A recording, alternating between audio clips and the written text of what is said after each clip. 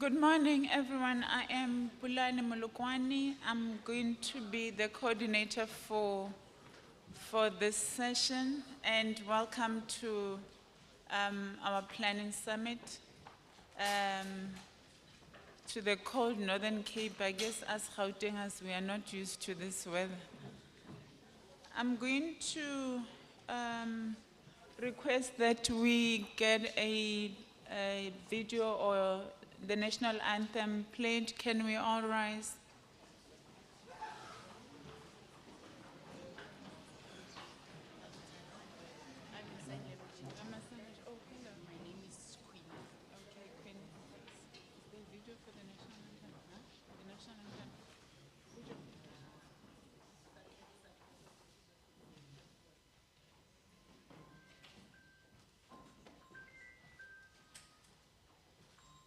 The IT gurus, please help us.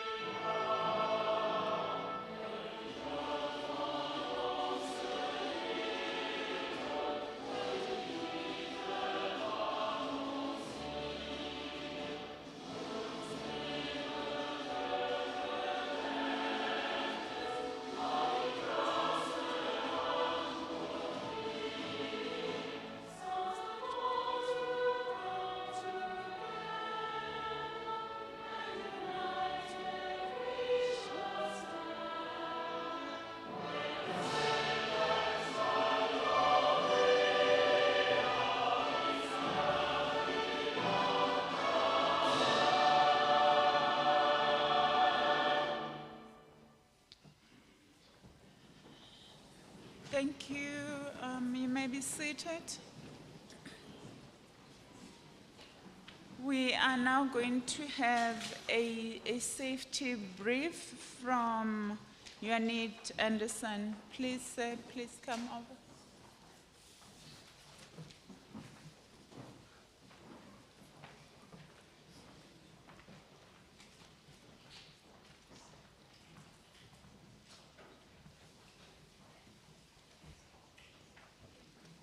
Morning, Minister. Morning, Deputy Minister. Morning, Premier. Morning, MEC. Morning, Mayor of Solplaikis. Morning, everybody. My name is Junaid Anderson. I'm from Solplaikis Fire, Disaster and Events Management Unit. Our safety aspects for you guys are, please, in an emergency, we would like you to be calm. We have ushers and security which will direct you to your exit on your right-hand side, my right-hand side, your left-hand side, where we will then assemble you on the grass of this building here. We do not expect you to run, please. Please, everybody, we asking diligence of your safety is our most important thing. Then on your left-hand side, your right-hand side, we have a smoking area for use, where you are allowed to smoke. In an emergency, we have ushers or marshals at the back where you enter in for medical procedures, please. Any questions, you are more than welcome to ask. We are here to serve you.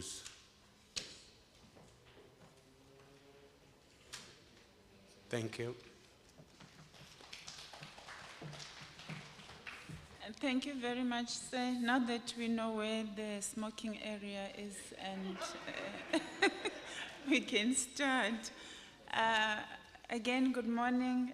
Colleagues, allow me to welcome the following Minister in the Presidency responsible for planning, monitoring and evaluation, and the Chairperson of the National Planning Commission, Ms. Marupini Rampopa. Welcome, Minister.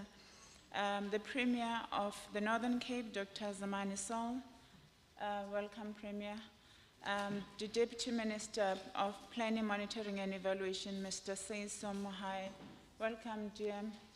Where did you disappear to? Welcome. Welcome. I saw you at one point.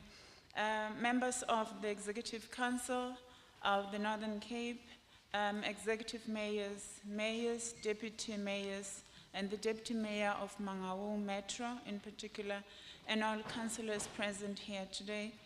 Deputy Chairperson of the Provincial House of Traditional Leaders, Khosipule Bareki, and all our traditional leaders. Commissioners of the National Planning of Malawi, you are welcome to South Africa. Commissioners of the National Planning Commission of South Africa, the Public Service Commissioners, and other commissions represented here today. The UN Resident Coordinator, Mr. Nelson Mufo, welcome. It's always a pleasure to have you here. Dr. Masiteng, the head in the Office of the Resident Coordinator, welcome, Dr. Masiteng. And welcome to all Director Generals, heads of departments, and all senior officials of the government.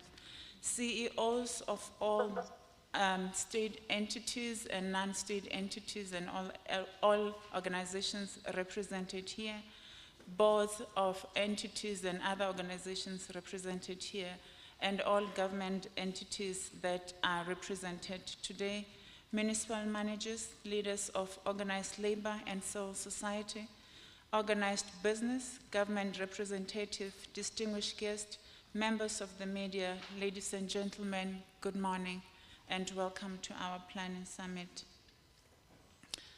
As I've introduced myself, I am Pulane. I am going to, as per the program, do the scene setting.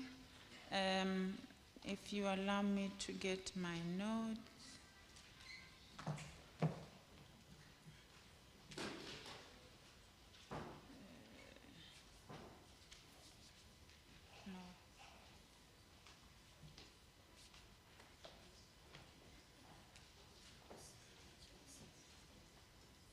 Apologies.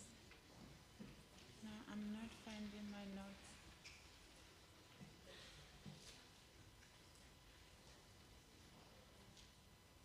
Apologies, colleagues. I lost my notes.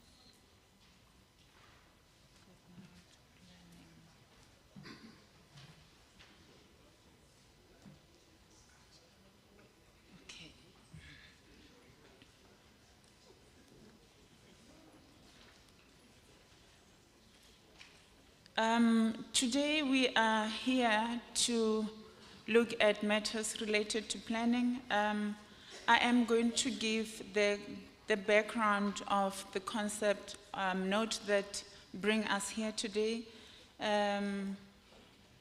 We have the National Planning Development Plan, which is our lodestar, and it is set for us to achieve our goals by 2030. It is the plan for the whole country. The NDP stands as a cornerstone of South Africa's development strategy, and it aims at eradicating poverty, reducing inequality, and drive inclusive growing economy by the year 2030.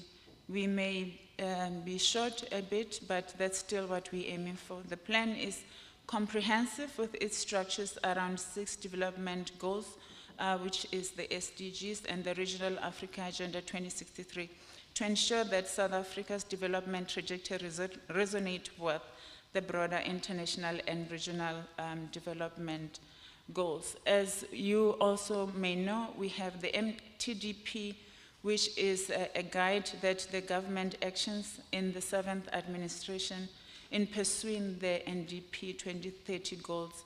The three strategic priorities are interrelated and interlinked. First, driving inclusive growth and job creation, which is viewed as an apex priority.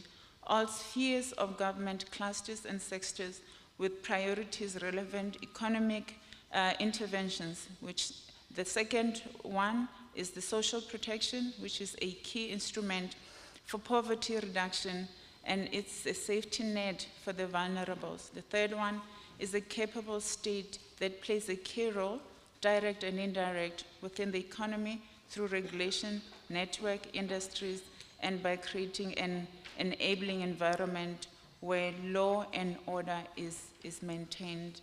In this planning summit, we are going to be looking at different aspects that help us build the cornerstones towards developing our NDP and to learn how to plan better from each other. We will be looking at matters national special development, which we have the NSDF as it had been approved, the framework. We are going to be looking at provincial and municipal development plans, district development models, local economic development as our key discussions for today. What we intend, the objective of the summit is to explore various approaches to development planning architect and to draw valuable lessons from regional and international examples like South Korea, Singapore, Taiwan, and other regional countries like Malawi as our counterparts. And this emphasizes strong leadership, integrated planning, evidence-based policies, and robust public-private partnership. The aim is also to contribute towards the diagnostic and the development of the country's long plan, whether it's going to be the NDP beyond 2030 or the NDP 2050 or 2060.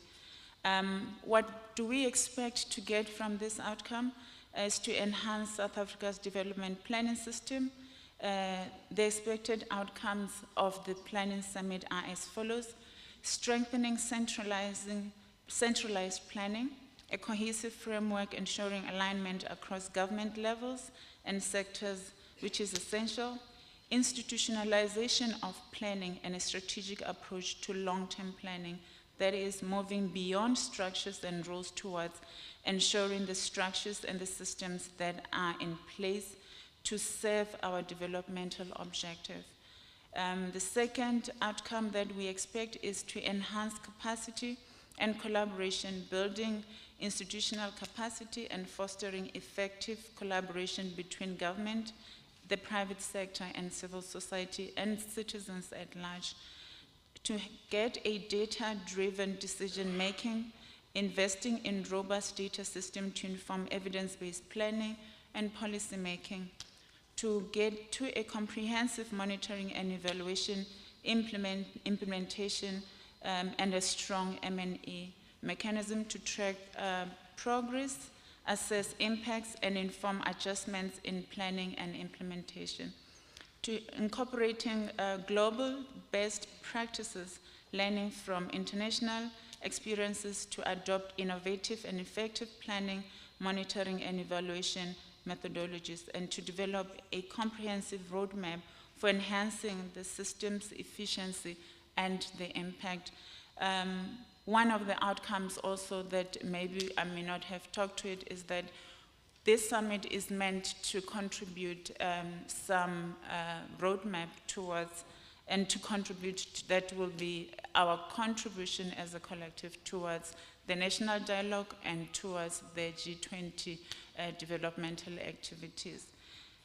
That being said, I would like to call Councillor Diteko Dioka, the Acting Executive Mayor of Sol Plaatje, to come and welcome us.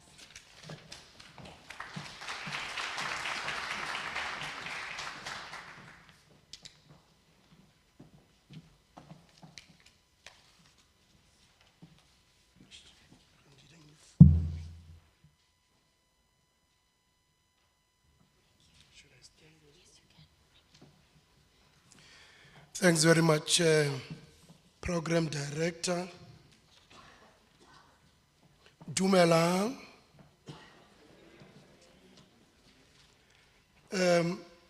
Firstly, let me start by sending apologies on behalf of the Executive Mayor, Ms. Barbara Bartlett, who is having difficulties with 2 funerals at the same time at home. So we would like each and everyone to just put her in our prayers as she has taken a compassionate leave. Minister in the presidency responsible for monitoring and evaluation, and the chairperson of the National Planning Commission, Ms. Marupine Ramokgopa, members of the Executive Cabinet, led by the Premier, Dr. Zamani Sol, Khosi Pelonomi Toto, the chairperson of the Northern Cape Provincial House of Traditional Leaders, the team of expert thinkers from the National Planning Commission, Dr. Kifilwe Masiteng, Head of the Office in the Resident Coordinator, United Nations, Dr. Grace Kumchulesi, Director of Developmental Planning, National Planning Commission, Malawi, Professor Andrew Crouch, Vice Chancellor and Principal of Solplaiki University, Professor Mark Oranje from the University of Pretoria, Director General Beke, distinguished guests, ladies and gentlemen. Good morning and welcome to Kimberley, the diamond of the Northern Cape and proud home of Solplaiki University. It is both an honor and privilege to stand before you today as we gather for the National Planning Summit, a platform that brings together the best minds, the most passionate leaders, and the boldest visionaries from across our nation. As Acting Executive Mayor, I extend the warmest welcome to each and every one of you. We are truly humbled to host this critical dialogue on the future of our cities, towns, and communities. I trust that while you are here, you will not only find inspiration in the engagements, but also experience the rich heritage and resilience that Kimberley represents. Minister Ramokgopa, Kimberley being chosen as a host city for the National Planning Commission was not just for its geographical position, but more importantly, because of its rich historical and socio-economic significance in South Africa's development. Historically, Kimberley is the birthplace of South Africa's mining industry. The diamond rush of the late 1800s transformed Kimberley into a powerful symbol of industrial growth and urbanization. It was here that modern industrial mining took root, bringing with it major infrastructural development and the rise of corporate capital like De Beers and complex labor systems that shaped the country's economic landscape. This city was built on the promise of opportunity. It was here, amidst dust and diamonds, that the foundations of industrial development was laid. It is fitting, therefore, that we meet here to shape a new vision for inclusive, sustainable, and forward-thinking development. This deep-rooted industrial history gives Kimberley a symbolic and practical value in national planning. It represents both opportunities and challenges of South Africa's economic past, including inequality, spatial development issues, and the new need for economic diversification. By choosing Kimberley, the NPC recognizes the city as a microcosm of broader national issues: resource dependence, infrastructure legacies, and regional inequalities.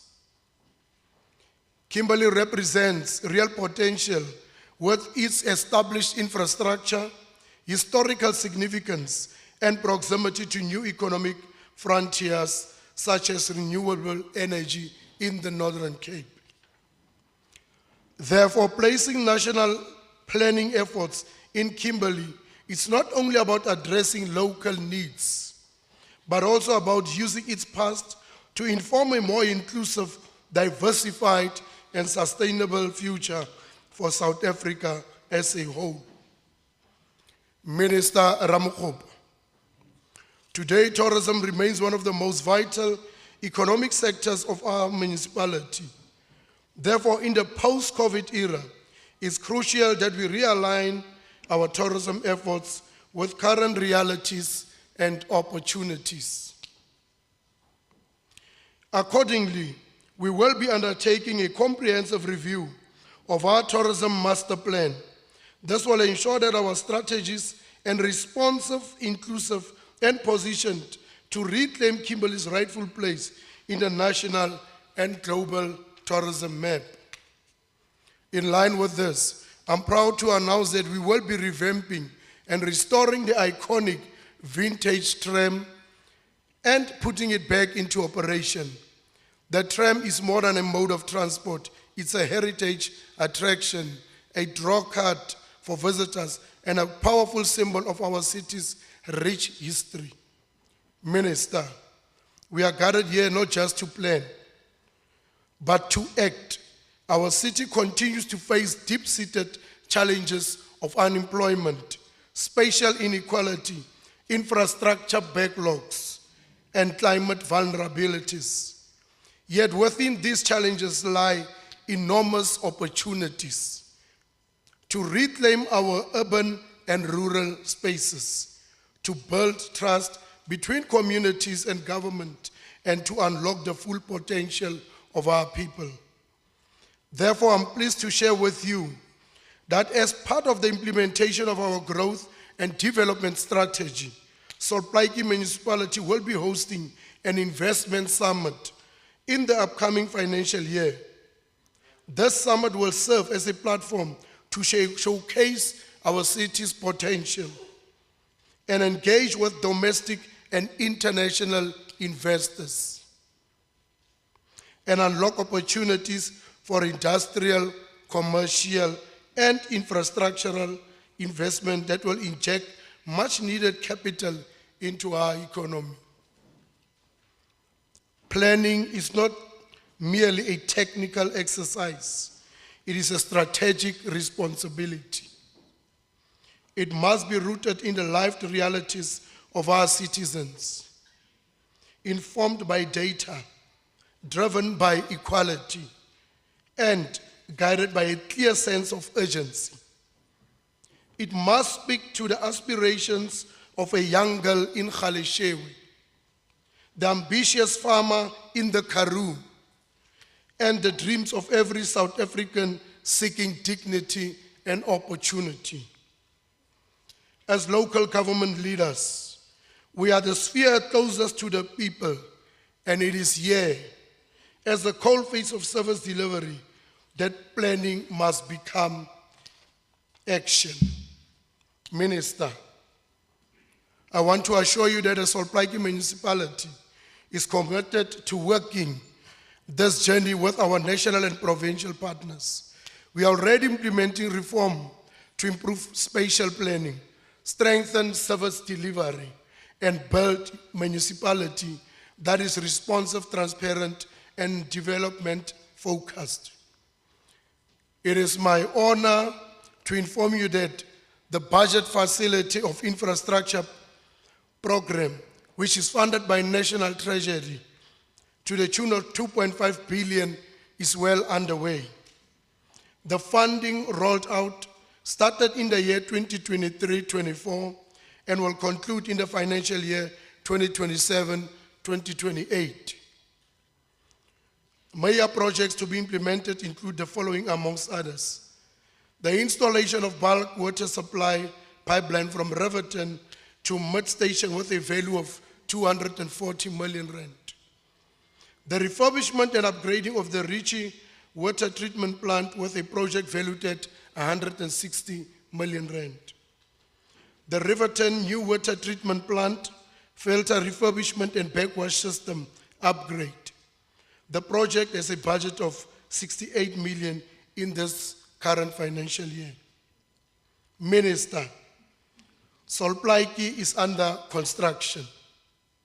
I'm confident that the summit will generate fresh ideas, forge new partnerships, and set a clear agenda of implementation.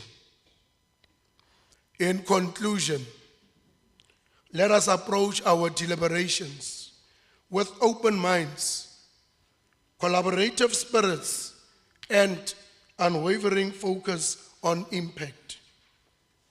Let this summit be remembered not just for the plans we draft, but for the change we begin to implement here and now. Once again, let me welcome each and every one of you to Kimberley, and may your time here be as productive, inspiring, and memorable. Ke a leboga, re a leboga. Thank you.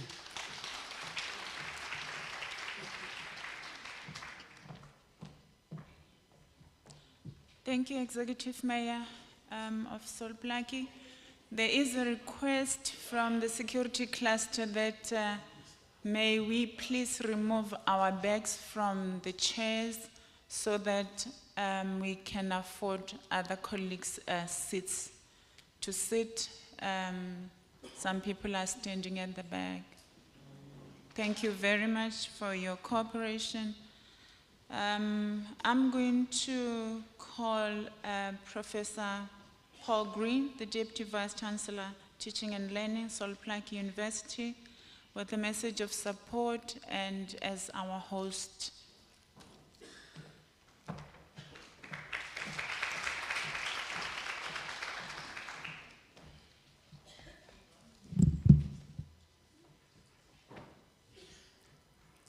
The Honorable Minister, Ms. Morapane Namagopa, the Premier of the Northern Cape, Dr. Zamani Saul, Deputy Ministers present, members of the National Planning Commission, the Commissioners, MECs, Director Generals, respected colleagues from academia, the executive mayors, traditional leaders, representatives from civil society, esteemed international guests, ladies and gentlemen, I stand on the protocol that has been developed, and Goeiemorgen, good morning, and Molweni.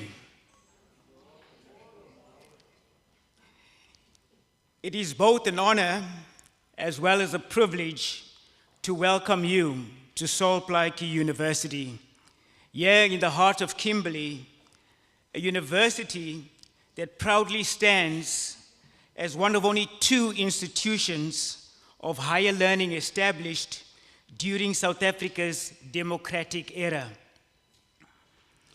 It is indeed fitting that a summit dedicated to long-term, inclusive national planning is convened in a place founded on democratic ideals and a vision for transformation.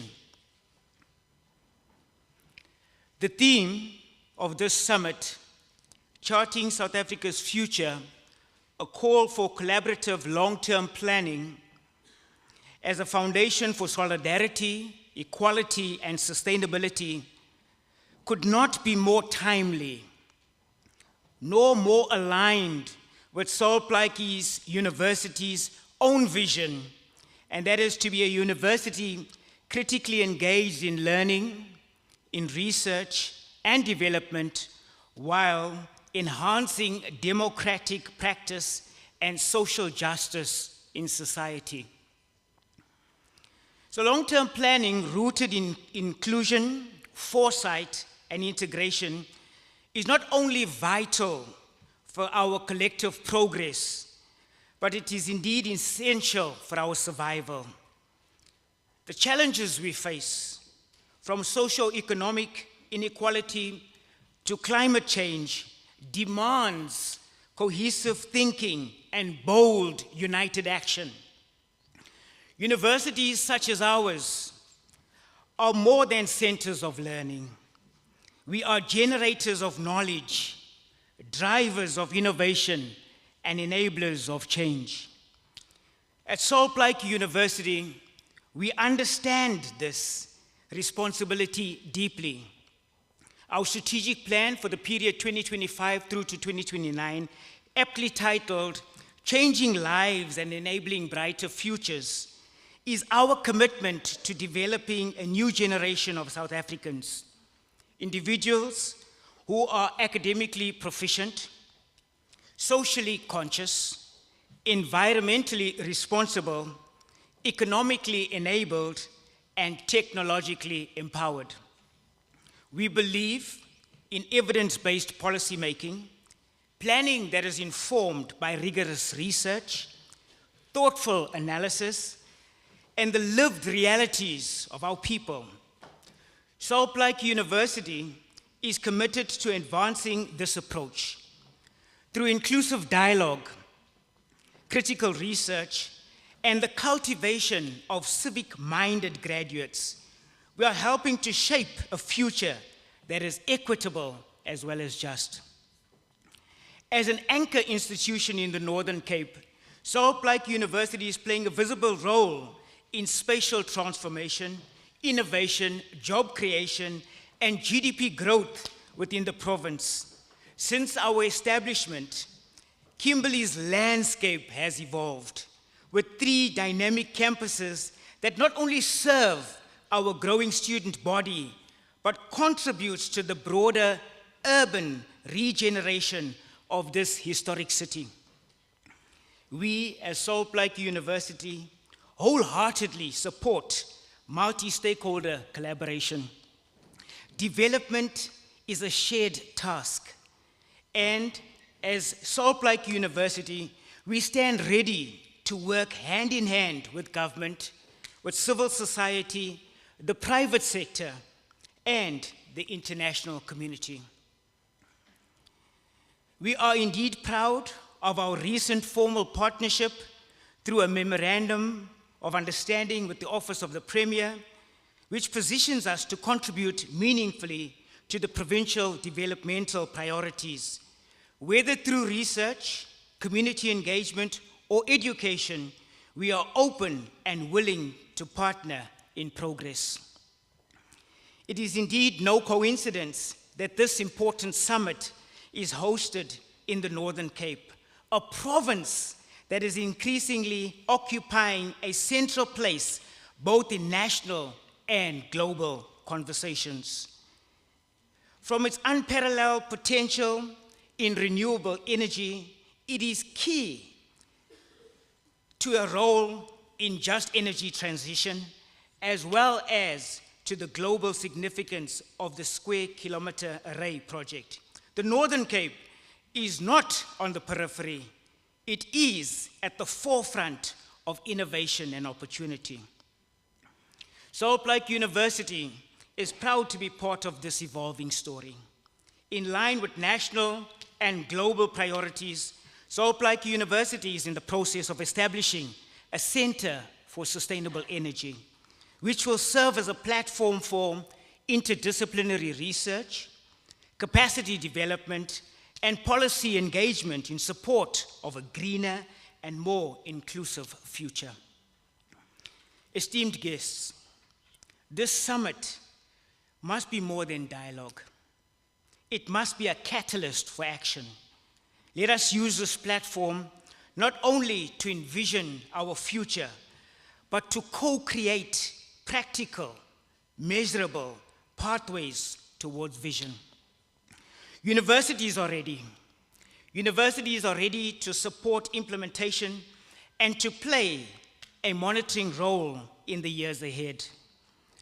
Our knowledge, our youth, our innovation are all available in service of the common good.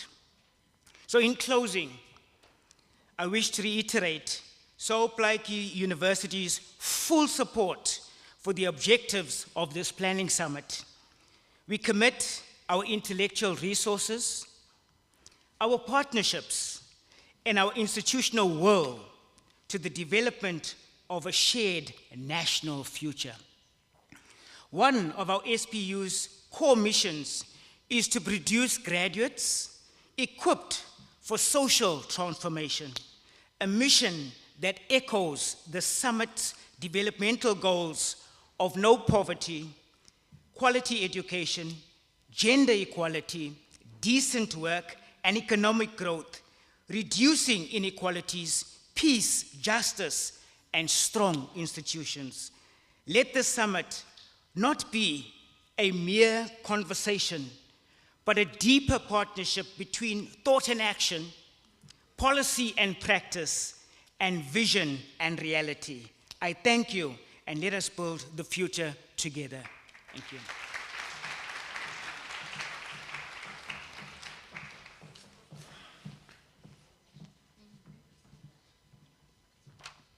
Thank you, Deputy Vice-Chancellor. IT, there is a request for the Wi-Fi code. If you could make it available. I would also like to check from the team that have got computers in front of them managing the online participants. Are they connected? Are we audible to them?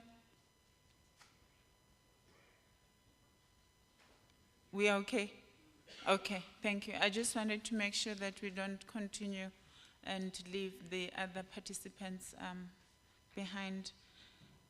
With that, I would like to also request that the resident coordinator of the United Nations, Mr. Nelson Mufu, please also come forward for a message of support. Thank you.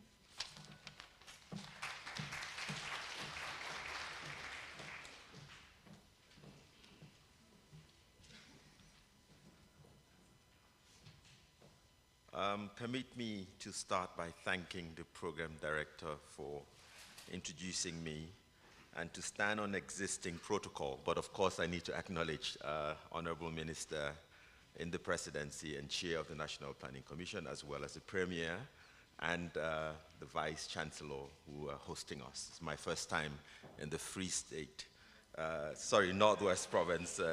So it tells you, in the Northwest Province, Northern Cape. So you're paying attention.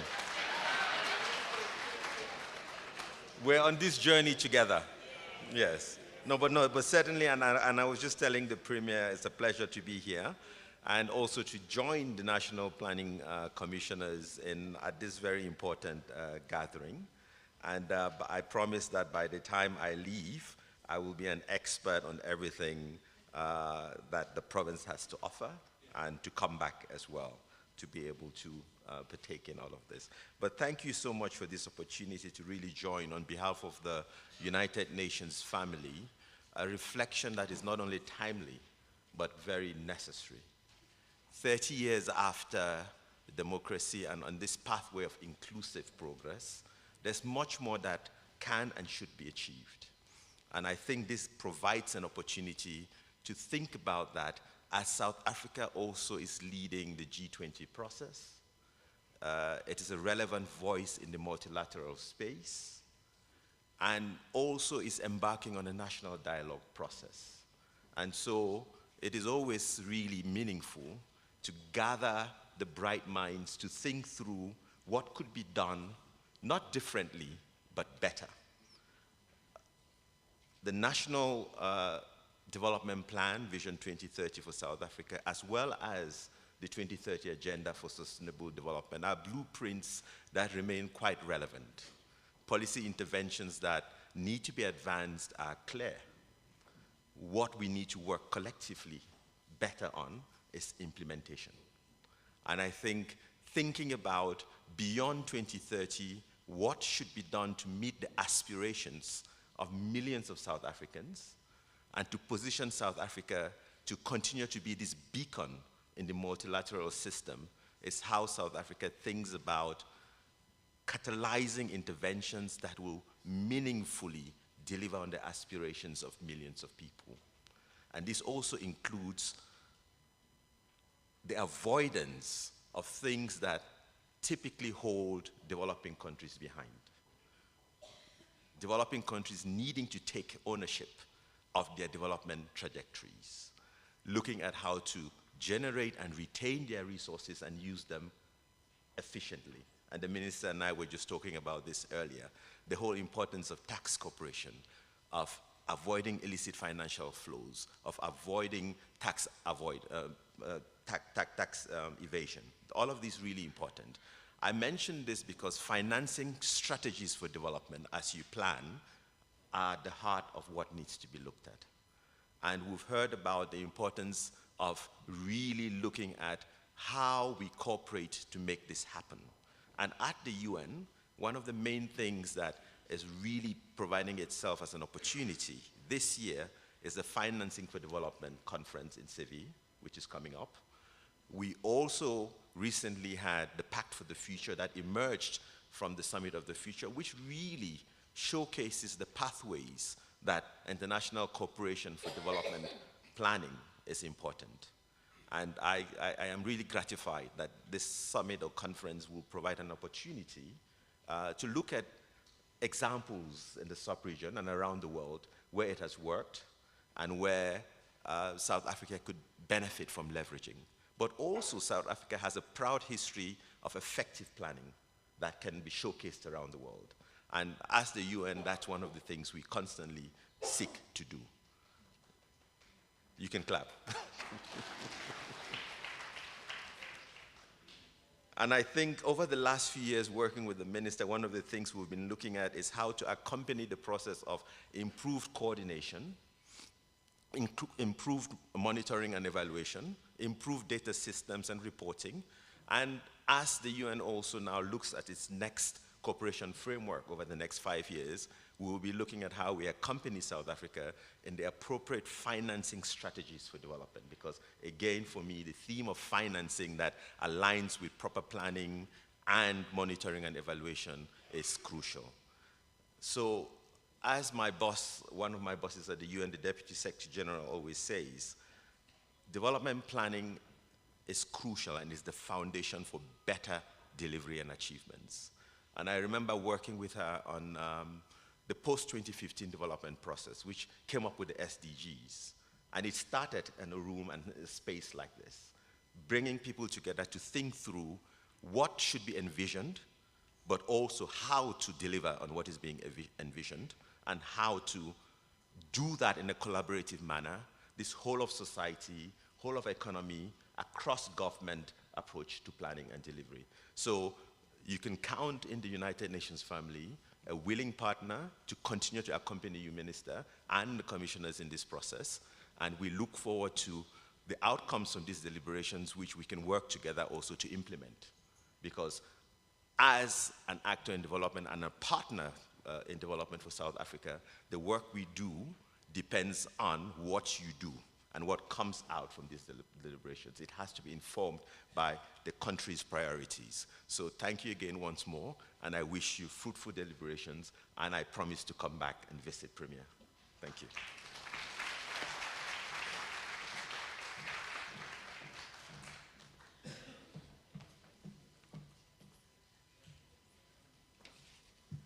I saw Mr. Mufua standing not on this thing. Am I still visible? I'm too short. Financing for development. The one thing that we can pride ourselves with as South Africans is that we had the foresight of having the NDP. I always say we should be very proud. We led. But I think we didn't cost our beautiful plan we didn't align the planning, the plans that, and the priorities that we had with the finances. So I am glad that also at the UN we are looking at that, because it's very important. There is no point of having a plan when you don't have the resources to execute it. And that's the dilemma that sometimes we find ourselves in these days of budget cuts. But we will do it. We're not about to give up. I would like to also welcome Dr. Zamani Sol, the Premier of the Northern Cape, to the podium to welcome us to his beautiful, cold Northern Cape province.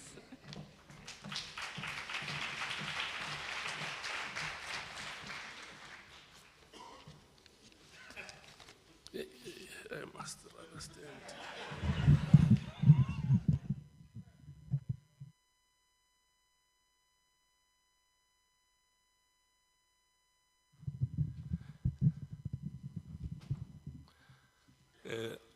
Good morning.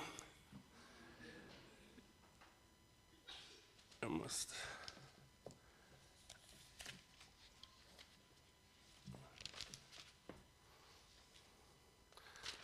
try to get this thing a bit fixed here. And please. Oh, there's a pedestal here. No, thank you very much, VC. Thank you very much, Program Director. Let me take this opportunity to greet and pass my regards to our Honorable Minister in the Presidency responsible for planning, monitoring, and evaluation, Ms. Marupin Ramohopa. And I don't know how many of you are aware of the fact that she's got very strong footprints in the Northern Cape. She was a ward councillor in Uppington, and she was also a district mayor of ZF Mtao. So she spent the most valuable part of her life, a youthful life, in the Northern Cape. So welcome back, Minister. I'm certain it's those sentiments that drove her to take a decision to have the event here in Kimberley. Let me also greet our Honorable Deputy Minister, Planning, Monitoring and Evaluation, Mr. Seiso Mohai.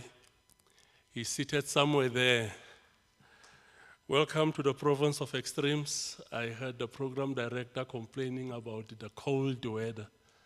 We're a province of extremes. When it's hot here, it's extremely hot. When it's cold, it's extremely cold. If you're a good person from the Northern Cape, you're extremely good. If you are bad, you're extremely bad. So that's our trademark, province of extremes. And let me also welcome my colleagues, members of the Executive Council, also the Deputy Chairperson of the Provincial House of Traditional Leaders, Hosipule Bareki is also here, and all traditional leaders which are present. We've got quite a number of commissioners who are here. They are also welcome, and as well as the commissioners from the National Planning Commission. I see we are welcomed by the Deputy Vice Chancellor, Prof. Paul Green. Thank you very much for the warm welcome, and that's the reason I had to take off my coat, because I feel very much welcomed here. And also the councillor who's standing in for the Executive Mayor of Soplaki, thanks for the warm words of welcome. We've got CEOs of boards and government entities, municipal managers. I saw mayors are also here. Let me pass my regards and greetings to them, and leaders of organized labor and civil society, distinguished guests. There's a long list of people that we need to recognize, and all of them are greeted and welcomed. It is an honor and quite a privilege for me to join you here at the National Planning Summit, which takes place under the theme, Charting South Africa's Future, a call for collaborative long-term planning as a foundation for equality, solidarity, and sustainability. Minister and the Deputy Minister, thanks for choosing the Northern Cape to host this very important event. We are very grateful to be the hosts of this event because sometimes we tend to think that we're a forgotten province. We are the smallest, but the biggest province because we account for 1.4 million of the population of the country. And when I got the latest stats of the population of Soweto, there's about 3.1 million people who are staying in Soweto. So Soweto is 2 times the Northern Cape. It's 2 times the Northern Cape. But we account for 30% of the landmass of this country, 377,000 square kilometers. And Germany is about 372,000 square kilometers. So we are a country on our own. We're a country on our own. And Gauteng is about 38,000 square kilometers. So you'll have to take Gauteng almost 20 times to make the Northern Cape. So we're a very vast province. And ladies and gentlemen, as has been established, the purpose of this planning summit is to deliberate on the resetting, readjustment, restarting, renewal, refocusing, and repositioning the country to chart a new path towards a people's plan. In order to craft a people's plan, we need to deliberate with all our stakeholders gathered here today. Our conversation needs to have a strategic thrust. It must be representative, and as well, it must be inclusive. As we look towards the next 30 years, we need to plan together to find common grounds to build upon the achievements over the last 30 years, and jointly find solutions through social compacting. I think there is one indisputable fact, is the fact that over the past 30 years, we've made extraordinary strides as the country. But at the same time, we are still sitting with massive and transient challenges as a country, and particularly high levels of unemployment, high levels of poverty, and as well as the high levels of inequality in the country. So when I checked the purpose for today, which is about resetting, readjustment, restarting, renewal, refocusing, and repositioning of our development trajectory, I was telling the minister that I had to go back because the 2009 manifesto of the governing party highlighted a very critical commitment. It was the establishment of the National Planning Commission as an apex body to coordinate the work of government. And after the 2009 elections with the reconfiguration of government, the former president, Jacob Zuma, established a department, which was the Department of Planning, Monitoring, and Evaluation. The minister then, it was Minister Collins Chapman. Soon after his appointment, he embarked on a work to establish a National Planning Commission in the country. and released a green paper. Green paper invites people to make their inputs. So South Africans welcomed the initiative to establish the National Planning Commission. And there were submissions which were made. So I told the minister I'm one of those who made a submission. Then in my 30s, I used to have brains and now I've just got matter. I submitted an article which was titled Post-1994 Infatuation with Development Planning in South Africa, an Unresolved Riddle. That's the article which I've submitted in 2010, and last night I have to dig deep to get this article. It came to the attention of the minister, and I went to the union buildings. He invited me for an engagement. I went to the union buildings. It's quite a bulky article. I've got a copy here. I'll give it to the minister and her team. He asked me, but why are you saying we are infatuating with development planning? And I'm certain most of us here, we are adults. We know what you mean when you say I'm infatuating. Infatuating is passion and intense feeling of attraction that can be short-lived. There's very little positive about infatuation. So I raised my argument that we are infatuating with development planning in South Africa and we won't be able to solve the developmental challenges that the country is confronted with. As part and parcel of our contribution as the Northern Cape, so fortunately now I'm the Premier. I think everybody would take the input that I make around planning trajectory in this country serious. Then I was just a mere provincial secretary of the African National Congress. And I'm making this short input based on my appreciation of the fact that self-criticism is a fundamental part of any development journey. To start to be self-critical about what you are doing. And we all agree that effective planning improves government capacity for policy coordination and development.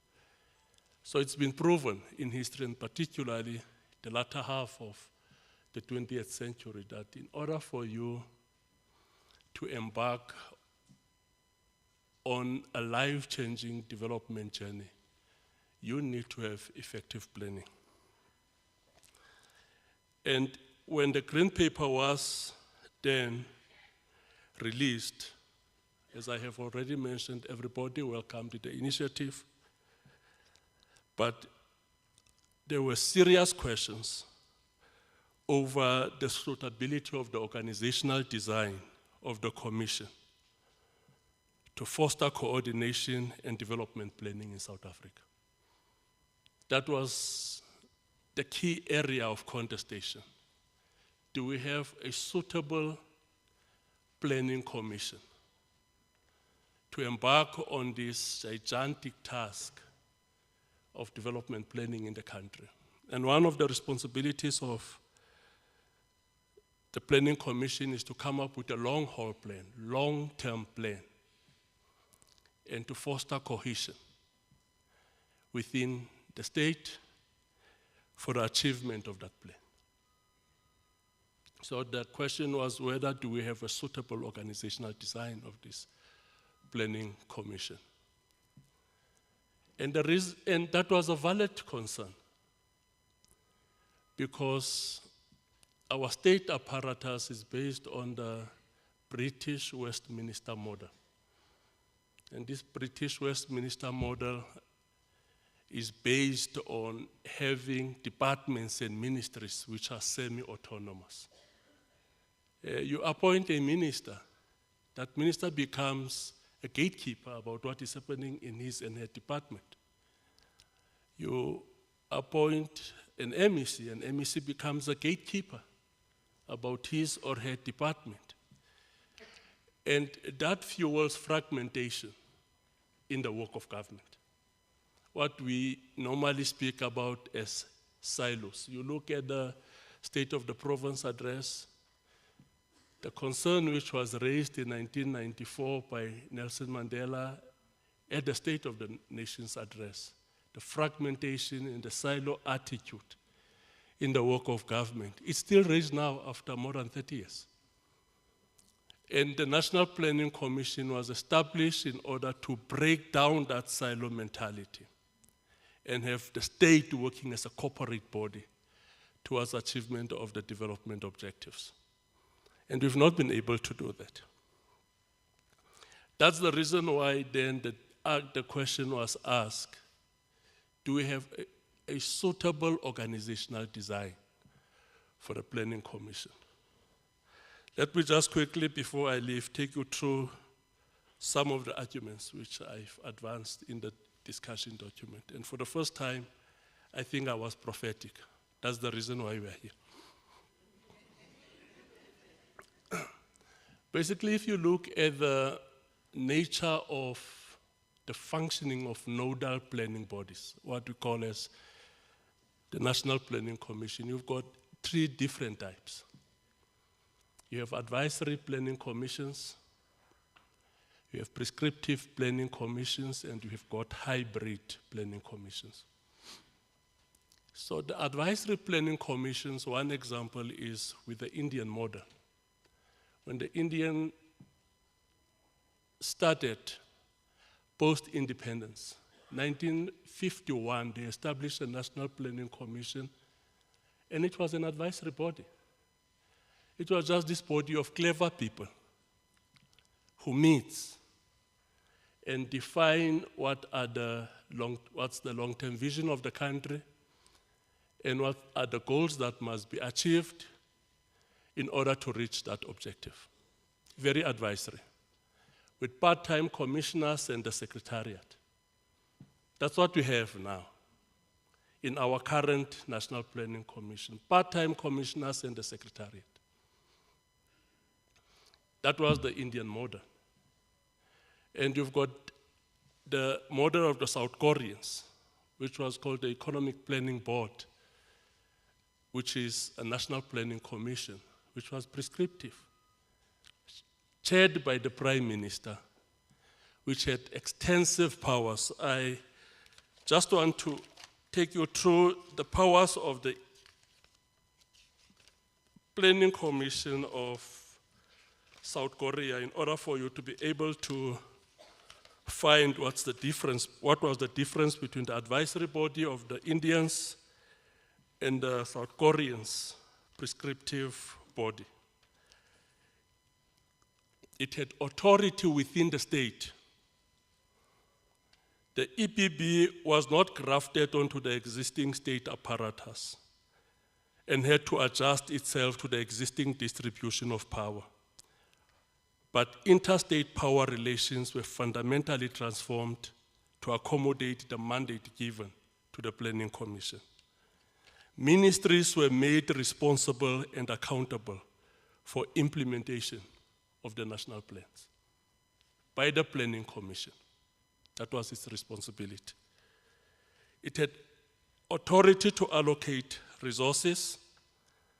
The Planning Commission was not only responsible for industrial planning process and formulation of development plans, it also enjoyed supreme control over annual budgetary process and allocation of credit. Its third responsibility was authority to formulate and implement plans. The fourth one, it was authority for independent information gathering. That was the task of the nodal body of the South Koreans. And they established it in 1960.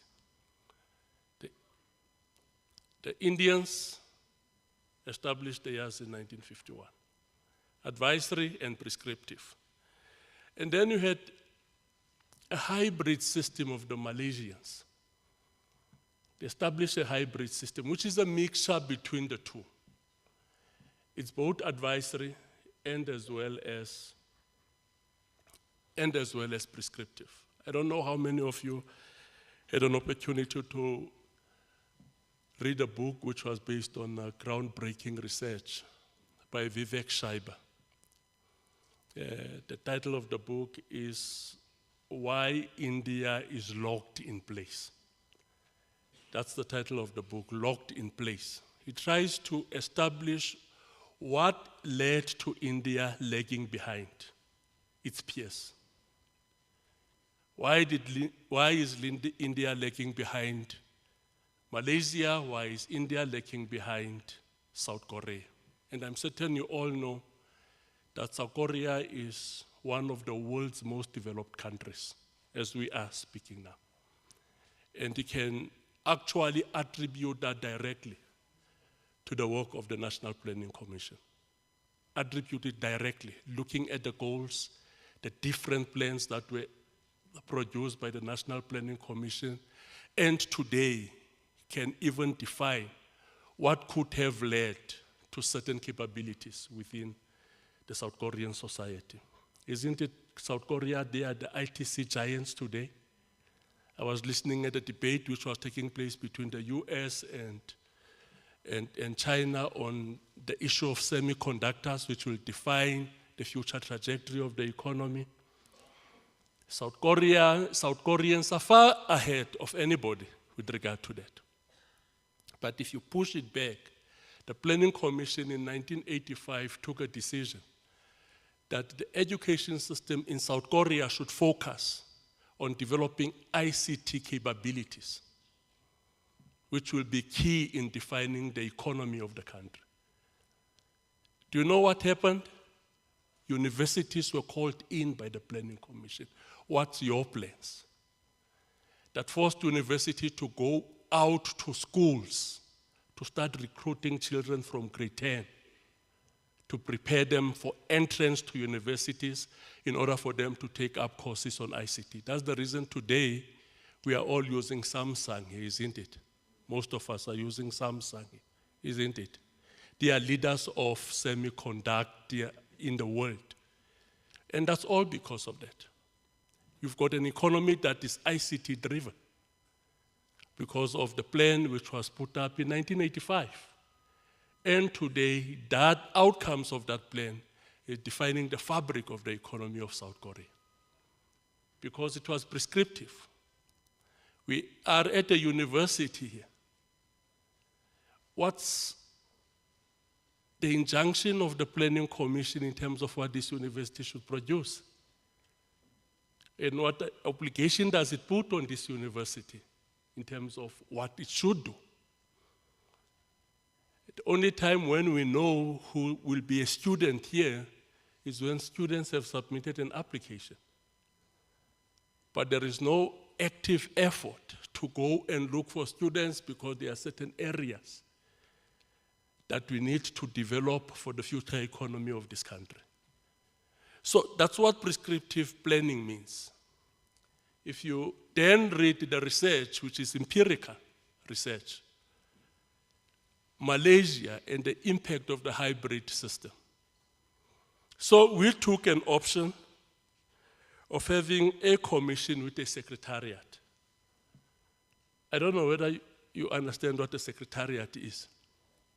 But Malaysia and South Korea took an option of having a national commission with a department. With a department running the affairs of government. And the change of government did not have much impact on the outcomes which the country set for itself. In South Africa, with the current National Planning Commission, if government changes, it's got a serious impact on the work and the target that we've set for ourselves. So now that we are embarking on this work to everything, like it's to reset, readjustment, restarting, I think one of the areas that we'll have to seriously look into is the organizational design of the National Planning Commission in a country which is sitting with major challenges of fragmentation in the work of departments. So I'm going to give this to the minister to look into it. And what's fortunate about it, the minister invited me 2010 to go and present this to him.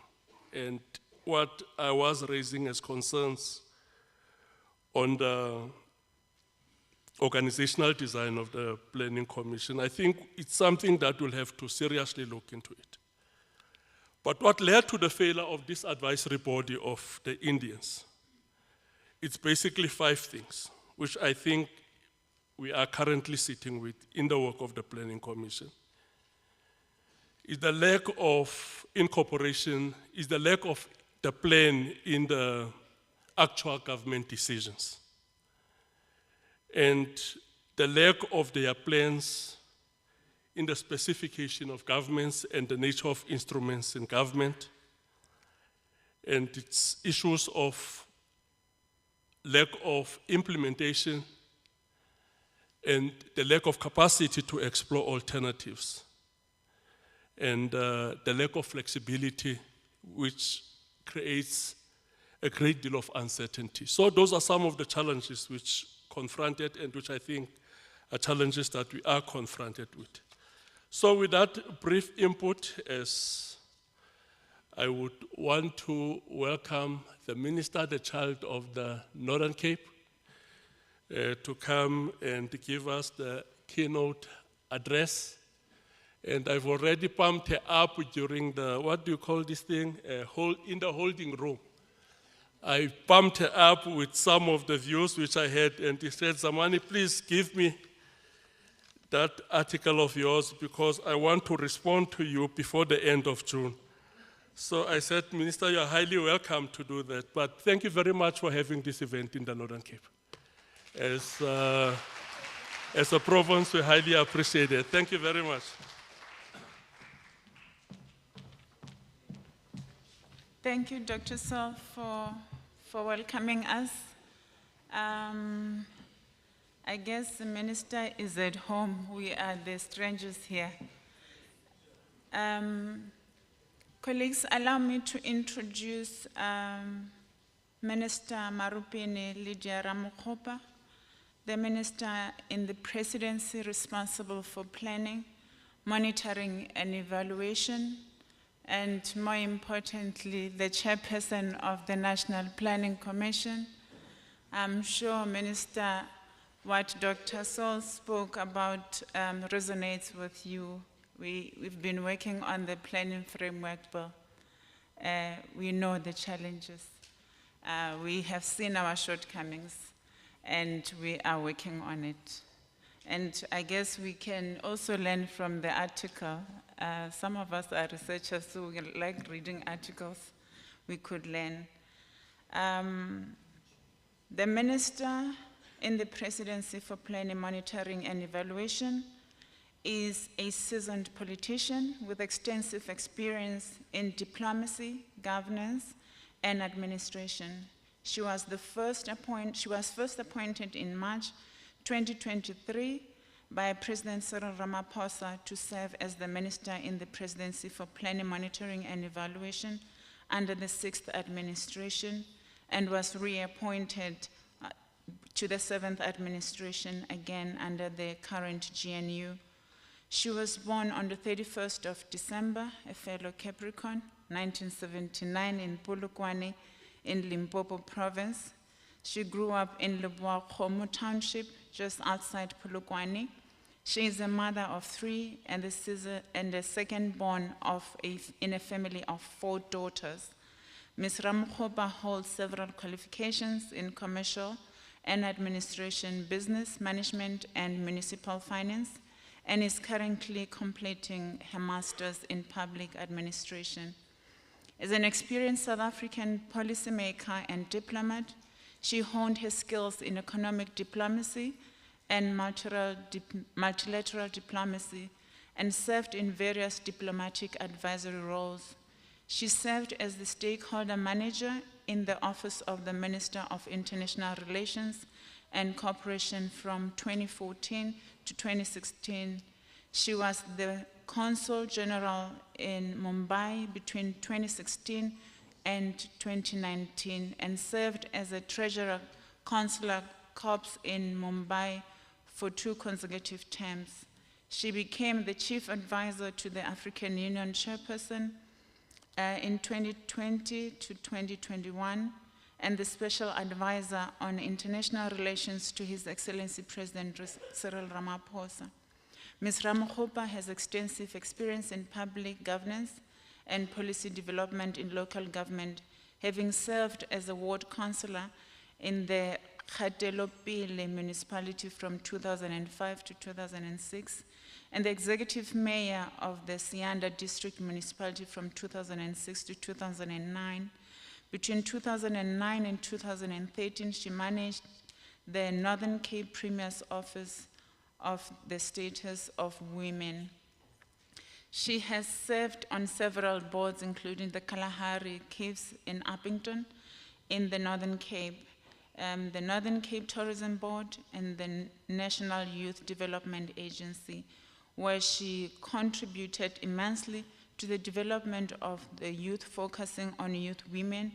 She also served as the regional convener of the Progressive Women Movement in South Africa.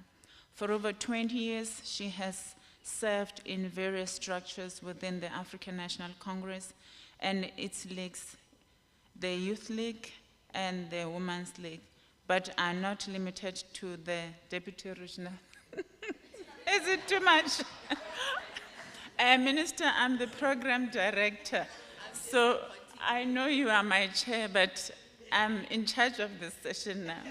Yes,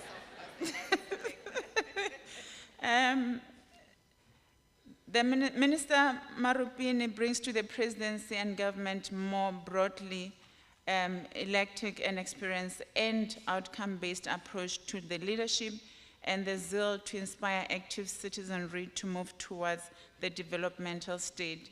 She's a woman with a plan. Welcome to the stage, Minister. Thank you very much, Commissioner Molokwani. Let me take this opportunity, of course, to acknowledge you as our esteemed Program Director. Let me take this opportunity, of course, to greet you all, but first of all, to acknowledge and thank the Premier of the Northern Cape, Honorable Dr. Zamani Saul, for hosting us graciously this morning. Let me also acknowledge the presence of Deputy Minister in the Presidency for Planning, Monitoring and Evaluation, Honorable Siso Mohai. Let me, of course, acknowledge the President of our Resident Coordinator of the United Nations in South Africa, Your Excellency, Mr. Nelson Mofu. Let me take this opportunity, of course, to also acknowledge the presence of Kgosi Bareki, the Deputy Chairperson of the Provincial House of Traditional Leaders here in the Northern Cape.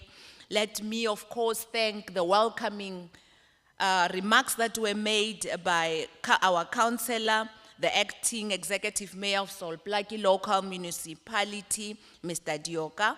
Let me take this opportunity to acknowledge, although we haven't really been able to talk, the presence of Dr. Grace I'm not sure if I'm calling it correctly, but I'll call it as I see it here, Chelis, I think. If it's not correct, you will have to correct me. Director for Development Planning of the NPC of Malawi.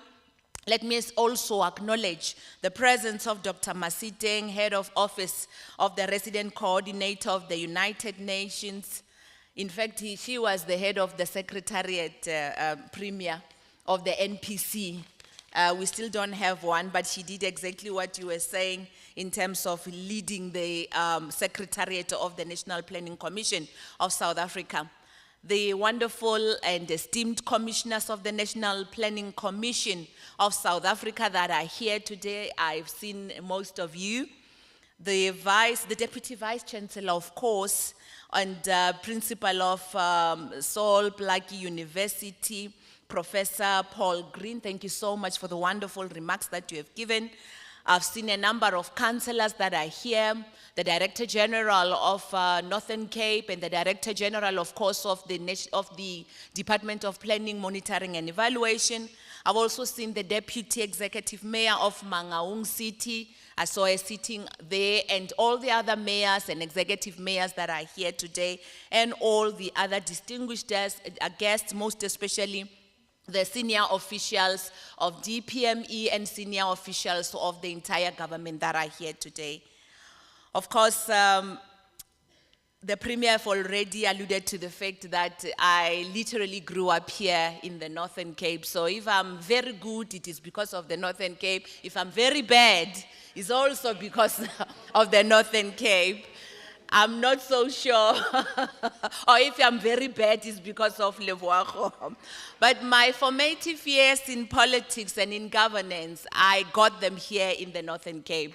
So everything that I am, it is because of them. They literally made me who I am, and I'll forever be grateful for what the Northern Cape has instilled in me. Respect for authority, but also respect for work. That's one thing that defines the Northern Cape, and I'm grateful to that.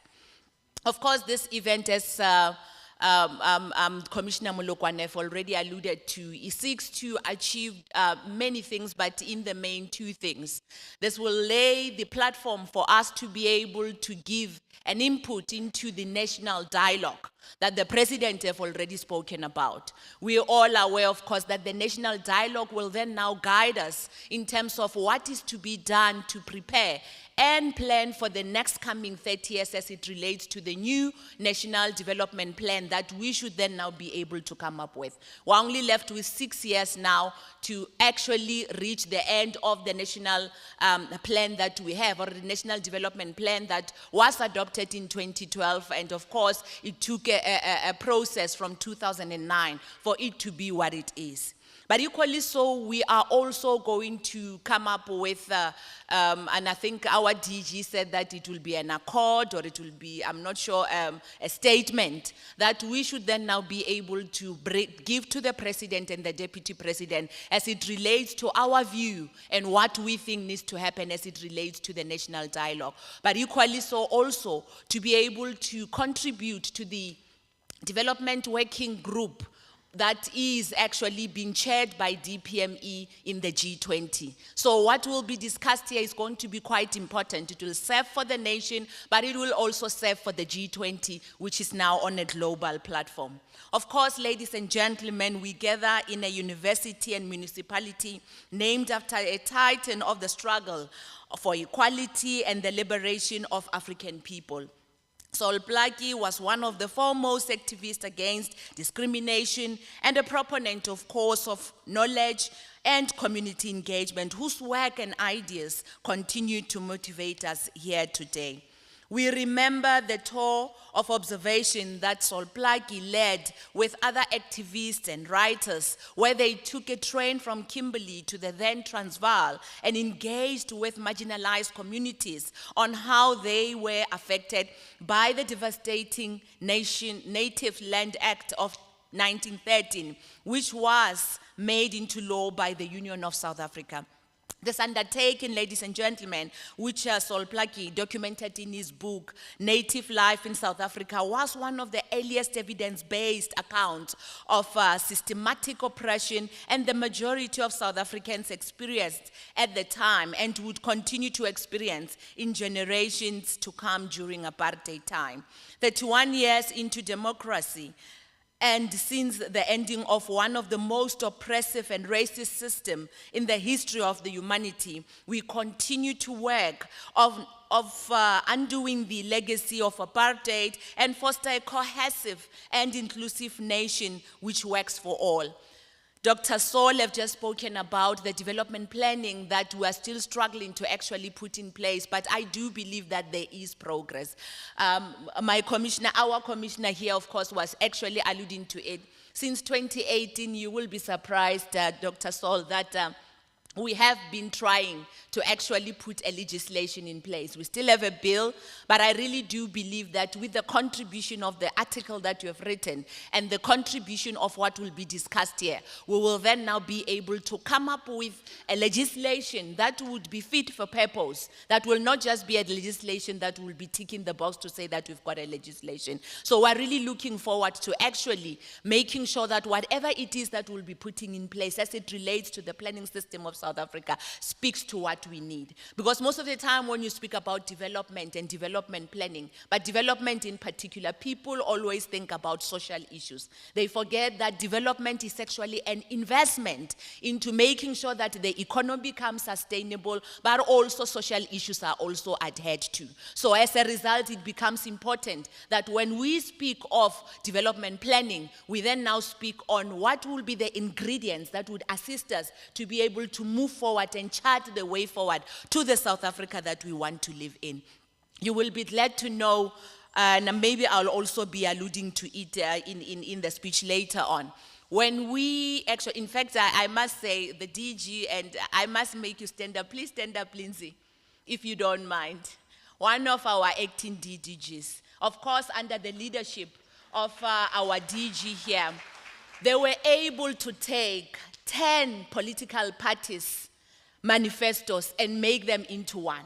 And we then now found the common ground that we were able to put together as the medium-term development plan. It is for this reason that we have moved away from a mere framework that then now exacerbated the silos way of doing things. However, this time around, we became prescriptive.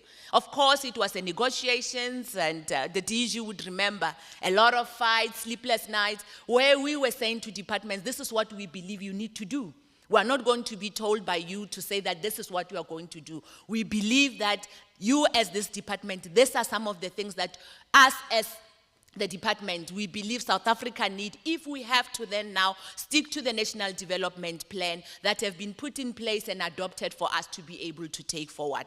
There have been a number of challenges, of course, but we really do believe that the targets that we have been able to put in place, we will then now be able to measure. We said that anything that we cannot measure, we are not going to put as part of the plan. And eventually, after a few months of negotiations and few months of trying to knit this system that is called a MTDP, the Medium-Term Development Plan, moving away from the medium-term strategic framework that we have always used since 1994. We have then now been able to come up with it, and it was adopted by Cabinet, and all political parties in the GNU actually adopted it, and now we do have a plan that we prescribed. As a department, we prescribed with the NPC, of course. As much as the NPC, we are still actually an advisory body.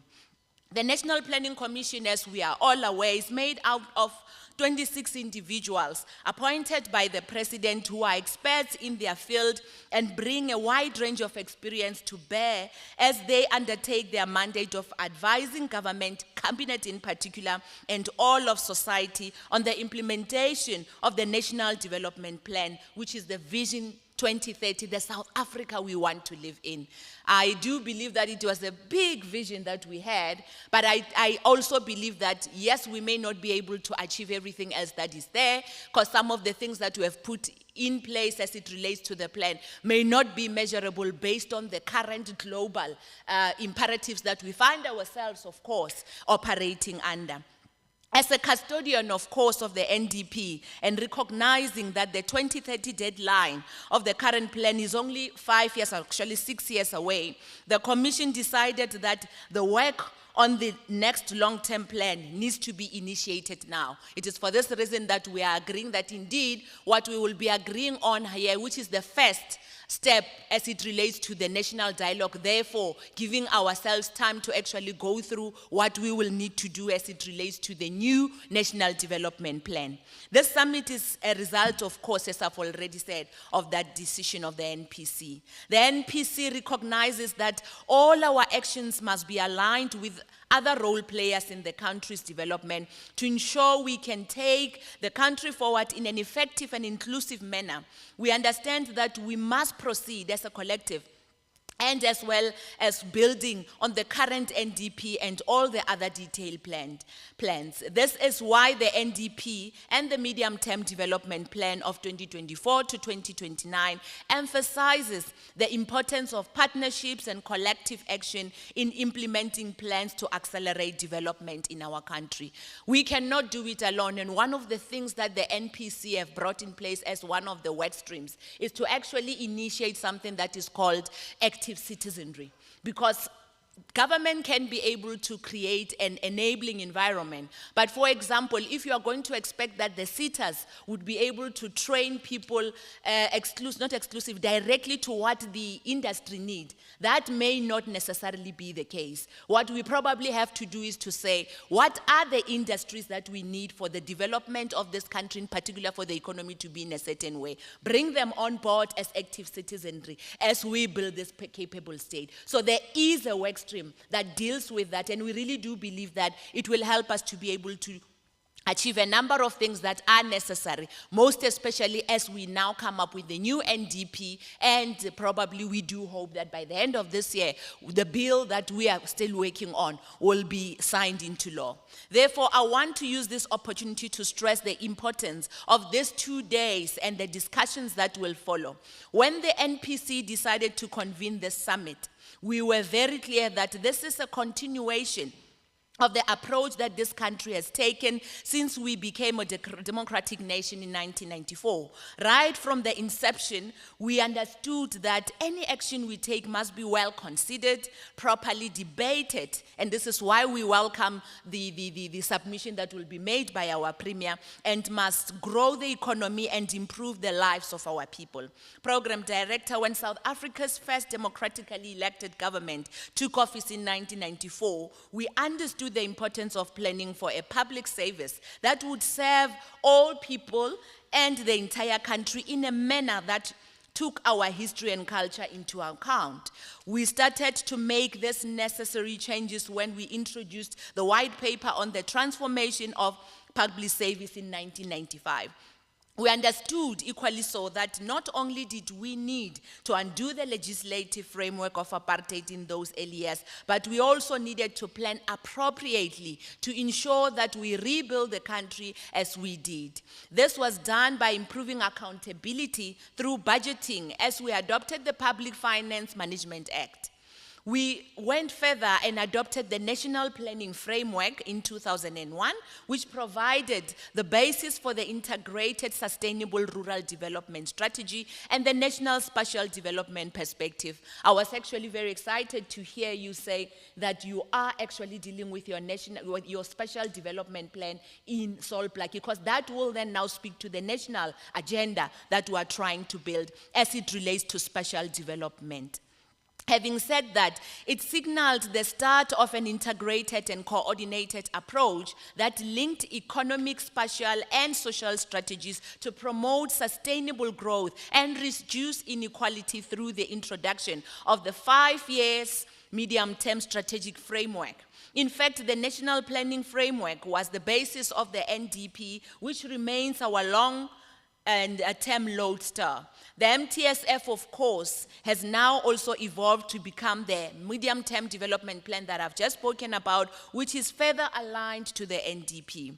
Our intergovernmental relation framework adopted in 2005 ensured that provincial growth and development plans are aligned to the MTSF and that it further aligns to the local government plans. If I can remember very well, Premier Sol, you were still the municipal manager of Pixley, and I was the mayor in Sianda. We then now adopted our provincial growth and development plan. I'm not sure where it is now, but because you are such a great person that you are, I really do believe that we will have to look at it, the NPC commissioners, to just be able to interact with it in a way that it can make sense to us as well, because we are really trying our best to ensure that we move away from silos. But whatever it is that we do has to then represent the national outlook that we have, most especially because we are going through to ensuring that we do have the South Africa that we all want to live in.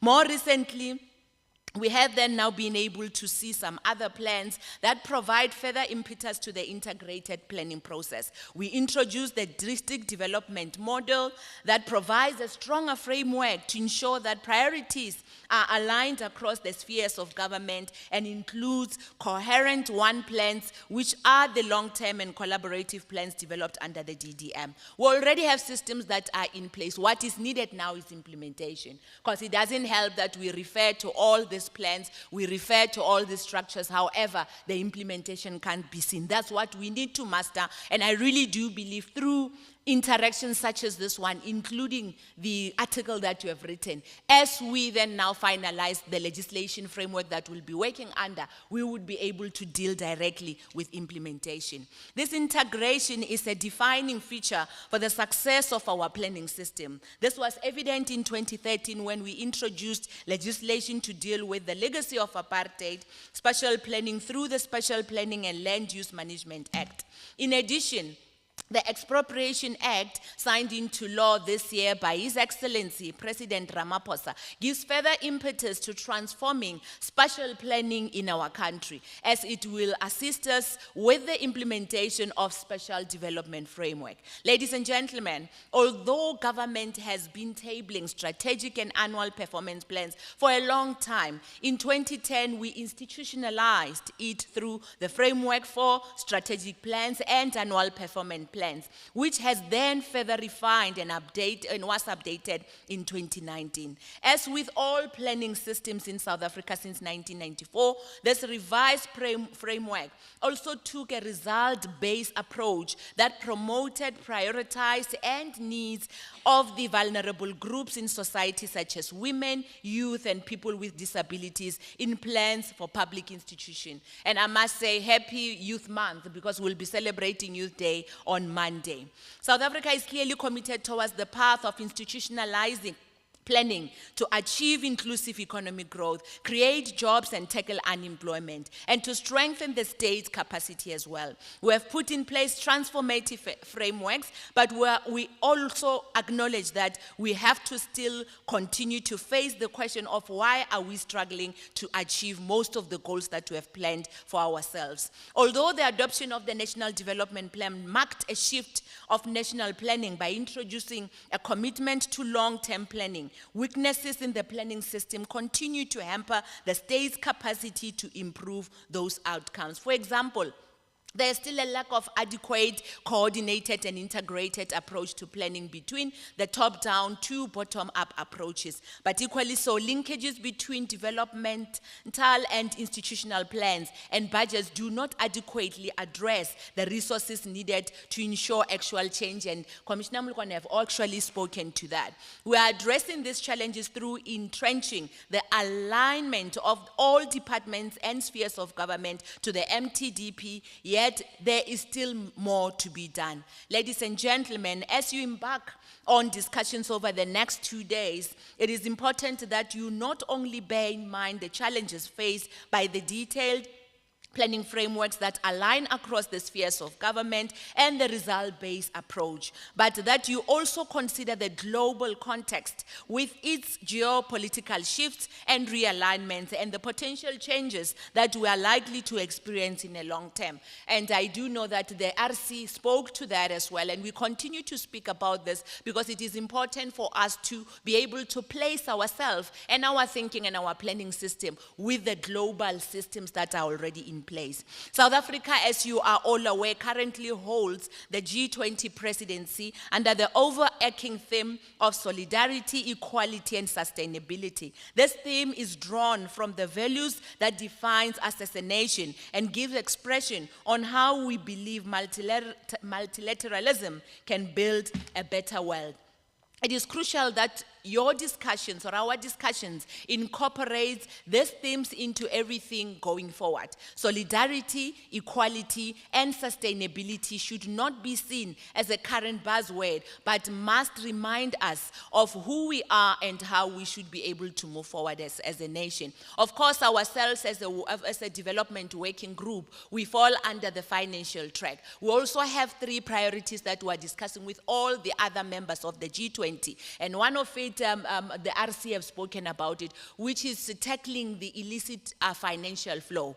We are tackling that and we are dealing with that. We have put it as a priority because of what has been happening globally. And for us to be able to mobilize resources domestically, we need to deal with the issues of tax evasion and any other thing that addresses or is actually impacted by this illicit financial flow. We are also discussing the strengthening of making sure that the social protection or the protection of our social flows must then now be addressed as well. But equally so, we're introducing a new thing that unfortunately will have to just be researched further because we don't think that the people that will, or the country that will be taking over after us will take over it. The issue of global public good.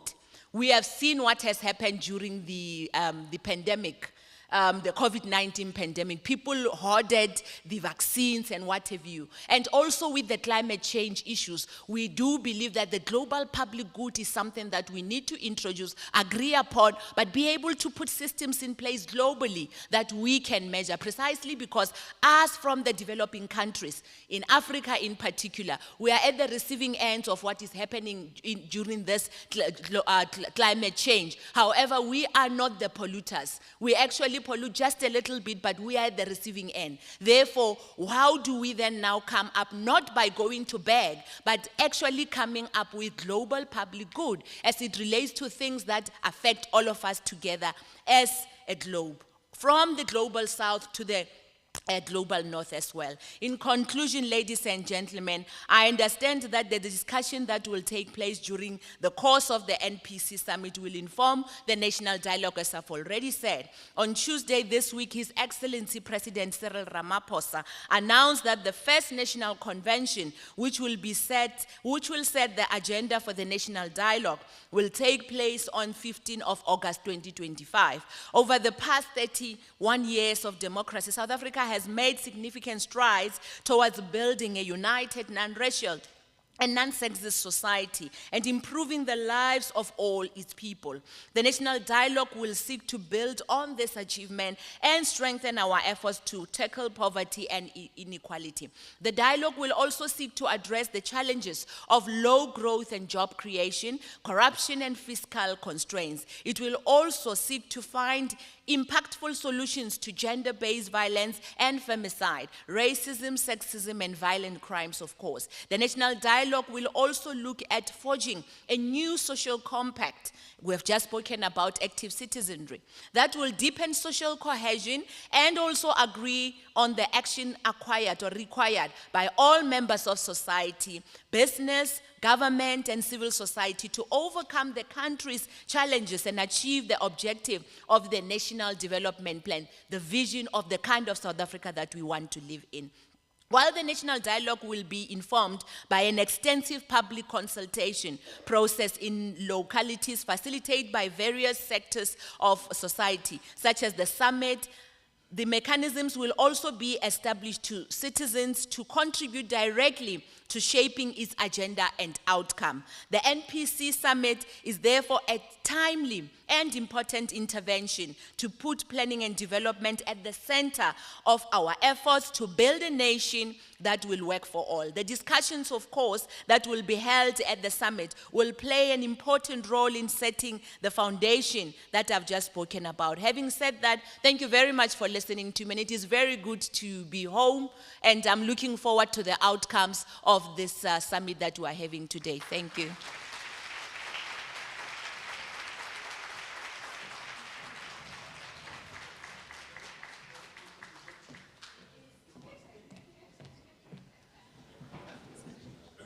I am back up on the podium. Apparently, I need to stand on this thing. There's some adjustment of screens somewhere. So, Minister, very thank you. And thanks for honoring our two-day planning summit. We appreciate your dedication and the time. Together, we can only be better and stronger as a country. Colleagues, we are running very late. Supposed to be coming back from tea, but we started late. So we're gonna have a 25 minutes tea break. But before 25 minutes, this is 10, we should be back at 11:15.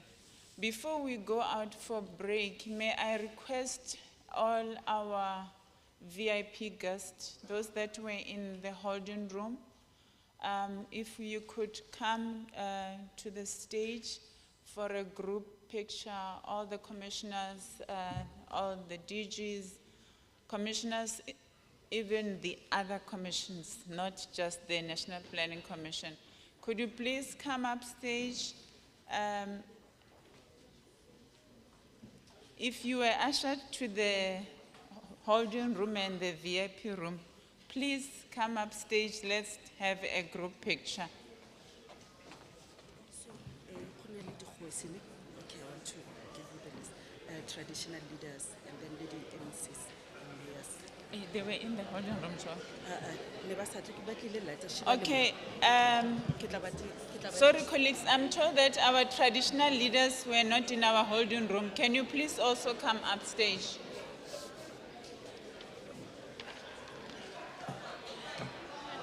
Thank you, sis. Apparently, I need to be aligned somehow. No screening.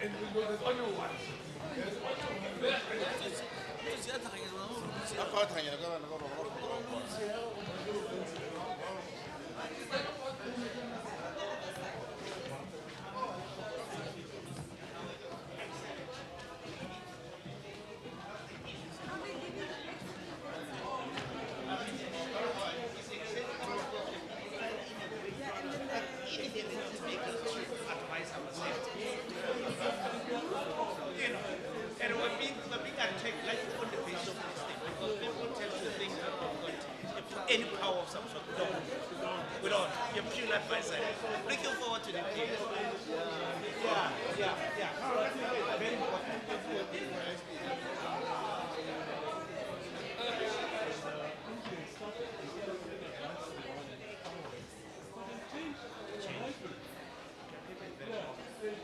Telling my colleagues that we need to write an advisory about ourselves based on the I'm looking forward to the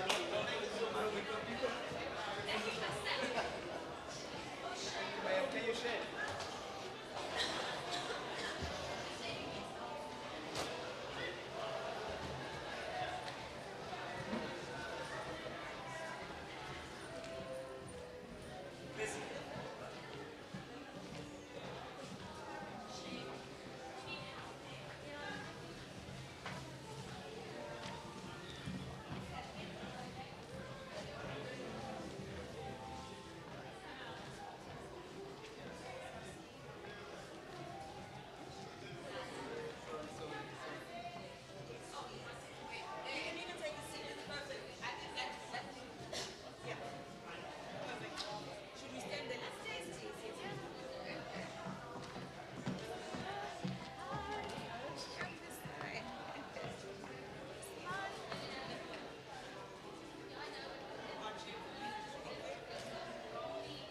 Video.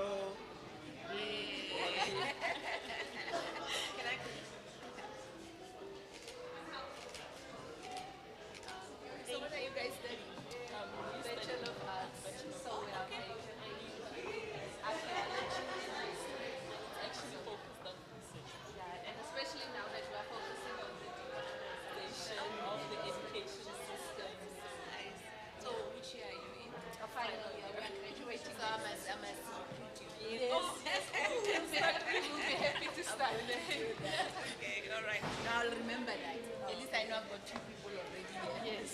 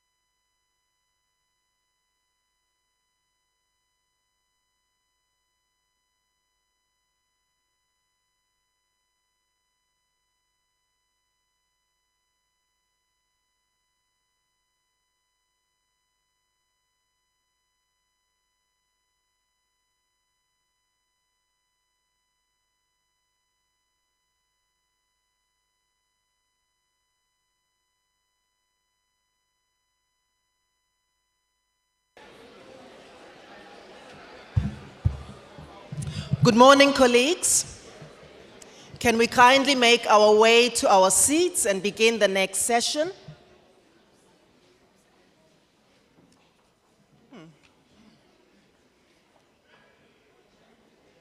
I trust that we are feeling caffeinated, warm. I hear there were muffins in some of the boxes, so we should be feeling energized.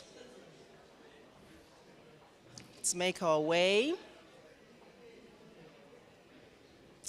As you are making your way, please note the QR code, which has been beamed up on our screen.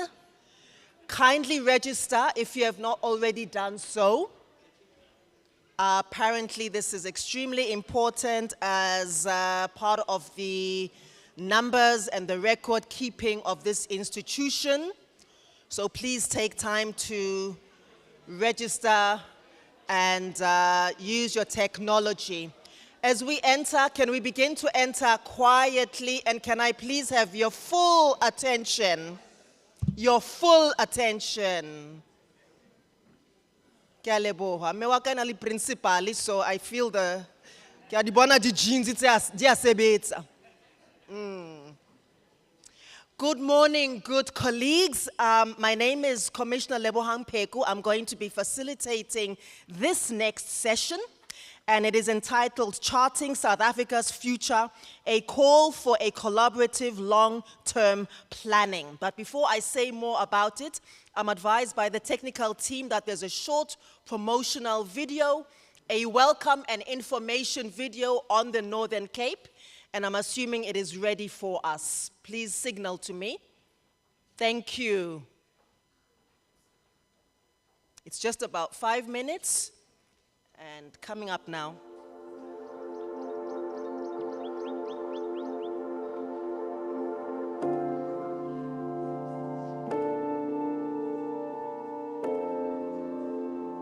What if there were a place where dreams are not only born, but where journeys are defined? A place of rare opportunity where you are welcomed with warm hospitality. As you harvest the fruits of your investment, forget not the beating heart of soul, color, and expressive vibrance. As you shake hands, diversifying your portfolio, let the sun radiate your skin and allow the wonder of nature to calm your spirit. Abound with vast treasures and economic potential, the Northern Cape is where you belong. Once the economic hub of South Africa, the Northern Cape has its roots firmly in industry and enterprise.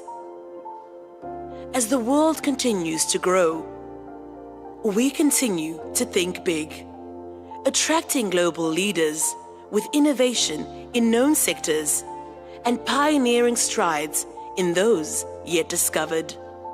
The Northern Cape is leading the South African green hydrogen strategy with established ties to SADC and key global stakeholders. Green hydrogen and ammonia are driving the global shift to carbon consciousness, powering heavy transport and high-demand industries, while the electrons need will decarbonize the grid. The recent designation of Namakwa SEZ is a key underpin of the Northern Cape's industrial corridor and enables the green transformation agenda. Our province, blessed with unparalleled solar, wind, water, and shipping access, we are primed to lead. We are set to become a global hub for production, export, and innovation, making localized shipping, refueling, and beneficiation a reality. The future starts here.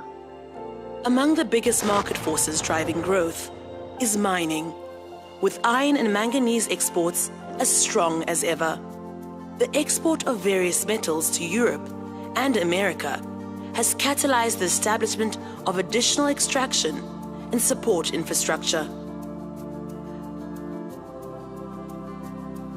The Namakwa SEZ will exploit one of the largest undeveloped zinc ore bodies in the world, exponentially amplifying the country's zinc exports. The Uppington and Katu Industrial Park stand as beacons of renewable energy success and is hailed as the largest solar platform in sub-Saharan Africa.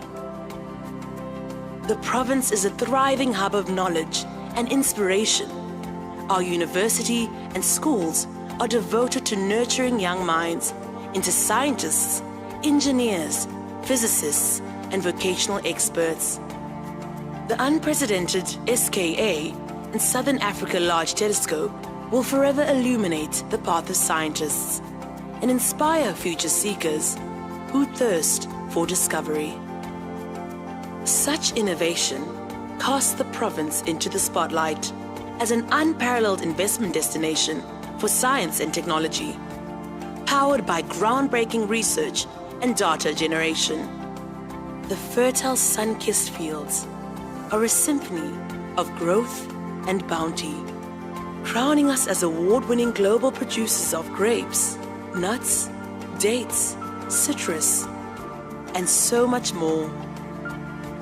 As far as the eye can see, the Northern Cape is a canvas of unexplored economic opportunities, never ceasing to dream big.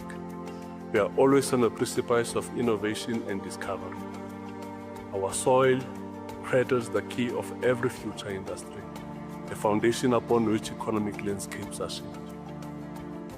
Together, we can forge a partnership in trade and investment as we embark on a daring quest to unearth treasures that will shape tomorrow's success.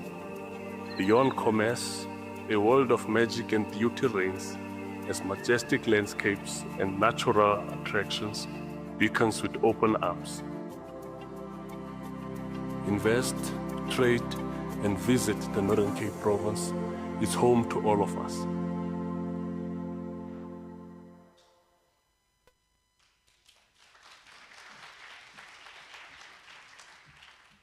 What a beautiful province. I hope we have more time to see it at some stage during the next day and a half. I'd like to introduce our speakers. We first have Dr. Mark Orange, who's in the Department of Town and Regional Planning at the University of Pretoria, who's going to lead us through a discussion on South Africa's planning trajectory. And then we will have Dr. Gifilwe Masiteng, who's a great friend of the NPC and now a great friend of the UN as the head of office and the resident coordinator. And she's going to lead us through a presentation on SDGs and beyond in 2030. And last and by no means least, we have a regional perspective, which is extremely useful, as we have heard from our remarks this morning. Dr. Grace Kamchulise, who is the Director for Development Planning, our counterpart at the National Planning Commission in Malawi, and she's taking us through a SADC perspective. I want to introduce them all at the same time so that they come baton style in the interest of time. But let's clap for all of them in advance. And on that note, I'd like to invite Professor Orange to make his remarks in 20 minutes or preferably less.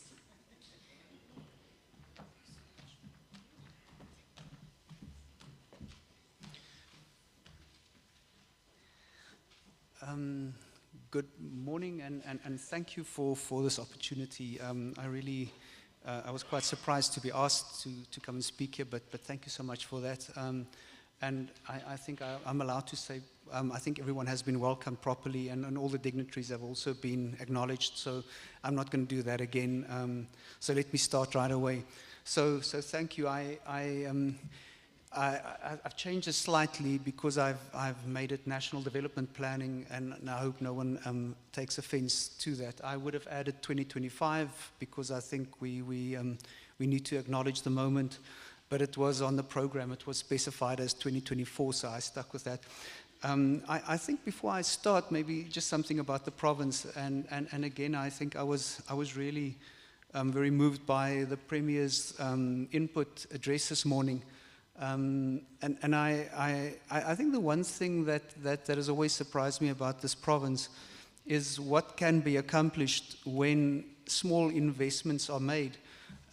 If one takes, for instance, the infrastructure investments in this province, and going back to the Diamond Days, the first irrigation scheme around Warrenton, the subsequent irrigation schemes, and also acknowledging that irrigation has been part of this province long before the settlers came. There's evidence that irrigation was practiced all along the Garib River for many, many, many generations, but also the Boegoeberg, the wall that was the canal system, and how that has transformed this province, and then to acknowledge as well something as the Saldanha-Schissen line, a small, if you look at it, investment, but how incredibly significant that has turned out to be. So before I start, let me just say, Premier, my dream has always been to utilize the solar energy in this province to tap into the water potential. Once you bring water to this province, you will triple your population in 10 years, because I think the opportunities that will unlock, if you could use the solar to desalinate water and drive it high enough up with that power and bring it back into the province from the west coast. I know people will laugh about it, but that's just something I've always thought that could be possible. But let me start. So thank you so much for inviting me. Let me start right away.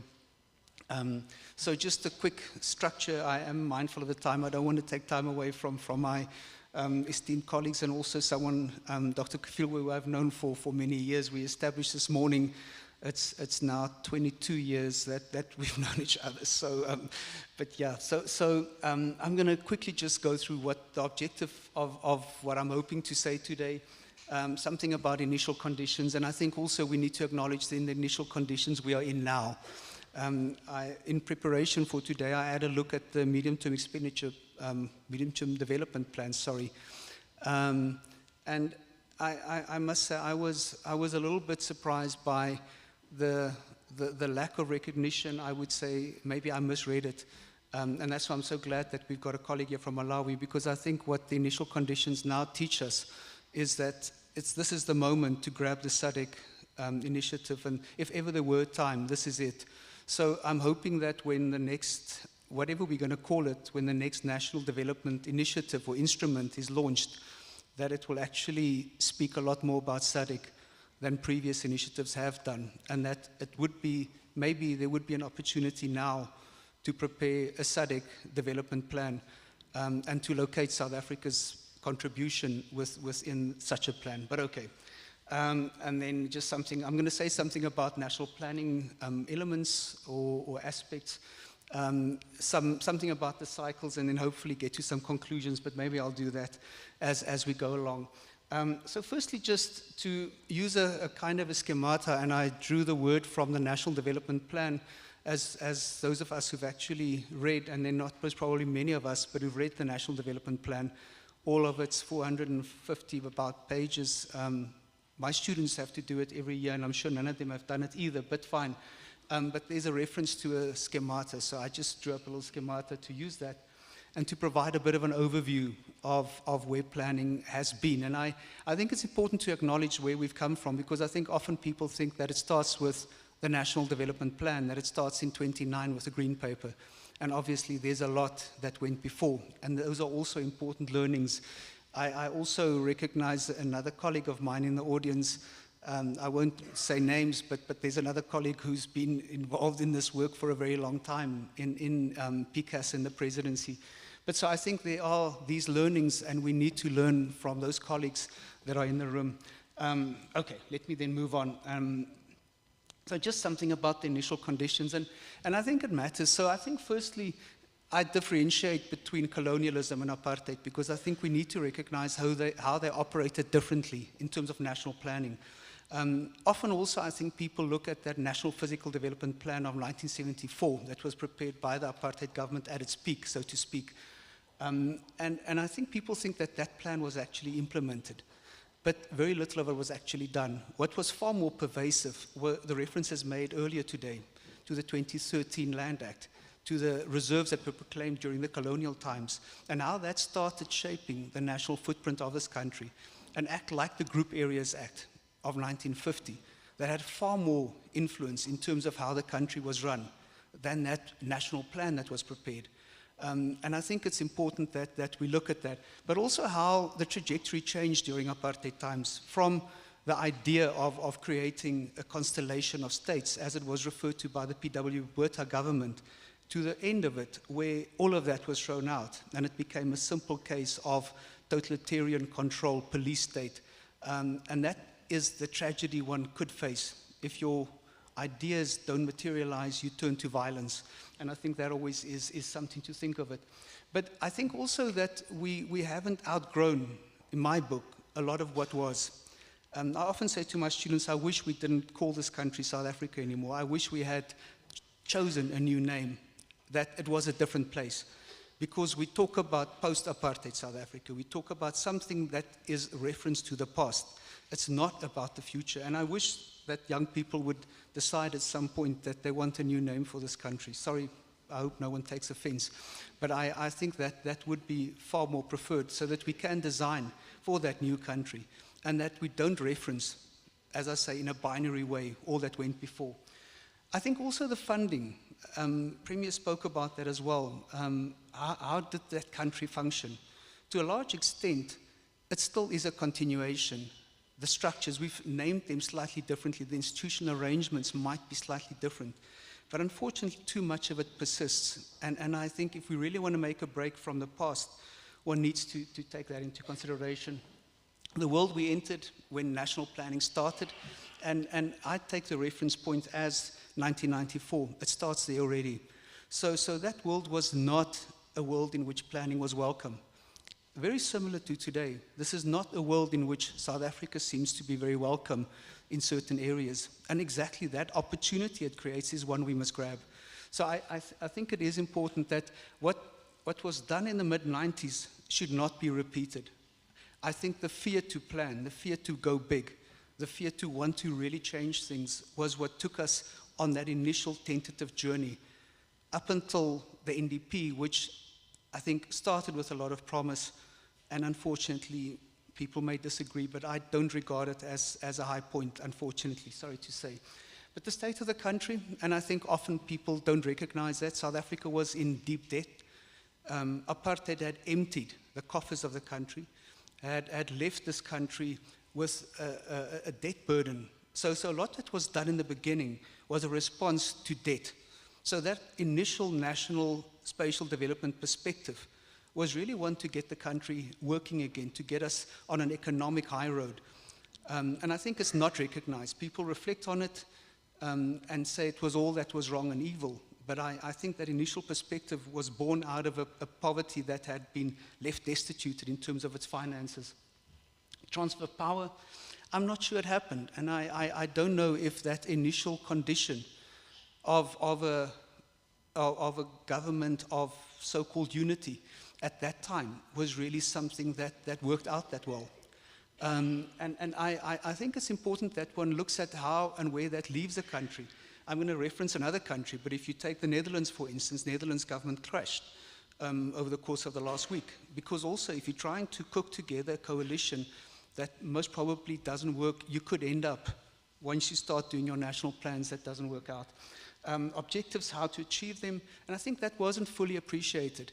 The change from a country that was based and born on colonialism, on slave labor, on an apartheid model, whether we really broke with that, and are we breaking with it now? We talk about spatial transformation. I am from a Department of Town Regional Planning, and I often wonder if we talk about resources enough. I always say to my students, it's not just about ownership. Ownership is one thing, it's wonderful, but access is far more important. So you can fight about ownership, and you'll be old and gray like me, or you can go for access.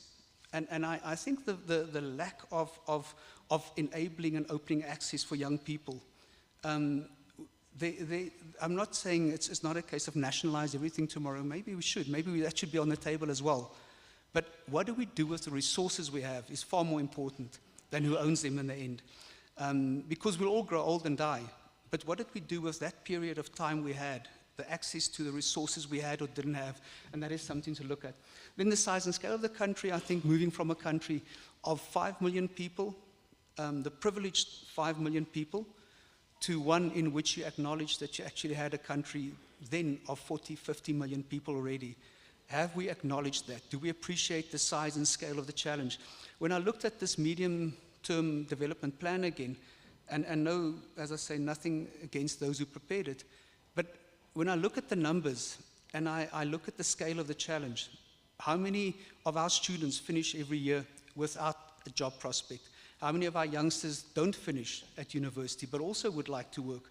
And are we really acknowledging that we're dealing with around about 600,000 to 1 million youngsters that enter onto the job market every year? And are we really planning for them? And those kind of things, but okay. And then lastly, let me maybe just say something. I think South Africa is in a difficult space. If you look at other countries, and I was also very impressed, I must say I think the Premier could in any day take a professor position at any institution in our country. So, but I'm not saying it to flatter. I generally don't try to flatter people, I'll be honest, but I really was very impressed. So, but your referencing of the international examples, if you look at where we were in '94, there was no textbook, no playbook, nothing had ever been written about transforming a country that was trapped in the kind of tragedy that apartheid had created and tried to plan itself out of that shape. And again, I think it still means that I'm not sure that we are writing that playbook for ourselves, because no one else can write and will write that playbook. Okay, just something then.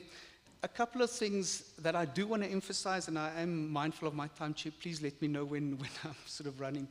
I think it's important that when we plan going forward, that we look at what do we call these things.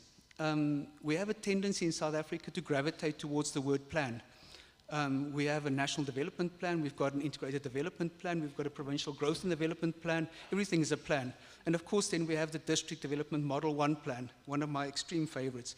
But I think that the challenge we face is, why don't we go for something like vision at the center? I think it also ties into the institutional arrangements that Premier referred. We need to recognize the constitution we have. A province has vast powers. Municipalities in this country have huge arrays of power if you compare them to other countries, and they're tied to the constitution, they live in law. They're not at the privilege of someone who decides, they have them. So we need to recognize those different spheres of power, let alone the failure, as I see it, to have addressed traditional leadership and the powers traditional leadership has and should have in this country, and where they should come into the play. But we have these plans. Then we have frameworks. We have a national SDF, we have a regional, a provincial, municipal. They all have the same name. Can't we just be a little bit more innovative with the naming and decide that we could have strategies in the national sphere? A province could have particular strategies. It doesn't have to have one provincial strategy. It could call them different things. Doesn't have to have one growth and development. It could have a job creation strategy and push that. And you could have in municipalities, if an IDP is not the suitable tool, why have one? And those kind of things. I just think we really tied ourselves into a very straitjacket of terminologies. But let me then say the drivers, and I think that's important, different times in our history, we've had different reasons why we've done these things. I'll get to that, time's running out. And I actually wanted to say something about the others, but also maybe something about posture and perception. We need to look at our plans, at our frameworks, and say, what do people think of them? Do they really respect them? Do they really buy into them? Do they really take people with them? And I'm not sure that they always do. And I think, especially because I deal with young people every day, and I'm sure that they would wish for younger people to deal with them as well. But I really feel for young people in this country, that they deserve so much more. And that, I think, is the point. And I don't want to be part of the generation that has failed youth. So that's why I'm saying I think let's sort of also be open and honest to say we failed in many ways, but what have we learned? There's no harm in failing, but there's a massive problem if you're not taking those lessons. So let me then say a couple of things. So the eras, and then I'm going to conclude with that because I think time is up. So maybe just to say, for those who are not aware, and I'm in no way hopefully, I'm just saying that I think it's often not known, that South Africa had quite a lot of initial ideas around planning. There was even an early spatial development framework, was basically a GIS map, was prepared in the RDP office. It never went very far because provinces were angry about what it said. provinces were not willing to give up their powers. Other departments also had concerns, saying, but this goes against our ideas, our plans, and so. But also we had the spatial development initiatives. And something like Boegoebaai, here in the Northern Cape, could be a spatial development initiative again. And not have it there, and then we know, and then someone does another feasibility study and another, and then the rails and the roads, and everyone does, as I'm sure colleagues in the room know far better than I do.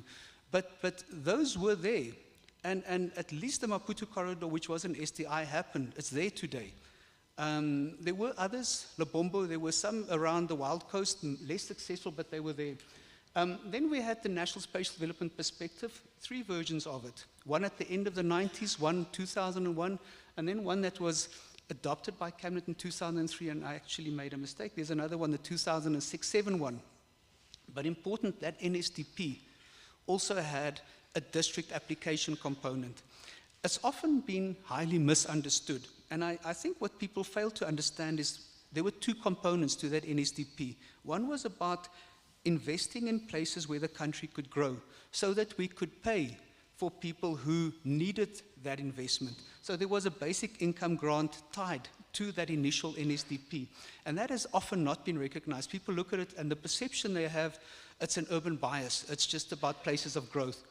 It was both about growth and about people. But it understood that to get out of the reality that apartheid had left, there were people in places that could not look after themselves. They'd been left destitute. So how do we manage that? But it also recognized that urbanization had brought a lot of poor people to town. And I think that needed to be recognized. And then lastly, I would maybe say the 2, 3 stages, the green paper stage, and with that, then obviously the birth of the Planning Commission. Premier said a lot about that, and I couldn't agree more. And I think also, were we really able to optimize the vehicle of the NPC, as in India, as in China? I'm not sure. The NDP starts off with a big bang and ends off with a bit of a stutter, I would say, unfortunately. What have we learned from it, though? And I'm not criticizing it to just criticize, but what have we learned from, and what are the challenges? And then the NSDF, again, a big plan, national spatial action areas that in many ways speak to this province. Many of those NSAs are specifically targeting the Northern Cape, recognizing the potential here. What have we done about it? Why is it not being used as it should? Why are we not investing in it? And then the RSDFs, the Karoo, for one, the first one in the country, again, very much Northern Cape. The DDM, another silo breaker that creates a new silo. And then the medium-term development plan. Are those really taking us forward? But I think time is up, so let me leave it at that. But I think just some thoughts. So those are stages we've been in. And I think to recognize the full extent of the learning of those stages, that could then hopefully catapult us into a different future for the many young people in this room. But thank you so much. Thanks for the opportunity.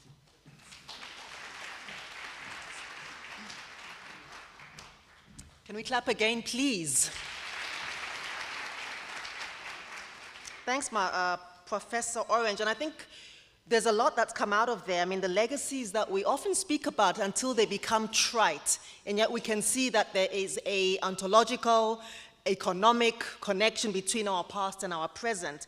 And I think Professor Orange also mentions something very interesting around new naming. What is the memory of spaces? Would naming spaces, cities, the country, something else, maybe direct us to a different development path?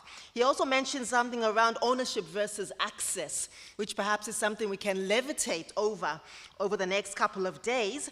And I think another thing that vexes many of us, what is the difference between a plan and an aspiration? And we know as South Africans, and perhaps even across the continent, that we don't have a shortage of brilliant ideas, but where do we land them? And what is the strategy? What is the framing of where we land them? And who has the GPS, actually, for landing them?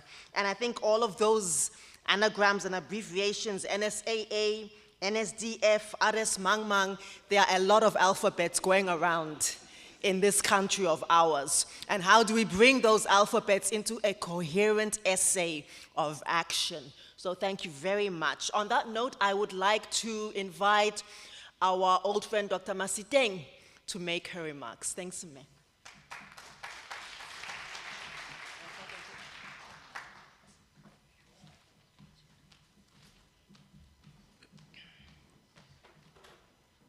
I would like to stand on the protocols that have already been established.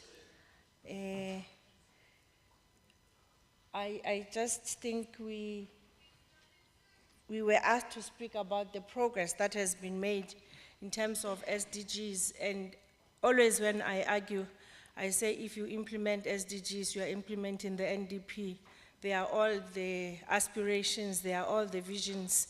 And what I've also started to talk about this year is that the Vision 2030 for SDGs is very much aligned to the Vision 20 of the National Development Plan. So if South Africa succeeds in implementing the NDP, South Africa succeeds in implementing the SDGs. So what we have also already just seen is that, okay, a lot of progress has been made. I'll move very fast. I know the numbers are already known, and I will be forgiven for that. But what I would rather dwell on is where exactly is the country, and where we think the country has got achievements, where we think the country needs to move towards. So these are some of the information that we already know in terms of well-being, in terms of enrollment. All has been seen. You will see the challenges are already be talked about. We still have challenges in terms of getting women into work. We still have challenges of getting young people into employment. We talk about them, we know them, and if there is one country that knows its challenges, it is this country. There has been the NDP review, there has been the 30-year review, there are a lot of reviews, there is a voluntary national review that has been done. So I would not want us to continue to talk of those, but these are critical issues also that the country needs to start to realize as emerging, but also out of our control. The issue of just energy transition, the issues of energy challenges that we are seeing, and the issues of what we are seeing in terms of the employment. And most of the time when I speak about employment, I stop. The issue of employment, I think we talk about it and we punt it as statistics, but I think if there is one issue that is starting to affect everybody in the country is the households and the homes that have young people that are starting to stay at home and are unemployed, and we count them and say there's 3.5 million of young people in the country who are in need. We even give them the names. But I think what needs to start to be the conversation is what needs to be done for those that are not able to get into the labor market.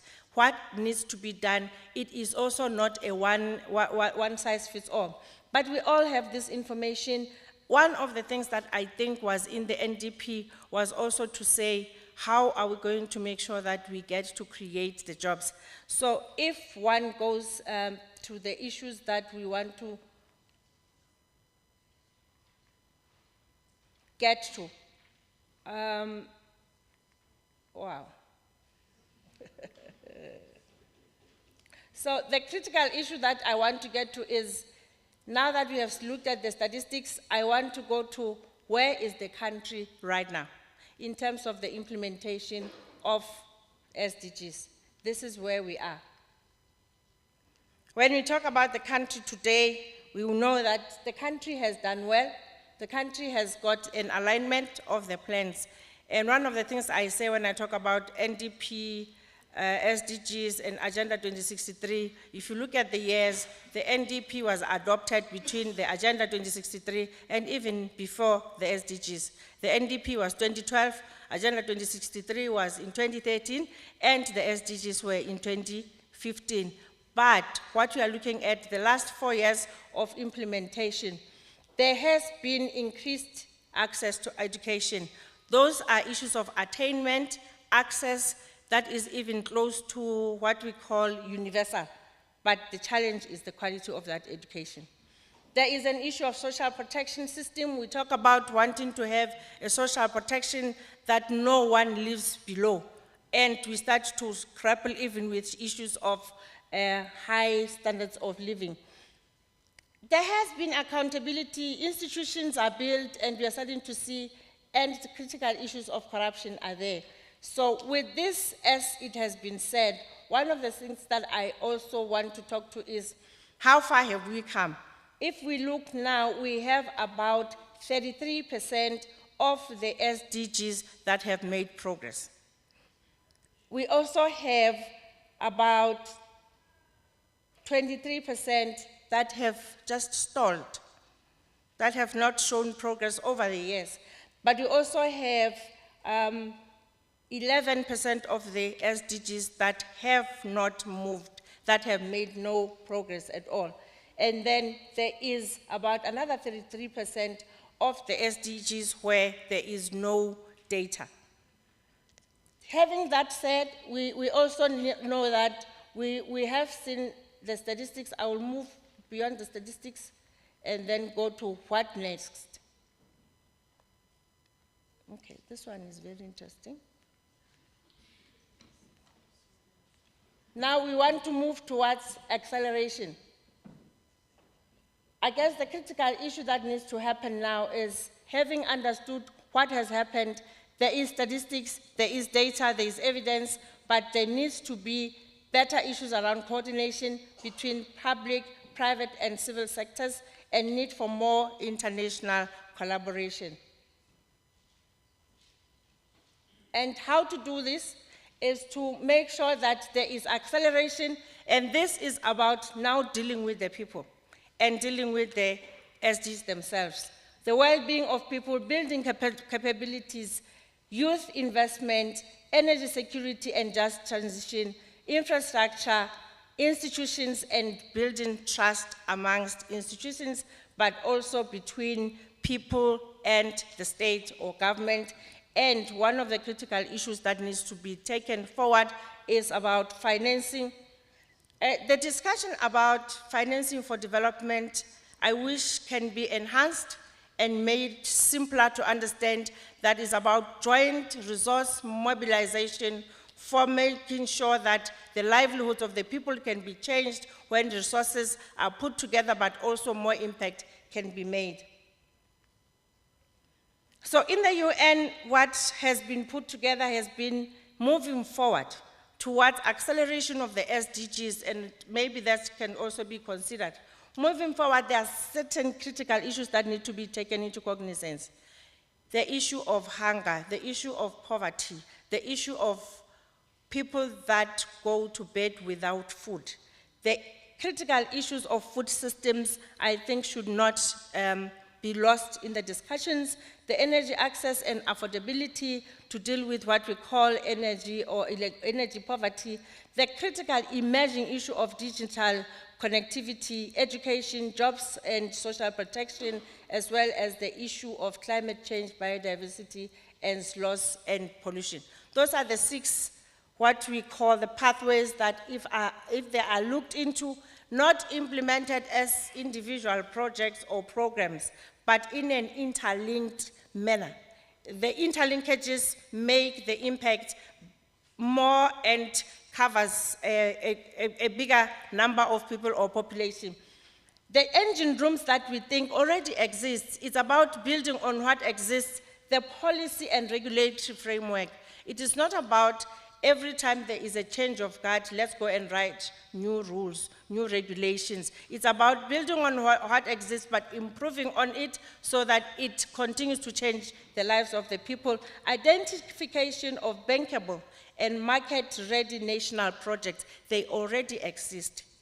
We don't need to recreate, but as they are implemented, let's identify those that are making a lot of impact so that they can be scaled up, they can be massified, and then they can make bigger impact to the lives of the people again. Convening relevant actors and attracting financing. And that is, again, another issue of saying, pulling together the resources, but the resources cannot only come from government. Government is not the only or sole provider for development. But if you talk about private sector, civil society, you talk about all social partners, even the partners that are international, how does that bring everybody together for the resources that can be put together for the betterment of the livelihoods? Then the last issue is capacity building and continuing to support the UN has come up with what we call the Pact of the Future. So as we do the work on development, it's about looking ahead, foresighting, starting to identify things that worked today so that you are going to sustain them. Those that have not worked, you start to ensure that you have issue of reinvigoration of multilateralism, the role of international partners, acceleration of progress of SDG that will also be attributable in this country to the acceleration of the implementation of the NDP. Building on the 2030 agenda in this country as we have seen it, dealing with the targets and emerging global risks. What we like about what is happening currently is that there is a lot of issues that are happening outside of our country that people start to see the relation between South Africa, Africa, and the world. And these are some of the critical issues that we need to look at. But the key pillars are sustainable development and financing for development. The critical issues is dealing with international peace and security, science, technology, innovation, and digital cooperation, youth and future generations, as well as transforming global governance. So the last part that we would also want to talk to is revitalization of political commitment to the 2030 agenda. We also need mobilization of finances and systematic reforms to ensure that there is funding, but there is also development, there is also implementation, which has been a challenge. Addressing global risks and making sure that the country remains ready when disaster hits, when there are pandemics, and also leveraging issues of climate change and AI. There is need to strengthen national and multilateral institutions, making sure that there is priority towards inclusion, equity, and youth leadership. Relevance to South Africa, everything that I have said about the SDGs can just be taken and cut and pasted about the implementation of the National Development Plan. And the critical issues that would affect South Africa, pushing for fair global finance systems, improving access to climate and development finance, strengthening digital transformation for inclusive growth, making sure that there's support for young people in the country, creating the National Planning Commission had a document that I really wish can go forward in terms of youth development, the pathways for the youth into the labor market. And I like the fact that it doesn't say they should all go from school to university. It is one of those issues, but it also says entrepreneurship. It also says how do they play a social and developmental role in society. So I guess those are some of the things that should be able to be taken forward in terms of the youth. And in conclusion, South Africa shows measurable progress. And I think even when we presented the 30-year review and when we presented the 10-year review of the NDP, everybody believes that there is progress, but more and more needs to be done. Persistent inequalities, infrastructure gaps, and energy challenges remain. And therefore, that is where the direction should go. And then the issue of localization of SDGs, institutional reforms, and private sector partnerships are vital.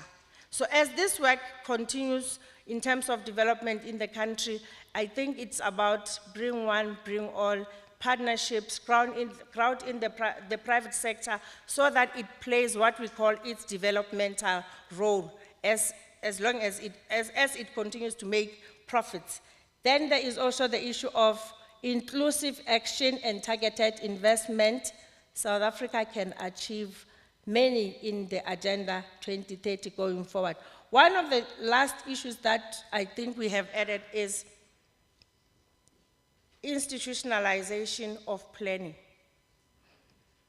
In 2001, I think there was the first 10-pager that was in the presidency that just said the cycle of planning in the country, what happens in January to December. It still works.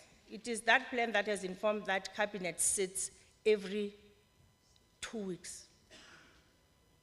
So the planning has always been there.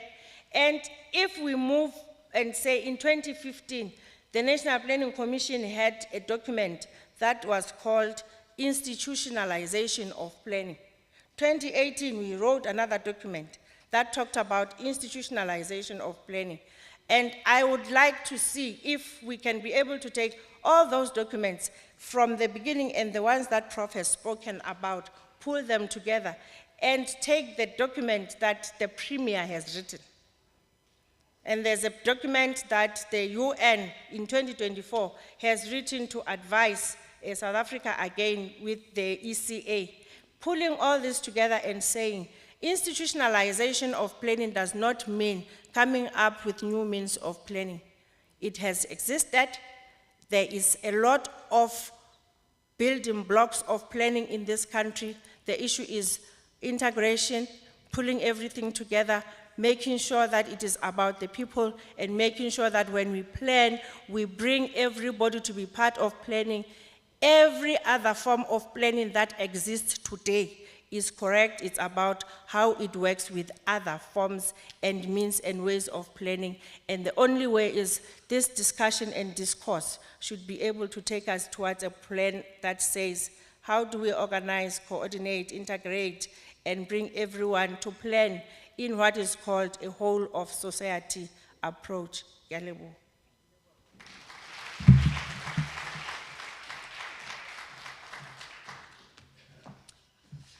Thank you, Mayor Masiteng. Lots of words again: revitalization, mobilization, institutionalization of planning, and localization of our policies, of international policies as well, the connections which Mayor Masiteng makes very well. I think another thing that strikes me particularly is the notion of what I would summarize as people direct investment as opposed to foreign direct investment. So she mentions water, electricity, the digital economy, digital access. Mayor Masiteng also mentions social protection, wage equity on one of the slides that was flying past, and how these things come together to form this matrix of an enabling environment that is an investment into people, and that once that environment is enabled, it can then enable more people to access and to perform and to flourish. And two of the themes that have already come up are around youth and young people, and about the kind of future planning that we're doing on their behalf. So we really can we just give another smolanyana applause? And I would like to invite our final speaker, the best and the last, Dr. Grace from the National Planning Commission in Malawi, and I'm sure she's going to give us very much needed regional perspective.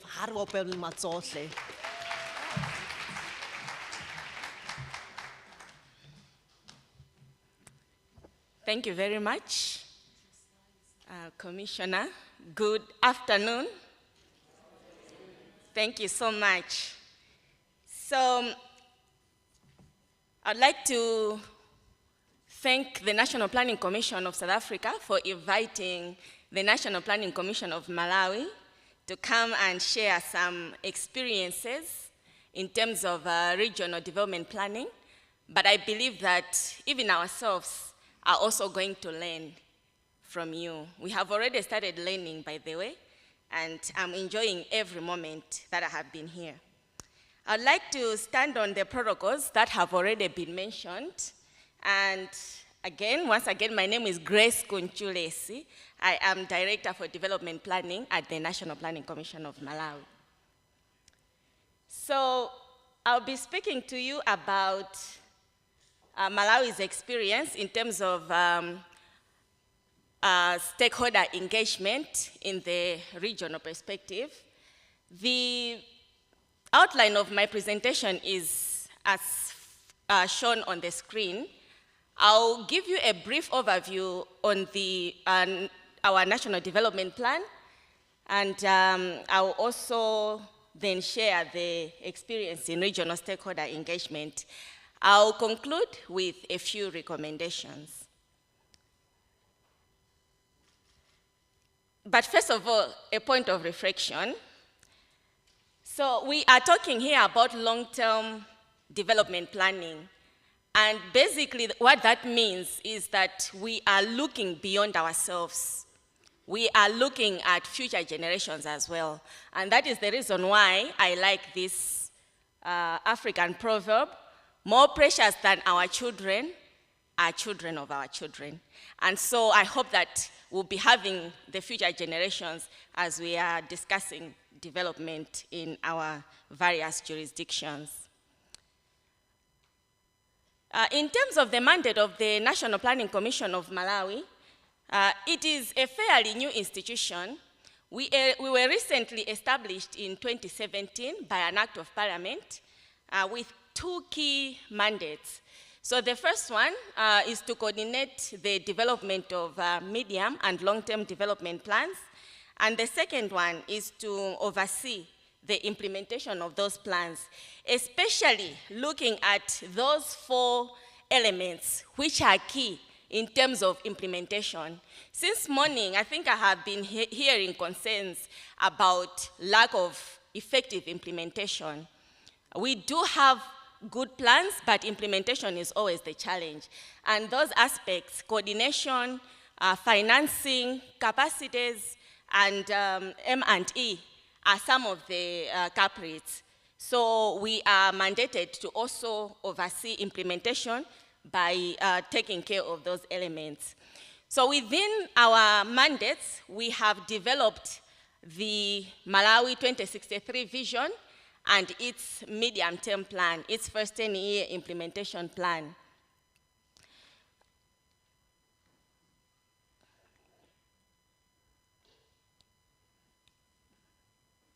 Yeah, so it was recently launched in 2021, our Malawi 2063 vision, and our major aspiration is to transform Malawi into an inclusively wealthy and self-reliant industrialized upper middle income economy by the year 2063.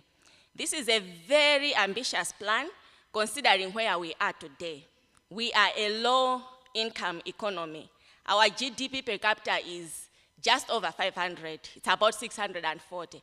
So it's a very big, ambitious aspiration, but we are determined to achieve it.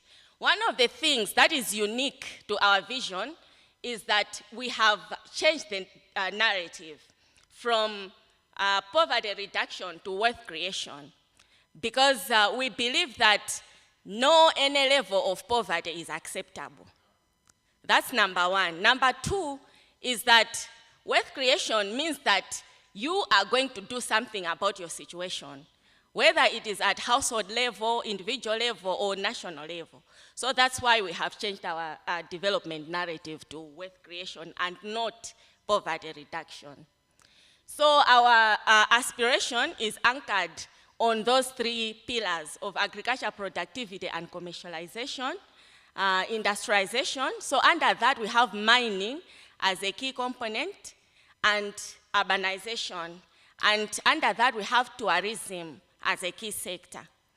We also have 7 enablers that are helping in making these 3 pillars thrive. And I would like to just focus on one, the first one, which is mindset change. So mindset change is what we believe is going to help us achieve our vision.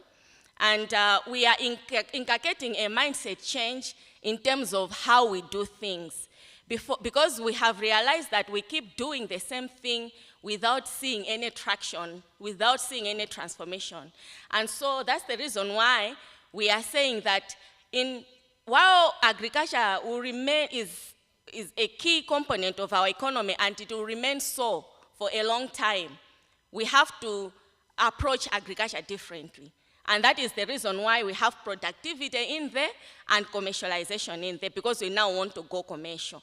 And we also want to increase our productivity. And that applies to all these other pillars as well, in terms of how we are approaching it. One of the questions that we always get is why 2063? So the major concern there is that 2063 is too far away, and the crafters of 2063 might not be alive by then. So who is going to be accountable? But what we are saying is that by the year 2063, Malawi will have attained 100 years of self-governing, and this is going to be an optimal time to reflect on our achievements, especially in terms of economic independence. Malawi, you'll agree, is one of those countries that has been peaceful. We have never experienced war. We have never experienced conflict. We have economic political freedom, but we should now be thinking about economic independence and also primarily funding our development ourselves. That's what we are thinking about.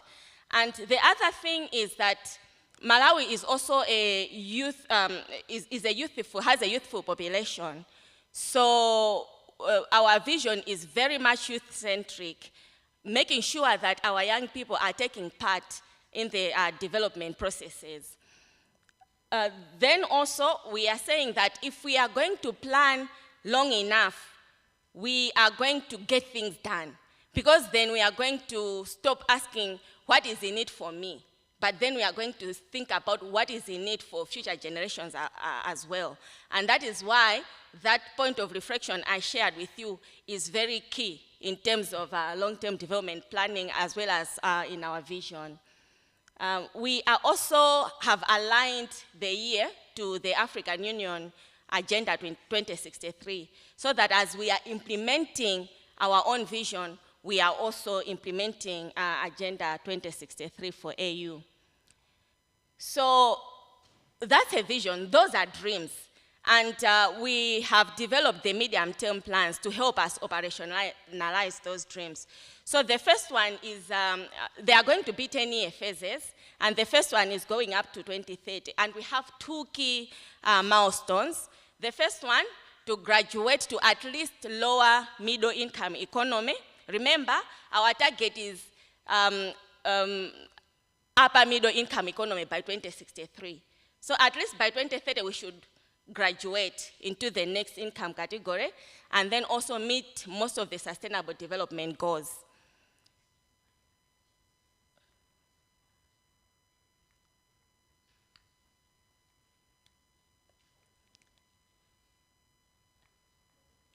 Okay, so in terms of the development of the vision, of course, it was very much consultative, and we also made sure that we have aligned it to,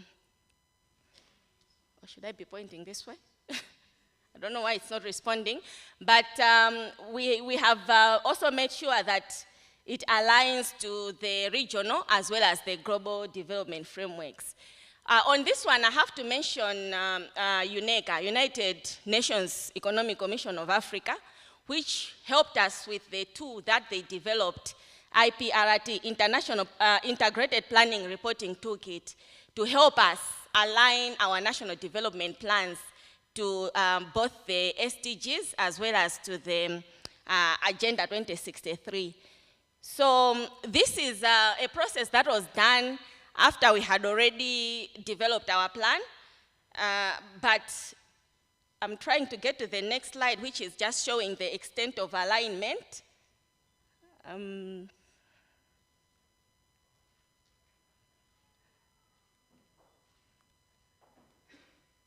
Okay. Okay, that's the slide. So in terms of the SDGs, we are aligned about 82%, and in terms of the Agenda 2063, about 74%.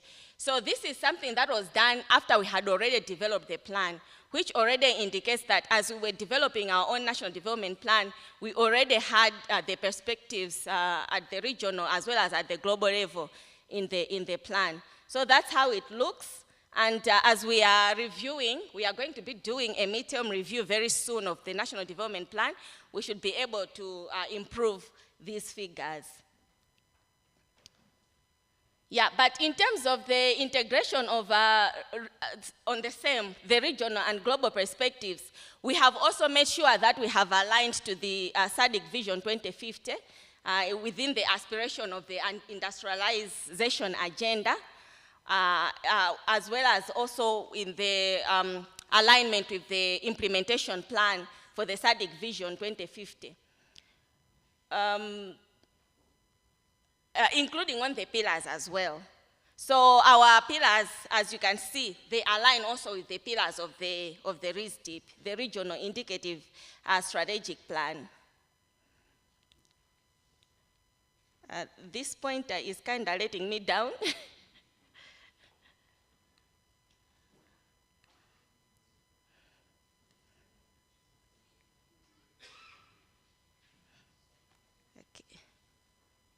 It is responsive, but it's responding with a lag. I don't know why.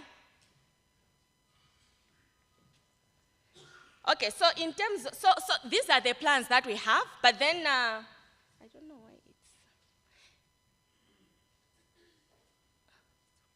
okay.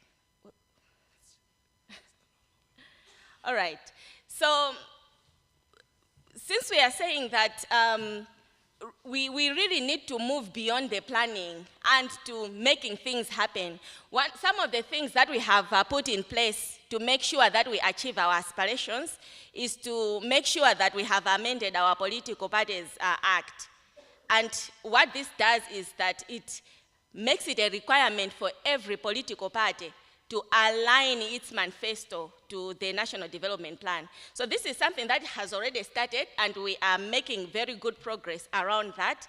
We have general elections coming up in September, and we have already provided technical support to almost all the parties that are going to be contesting. The other thing that we have done is to also put implementation modalities in terms of strengthening the implementation coordination frameworks, and also making sure that the national budget aligns to the national development plans, also encouraging private sector to take part in financing our plan. But we have also put in the M&E frameworks that should help us to track the progress that we are making. And we have also put in place the review mechanism. So we have the annual reviews, and also the midterm review, which will be coming up very soon.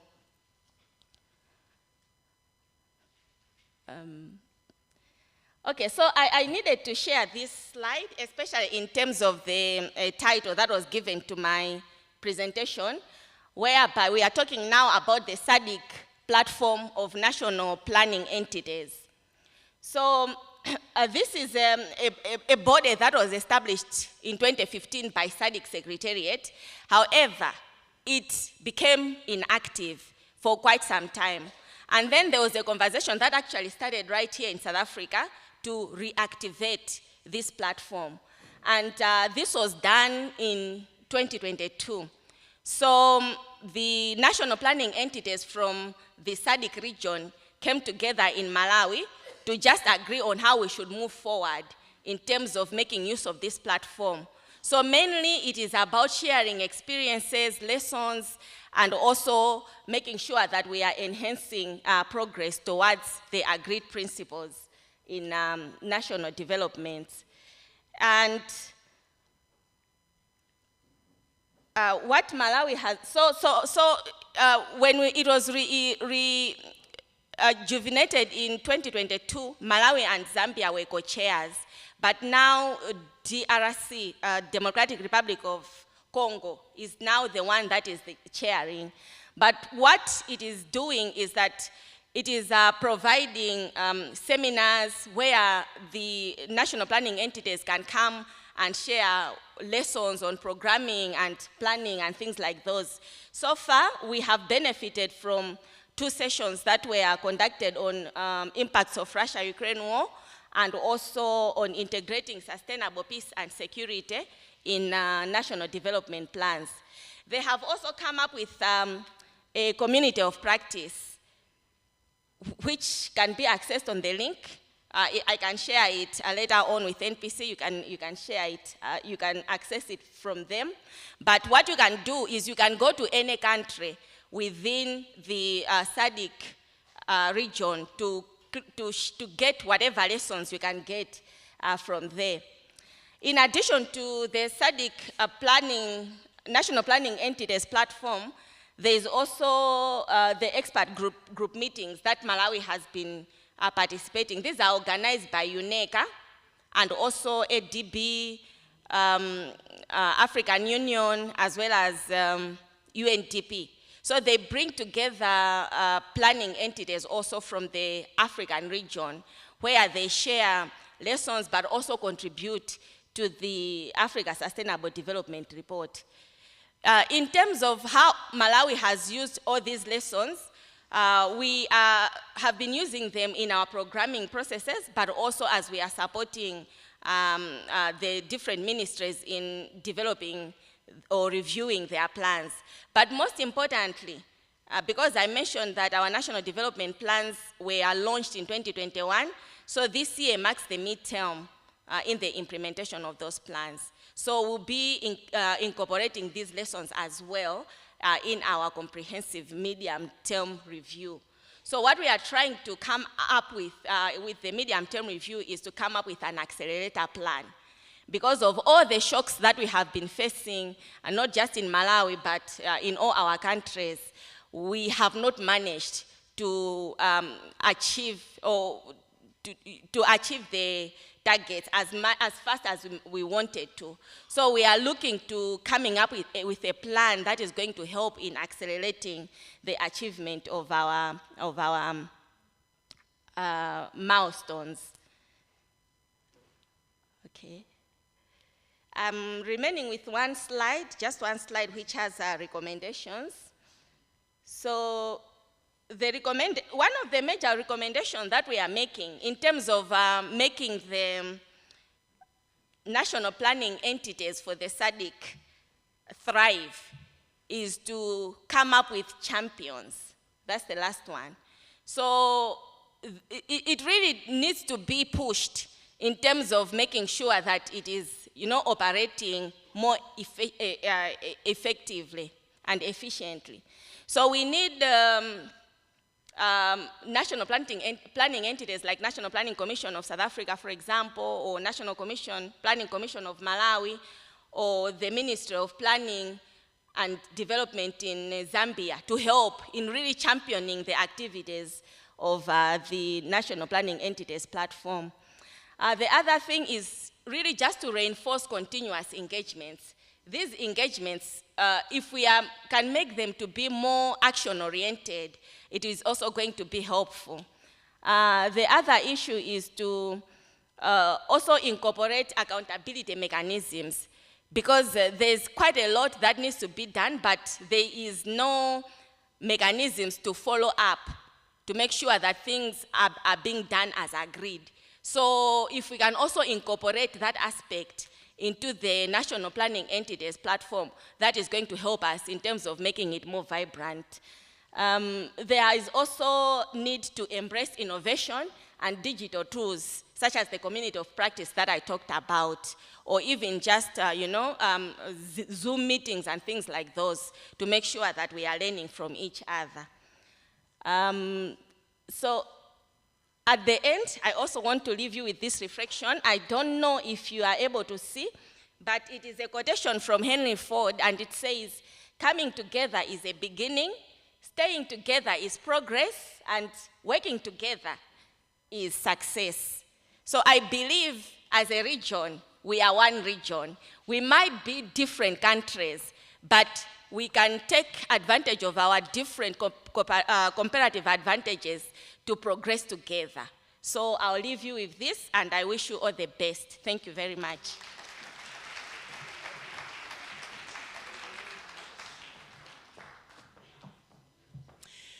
Let us give Dr. Grace a bit more love.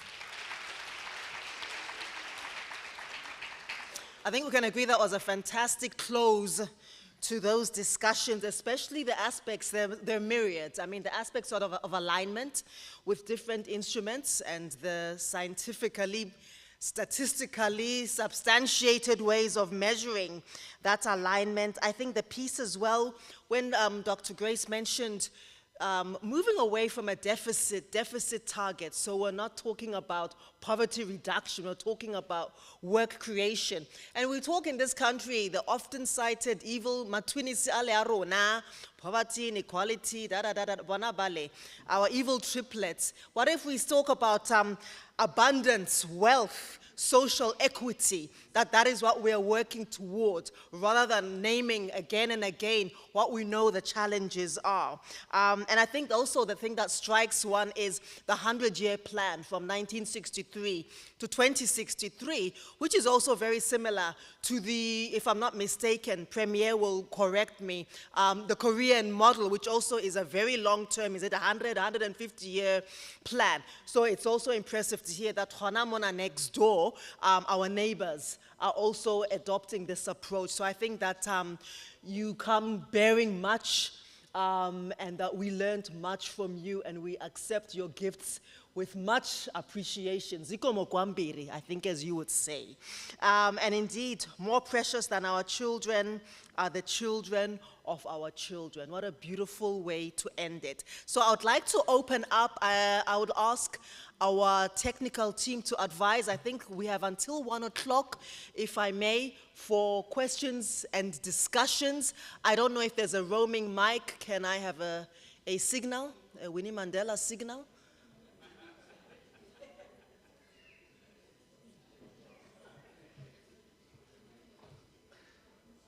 Can I have Mama's signal, please? Do we have a mic?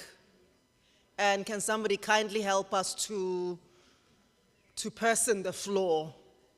Yeah, that's a very energetic looking young man. Thanks, Buti. Any hands, please? So I think I'll just have to go block by block.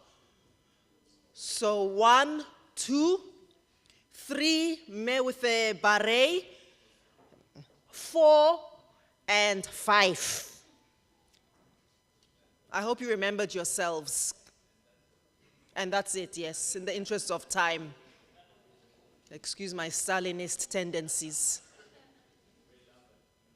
Thanks, Ma. Over to you. Can we have the mic up? Am I audible?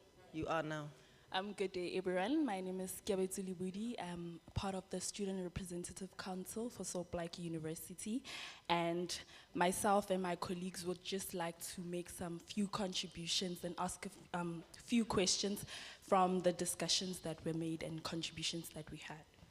So starting off, I would like to make a point to Prof. Mark Orania for what he submitted. I believe the submission was good, but we do have some concerns with what has been said. So you spoke about inclusivity and building vision. And to be honest, sitting here, the three of us, also with my other colleagues at the back, it's disheartening to see the amount of youth representation in the room, because we're talking about a theme that speaks to charting South Africa's future, and in all honesty, we are South Africa's future. Indeed. So where is the youth representation in the room that needs to captivate South Africa in the next coming years? So my question goes to say that since the adoption of the National Development Plan, you spoke about vision, and to be honest, why is long-term planning being treated as an aspirational framework rather than a binding social contract with measurable consequences? And with what institutional architect is being proposed to enforce implementation beyond election cycles? So probably I would propose that we come up with an NDP implementation tribunal that would be able to hold accountability and also publicly track and review compliance every 2 years. Another thing, I would like to move on to Dr. Masiteng, who asked a crucial question. What needs to be done for those who cannot be in the labor market? And this is where us as young people come into the picture, because the labor market is highly not represented by young people. And this goes to, if we are now planning to, we're planning something that's going to bear fruits in the next 10 years. And if we look at it, where is the institutional pathway integrated with students and young professionals and into the statecraft of long-term building and also national mechanism existence for intergenerational planning. Because if right now we are planning a future that's going to represent youth and we are going to take up that future, why are young people not included in the planning process? Why are we not coming up with planning labs that are going to encapsulate the knowledge that we need to use in terms to institutionalize the planning that needs to be, that is being developed for us as young people? So with that, just to give context that despite this, youth and underrepresented in planning structures and research by Mampo Gupwe Institute shows that less than 5% of government planning personnel are under 35. Less than 5% of government planning personnel are under 35. This is very concerning because there is a lack of representation of young people, and young people are the ones that are captivating and that are going to chart South Africa's future. So we need to understand as colleagues in this room that what are we envisioning South Africa to be? Are we trying to reproduce what is being done from the past, or are we moving to a different South Africa? And then I would also like to mention that... So, I'm so sorry, my love, but can we wrap it up? I know, okay. I've given you time because I don't want to be accused of suppressing young people, but there are a few other people who also have comments as well. May we please wrap it up, my love? I will wrap it up, but I just also want to note that we don't usually get this platform to voice I'm aware. Yeah, so...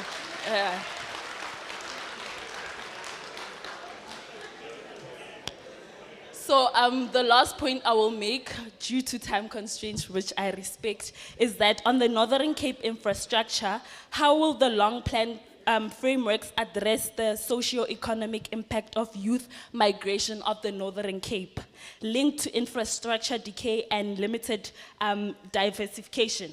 The Northern Cape contributes 32% of South Africa's renewable energy supply, but the youth migration report stats showed out-migration from rural NC towns due to education, health, and employment access. So we are producing youth in the Northern Cape that are migrating to other provinces because of the lack of wealth creation in the Northern Cape, while the Northern Cape is being extracted for its renewable energy. So this is something that calls for us to think about the wealth creation in the Northern Cape and not just a center to be extracted and exploited. I would just like to give to one of my colleagues who... No, ma'am.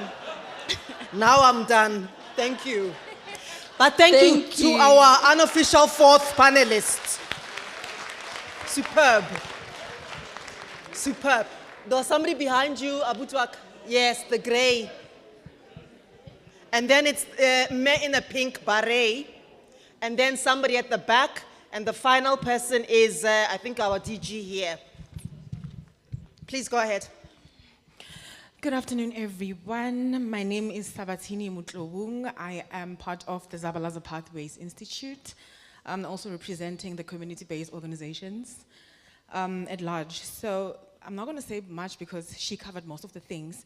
But what I would like to say is that with all the challenges that are mentioned here, what would it take to actively involve directly affected people that are not represented in this room in order for us to be able to chart a way forward, to have them speak for themselves and how they are challenged and be the people who are a part of the solution as opposed to being spoken about and made decisions for. My other question is that which mechanisms is the country using to do monitoring and evaluation? Is it sitting on desktops and maybe checking polls and online surveys, or does it involve being actively on the ground to check what people think? Because we're in the process of the national dialogue, right? I was assuming to see community activists, students, young people, a group of diverse people that are here to actively participate. So it concerns me a lot that here and now, we are just sitting with people from the civil society, actually, as Dr. Kifilo has mentioned that when she was mentioning the protocol, she ended at civil society. At no point did she mention that involving community-based organization was as important, even though she mentioned at the end, but I feel like it was not appropriate for her to say that at the end, but it was supposed to be involved in the value chain of people that are here to make a difference in South Africa. Thank you. Thank you. To Mayor in the pink beret, that's Commissioner Mollo, I believe. Thank you, and how inspiring to hear from young people who are so energized. You are in the room, so I think you should give yourselves a round of applause. Just to the Professor Aranya, I really thought that was an excellent presentation, and coming from the National Planning Commission, as I do, I'm interested in... Memolo, can you just speak closer to the mic? Sorry. Thank you. Sorry. Coming from the National Planning Commission, as I do, I'm just interested, Professor Aranya, in hearing how we can perhaps find a linchpin that can maybe hold together this idea of planning for the long term, and yet keeping plans relevant for today, and also trying to ensure that policies that are already being rolled out are not tampered with by changing officials. We know that we do have that problem in this country where an official comes in and throws everything out, the baby with the bathwater, unfortunately. So that's to Professor Aranya. Dr. Masiteng, again, I don't know that this is a question that has an answer, but looking at how the President of the United States is upending the world and really, I think, not just tinkering, but absolutely destroying the very tenets of the SDGs, for example, human rights, in diversity, inclusion, social protection, education, women's rights, just all the tenets of the SDGs. We don't even know what's coming next after Donald Trump. It could be somebody else who continues this legacy. We actually have no idea. Maybe the midterms will tell us next year. How do we, I suppose my question is, shouldn't we rather look at a more regional perspective as we plan? The SDGs are global, and that's fantastic, but with the upending of things as they are, is it maybe not time that we say, okay, we'll leave some to do whatever they want to do, and we'll continue to do what we want to do? Thanks. Thank you. There was another hand here in this row. Okay. Gentleman at the back, thank you for your enthusiasm and your patience.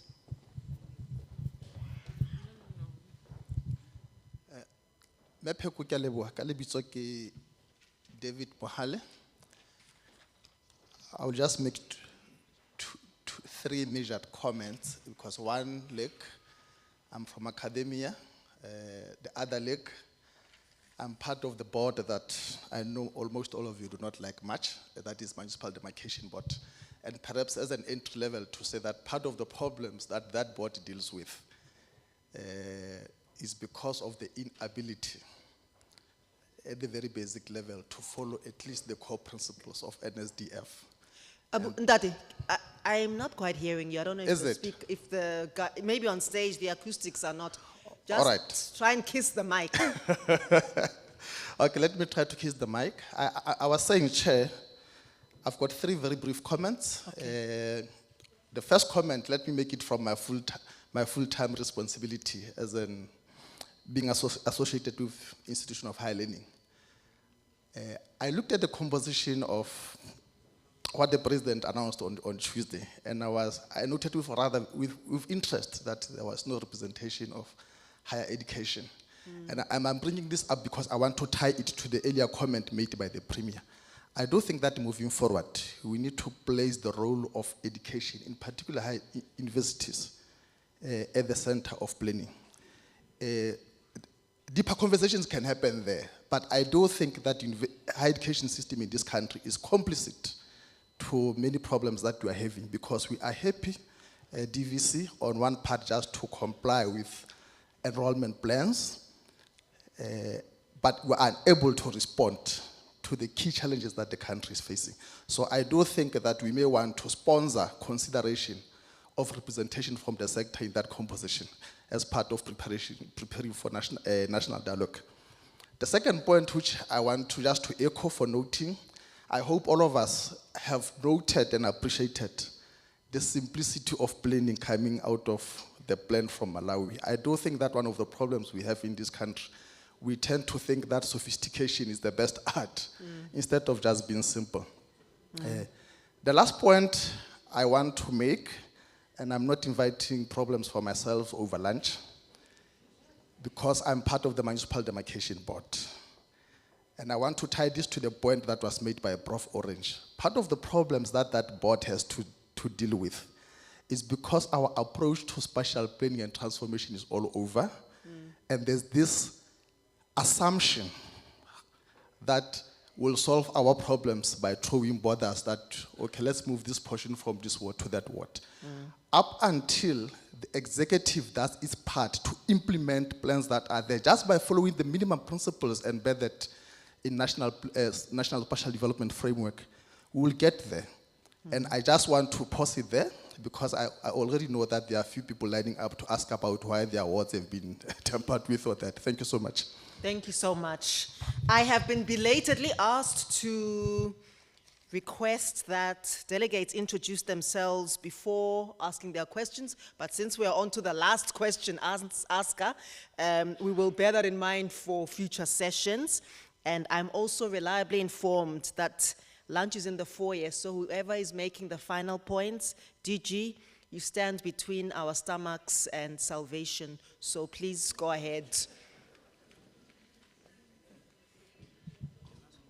Okay, good afternoon. My name is Robert Nkuna, as indicated, DG DPME.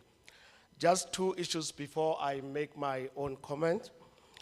I think on the issue of civil society, in our vocabulary, we also included CBOs, so that's how we understand it. We went to an extent of even inviting NEDLEC and requested that they bring all their constituencies. So that's our understanding of civil society. Now on higher education again, we do work with higher education, and we use the platform of SAPAM, to engage with higher education. We will be doing so in September again this year.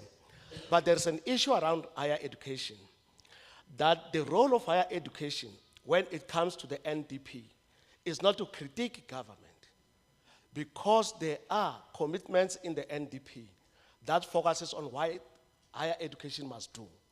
Because the danger may be for higher education to think that its role in the implementation of the NDP is to critique government and forget that there are targets and commitments that must be implemented by higher education itself. Now, on my specific comment, which relate to the SADC-A platform, the question is, there was a comment around the need for a development plan at the SADC level. There is, in fact, such a plan, what we call the RISDP, Regional Indicative Strategic Development Plan. The question is how it is formulated, because at present it's done at the level of the Secretariat, where the different sectors make inputs. And the key question is, what is the role of the planning commissions in the development of that plan? So maybe in our future engagements, we need to talk about that, but there is a plan, and I understand that currently it's undergoing a midterm review. Thank you. Thank you. Thanks, DG, for your brevity as well. So I'm going to request that each of the speakers, perhaps you can approach the podium, deal with whichever question that you would like to respond to, and also perhaps use it as your final comments. I'm going to unilaterally borrow a few minutes from lunch so that speakers can adequately address. So the one was the thought leadership, the lack of youth. The other was how to bring in excluded parts of society, and that tension between what is a CSO and what is a CBO, which I think is an important question. There was also the notion of what exactly is M&E. Is it hitting the ground, or is it more of a desktop approach? The contribution of higher education, the simplicity of planning, the role of the executive, and I think the point was made as well about the the transition between plans, throwing out the baby, the cot, the diapers, the everything, every time there's a new administration. So I'll go in reverse this time. Meg Grace, and then Mema Siteng, and then Date Mark, please.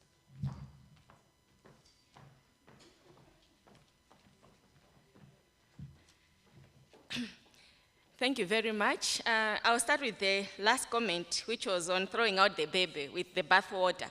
So this is the challenge that we were having in Malawi. With every change of government, we would drop the National Development Plan. We had Vision 2020, which never saw the light of the day after governments changed. And that is also what informed the development of the National Planning Commission. Because we are an apolitical institution, we are independent, and we are able to champion the continuity in the National Development Plan. So this is one of the ways that we have solved this problem in Malawi. But the other way is also to make sure that there is involvement in all the key stakeholders, so that then they can also own it and continue with it even after and advocate for its continuity. The other comment that I would like to respond to is with regards to the young people. So what we have done in Malawi, as we were developing our National Development Plan, we actually set up a youth advisory panel. So we call it a youth co-advisory panel.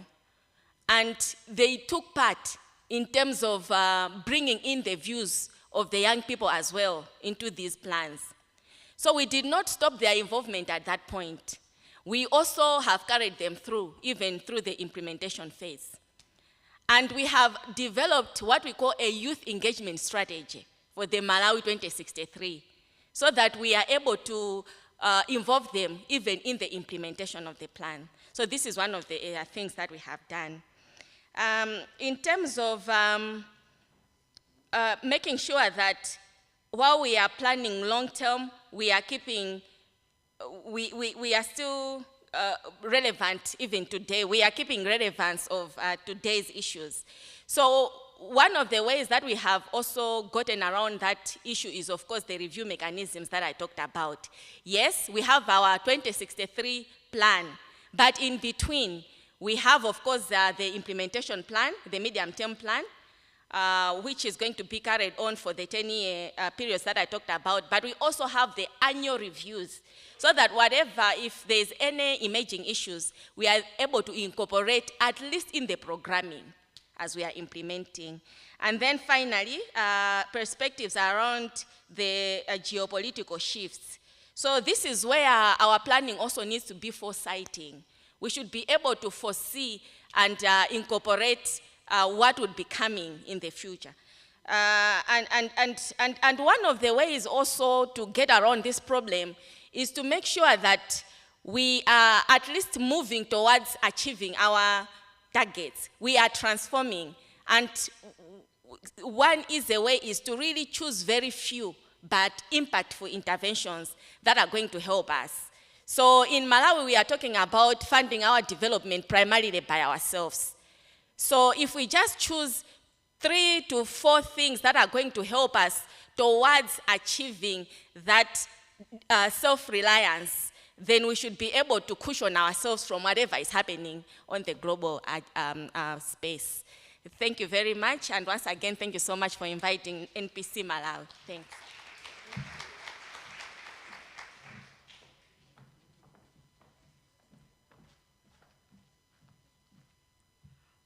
Thank you very much. I think for me, I just wanted to agree and appreciate the input by Gabetsi. As I presented, I think the more attention and deliberate interventions for the young people remain critical. And I wish if we go forward with the understanding that they are the people that are going to be the future of our countries, it will make it easier for us to include them.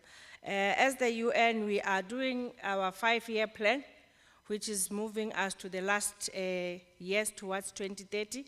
We are already starting the engagements, and if there is one thing that we have already learned, it's this issue that I keep talking about, make sure that no one is left behind. Yes, we cannot fit the 63 million people into one hall, but we should make sure that once the plans are starting to happen, everybody knows about them, make means of making sure that you bring everybody.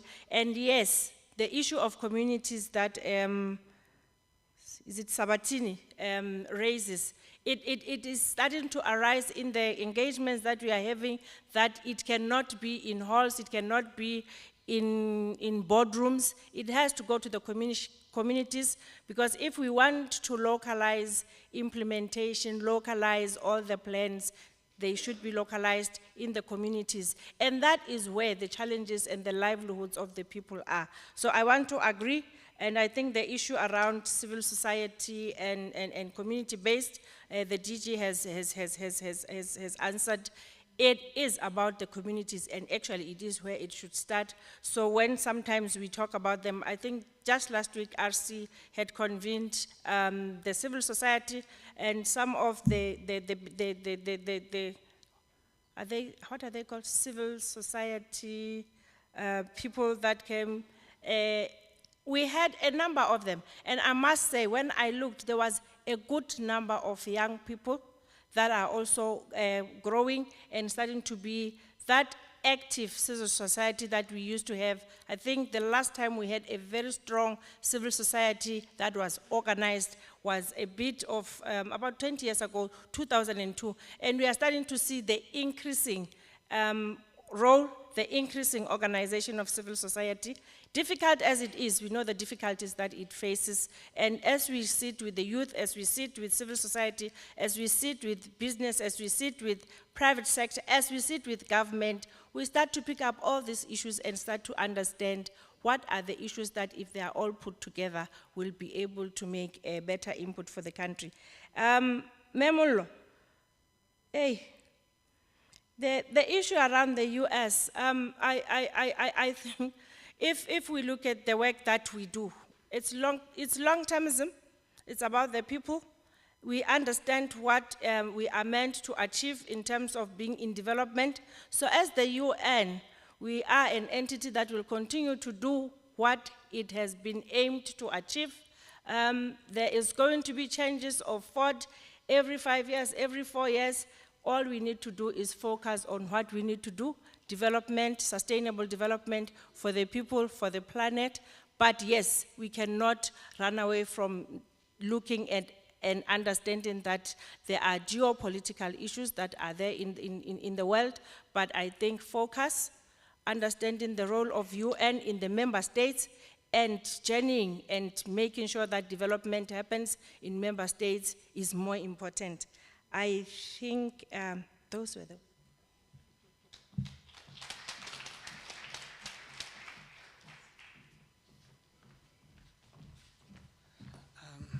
Thank you. Thanks for the inputs. I want to agree with my colleagues. Very informative and very useful. I think starting off, and I'm not going to go through everything, but I think just the inputs by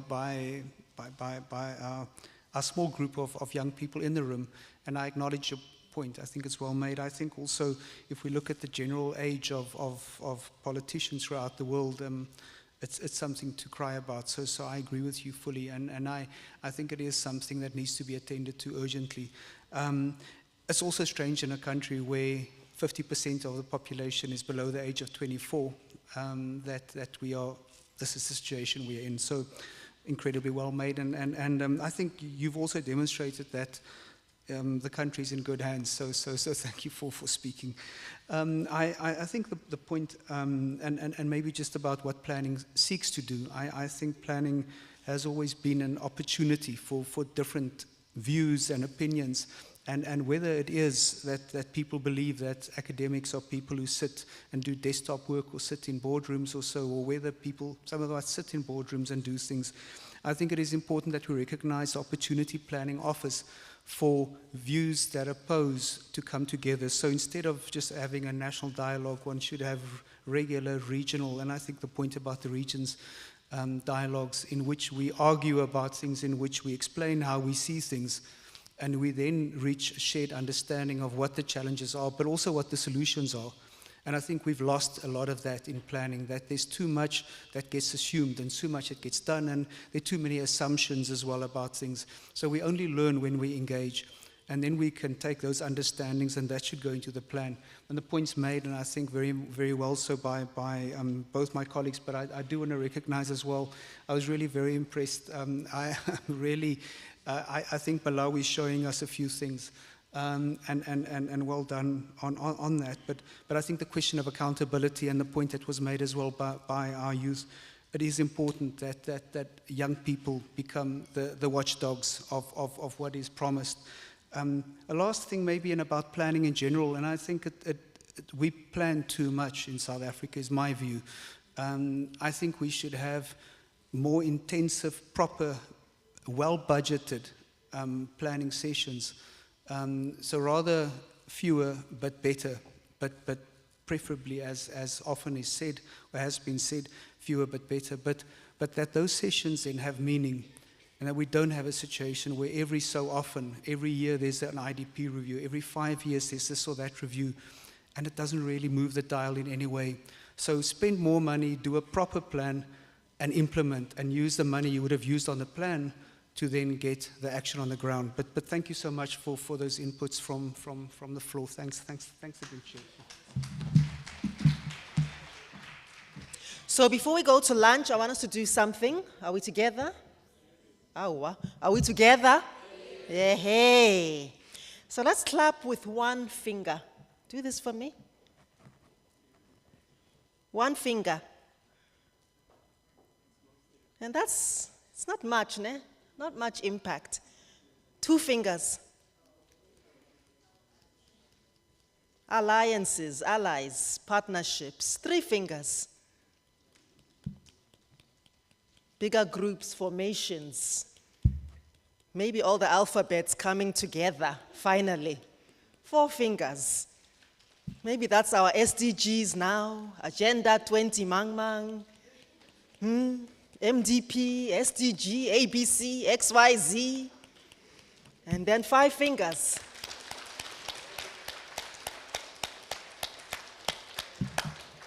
And that's also for you, and even for me. Was a lunchtime. Thank you.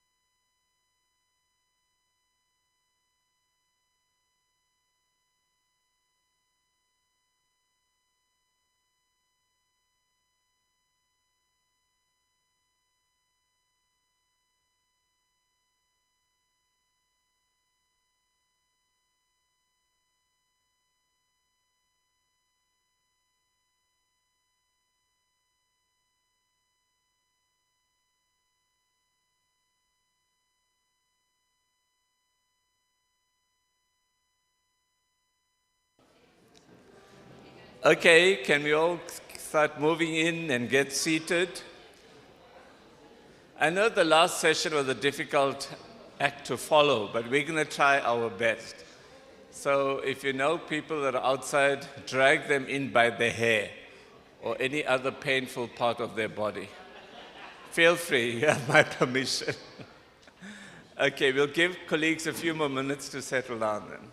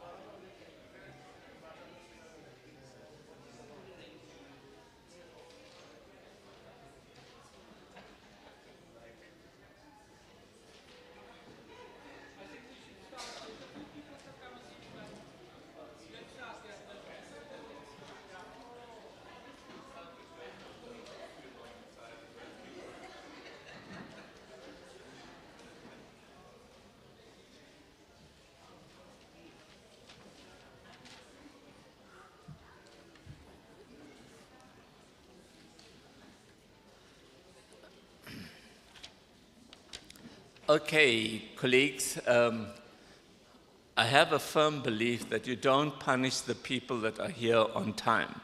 You punish the people that are late. So we're going to get started with the program. So this is, we've had some really good discussions this morning and after tea. I think the after tea sessions were helpful in capturing the macro sort of environment and some of the historical experiences we've had, and also the SDGs and the regional perspective. And we also had a really exciting moderator of the discussion. So I hope I can follow in her footsteps now and keep it as exciting as she did. So this session is going to be looking at the practical lessons from NDP implementation across the sectors and spheres of government. And it's broken up into two halves. So we can have the first half, and then a tea break, and then a second half.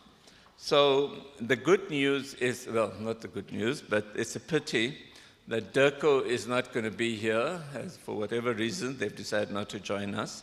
So we're going to have Busi Mkanazi, who's my colleague on the National Planning Commission, and Lindsay Martin, who's the Chief Director Planning Coordination at DPME. They'll be presenting to us, and both of them very seasoned in their specific areas. So Busi is going to take us through a review of the National Development Plan 2030, and she thinks she gets more time because Dirko is not here, but I told her she must stick to 20 minutes, and Lindsay will follow after that 20 minutes so that we can have more time for discussion. You agree? And then we'll break for tea then. Okay, so over to you, Dr. Busi Mkananazi.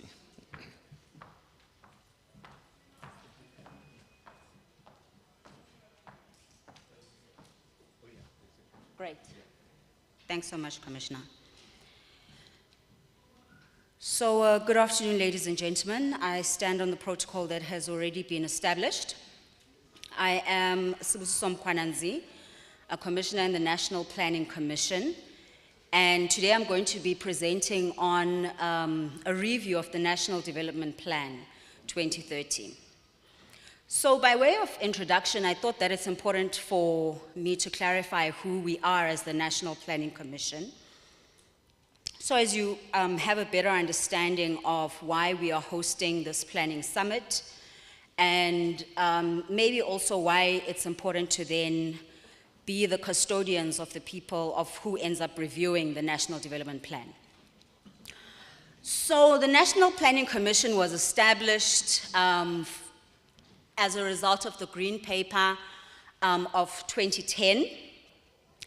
It's an independent expert advisory body and think tank with a mandate to take long-term, cross-cutting research and really an independent approach to the country's development agenda.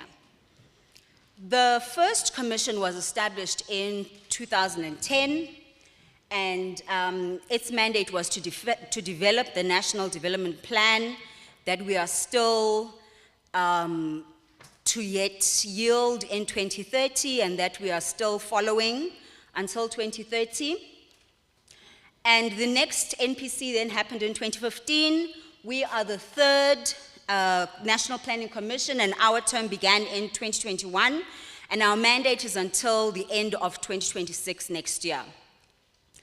At the end of our term, there's then going to be a fourth National Planning Commission that is then going to take you through to 2030. And by way of introduction, it's important for us to understand that the National Development Plan is South Africa's long-term plan for achieving inclusive growth, prosperity, and improvements in the quality of life for South African citizens. And the apex priorities for the National Development Plan are three: to reduce unemployment, poverty, and inequality. So the NDP aligns with the country's planning with international commitments such as the SDGs, as well as the AU Agenda of 2063, as already alluded to by numerous speakers this morning. And it embodies the letter and spirit of the Constitution that requires that we must build a nation, a united and democratic South Africa, able to take its rightful place as a sovereign state in the family of nations. And if we remember correctly, implementation is through alignment of planning within and beyond government. It's important to note that as the National Planning Commission, we are not the body implementing the NDP, but rather we monitor and evaluate how the NDP is being implemented.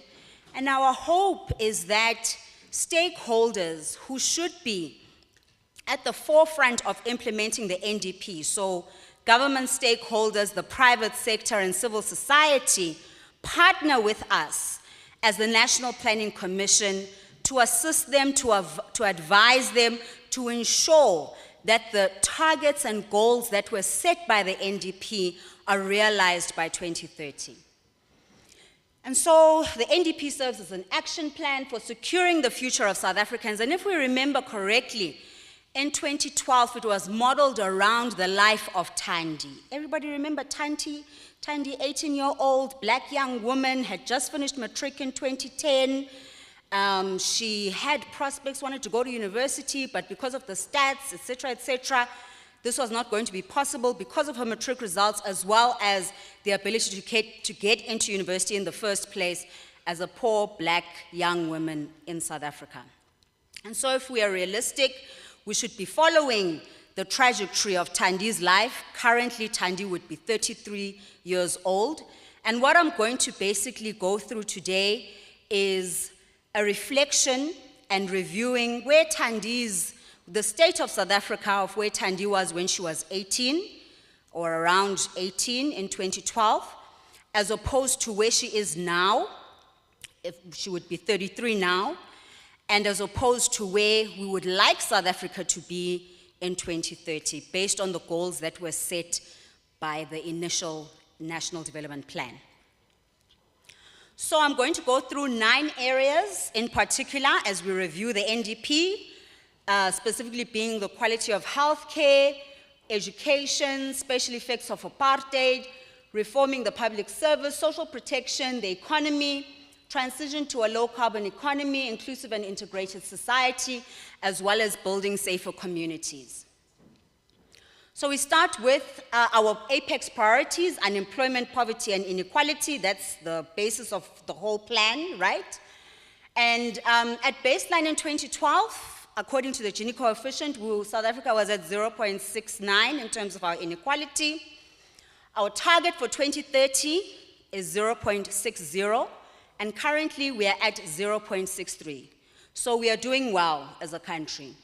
However, in terms of eliminating poverty and reducing unemployment, we are not doing well. The targets for poverty, eliminating poverty, we wanted to get it to 0%. Instead of going downwards from 0.2%, we've actually gone upwards to 0.7%. And in terms of unemployment, we see a similar picture where we wanted to decrease it to 6% from 25%, and instead we have increased it to 32%. So this is very problematic and worrying as a country. So it's not all bad. Inequality is being sorted out, probably because of social protection, but other things such as poverty and unemployment are still problematic. In terms of health, we're doing much better. Our life expectancy has gone up. Our target is 70 years. We're currently at 66.5 years. Infant mortality was supposed to decrease to less than 20. Under 5 mortality was supposed to decrease to less than 30 deaths per 1,000 live births. Those have largely decreased. Maternal mortality was also supposed to decrease. And the tuberculosis prevention or incidence was also supposed to decrease and therefore improve, and that has largely been the case. What has not been the case, however, is our TB treatment success rate. That was also supposed to improve, but unfortunately that has gone in slightly the wrong direction, from 81% success rate to 79% success rate. And so I want to highlight these things so that as we come out of the gathering today, we are aware that there are certain things that we are doing very well in, but there are things that we need to concentrate in, particularly governments, private sector, civil society, so as going forward we know which areas to tackle and concentrate on. In terms of education, we have done well in terms of literacy. Levels of literacy have gone up. And overall gender parity, so the number of women, number of girls and boys in school are more or less equal, okay, at 0.99, but that has really remained the same since 2012.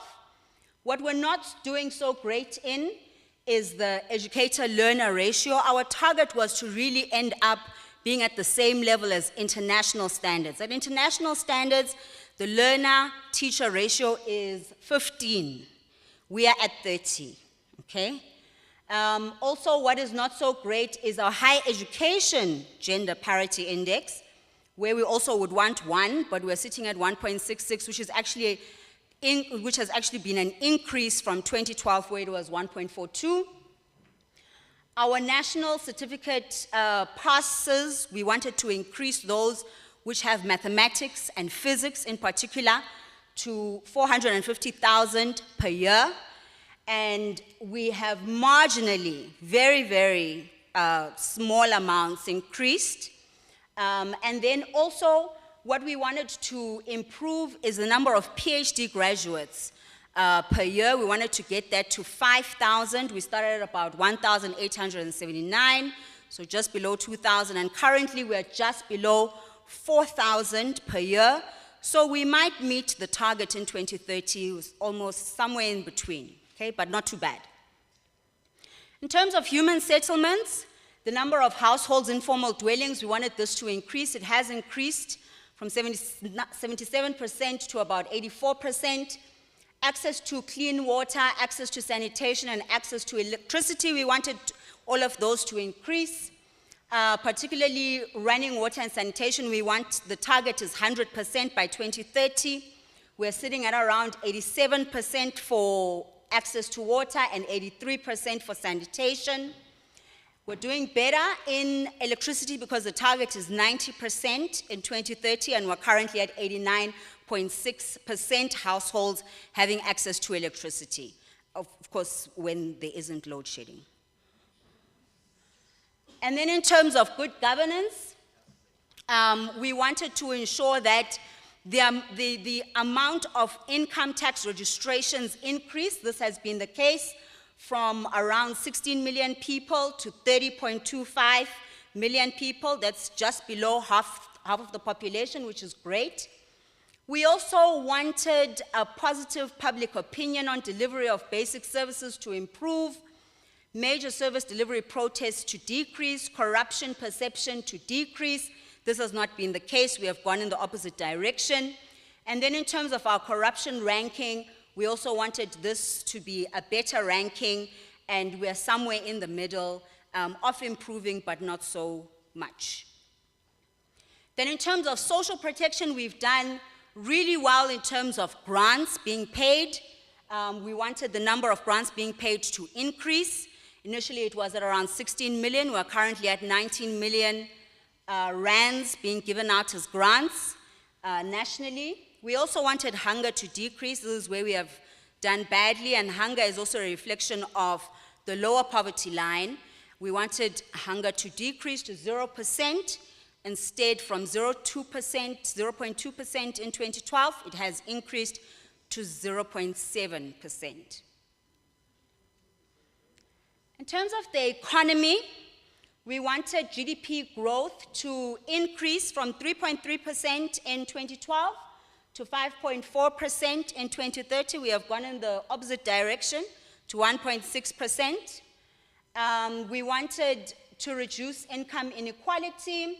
We've done well in that. We wanted to increase labor force participation. We've also done well in that. And so here's the dichotomy, right? We want to increase labor force participation, but we also at the same time want to decrease unemployment. We have not been able to decrease unemployment, but we have been able to increase labor force participation. So more people are working, but the eligible people who should be working, more of them are unemployed. And that is what we need to fix as a country. And this is very linked, so it's good that the economy indicators are together because everything is interlinked, right? So GDP growth ends up affecting levels of employment, unemployment, and this is what we really need to fix together with industry, civil society, government coming together, and therefore this is a critical stage. As we plan beyond 2030, we need to get into the room with industry partners, public service, civil society, academia, and make sure that we are charting how to get to where we want to be in 2050 and 2100. In terms of climate change, we've done extremely well. Our goal for 2030 in terms of greenhouse gas emissions is between 350 and 420 megatons of carbon dioxide. We were at 514 in 2012. We're currently at 442, which is going in the right direction. We also wanted to increase terrestrial and marine biodiversity protection, which we have done from about 8% to 10% for terrestrial, and from 0.44% to 5% in terms of marine biodiversity protection. So that's great. In terms of social cohesion, We are struggling as a country. We wanted to increase levels of pride in being South African. We wanted the perception that race relations are improving to increase. And we wanted the self-description that when you ask a person, what do you first describe yourself as? A person says that I am South African before they say I'm Pedi or I'm black or I'm this or I'm that, right? For all of those, the numbers, the percentages have decreased from 2012 when we wanted them to increase. What has increased, however, is a perceived confidence in a happy future. And this might be linked to the higher levels of labor force participation, the higher levels of social protection, the ability for people to afford better things in general, right? So as much as we have this gloom and doom attitude that South Africa is, for lack of a better term, going to the dogs, right? More people can afford getting into an airplane these days. More people can afford a cell phone. More people can afford data. More people have a better life, okay? And therefore your perception that your future will be brighter also ends up increasing because of those things. So that's good. In terms of crime and violence, we wanted the perception of public safety during the day and at night to increase. This has not been the case in terms of during the day and at night. It has stayed basically the same. We wanted total crimes, drug-related crimes, and sexual offenses to decrease, and this actually has been the case according to SAP's data. So we are going in the right direction. So the sense of safety or perception of safety might not be great, but in terms of actual crimes, we are doing better as a country. And so as the National Planning Commission, we have a couple of proposals from this review. Firstly, we think it's important to maintain current fiscal and monetary policies until expansion is possible. It's important to reduce red tape and increase finance for small businesses. It's important to take decisive action against economic crimes like theft, infrastructure vandalism, construction sector extortion and illegal mining. It's important to address logistics issues and licensing bottlenecks to unlock mining industry. Also, it's important that before we enact the NHI bill, government should consider its governance limitations and make sure that it partners with other stakeholders correctly. We need to ensure that we relook at the implementation framework on professionalism of the public service, which we have done to a certain extent. We need to provide comprehensive ECD services. We need to institutionalize planning across all levels of government and ensure public participation, which is why we're having such things as the Planning Summit. And so, in conclusion, we have a call to action as the National Planning Commission from this review and other reviews that we have done. So something that we think is very important as this current term of the National Planning Commission is that indicators to figure out whether we are going in the right direction or not, we believe that they need to be monitored.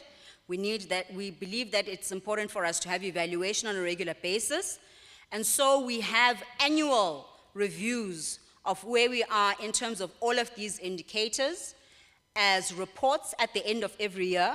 We also have developed a dashboard in this term, which is where all of this data, or majority of this data, was taken from today.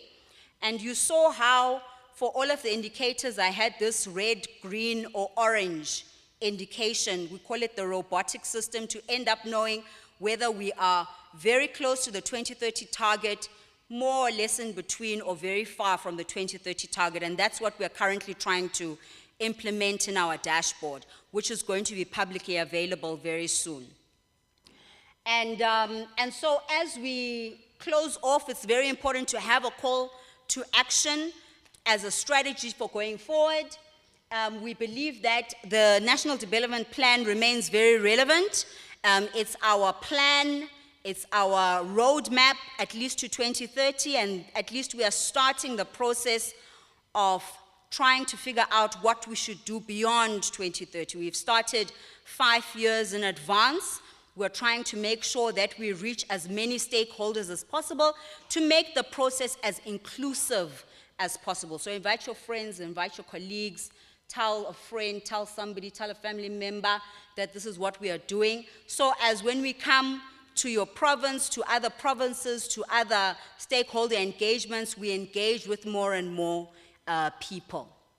So we believe that to reach the NDP 2030 targets, we need to have economic, social, environmental fundamentals in place. A comprehensive, coordinated, multi-sectoral partnership is important for development to be adopted. And we need an approach that is rooted in good governance, economic transformation, social cohesion, a just transition, sustainable development pathways, as well as an approach that favors all sectors of society. So we call on the President to use his high office to advocate for the return of the NDP to be the center of government planning. We call on Cabinet and all government departments to create a policy environment that prioritizes the needs of the poorest of the poor. We call on Parliament to refocus on the NDP when holding entities to account.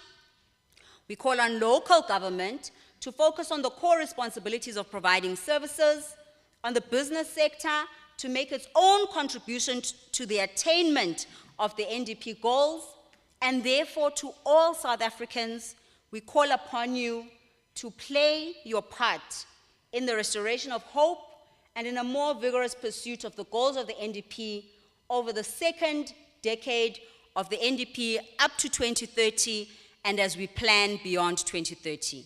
Thank you so much.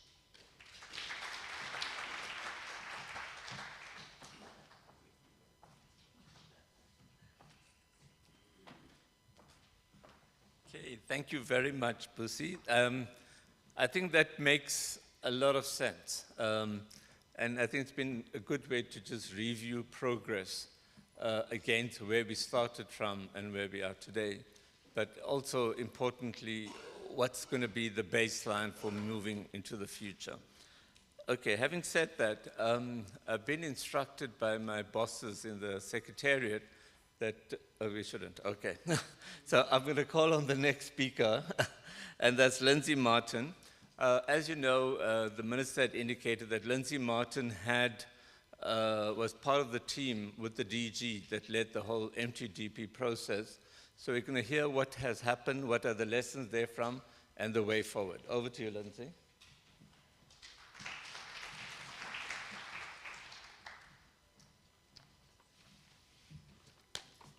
Thanks, Dr. Omar, and good afternoon all, and all protocol observed, I think, earlier.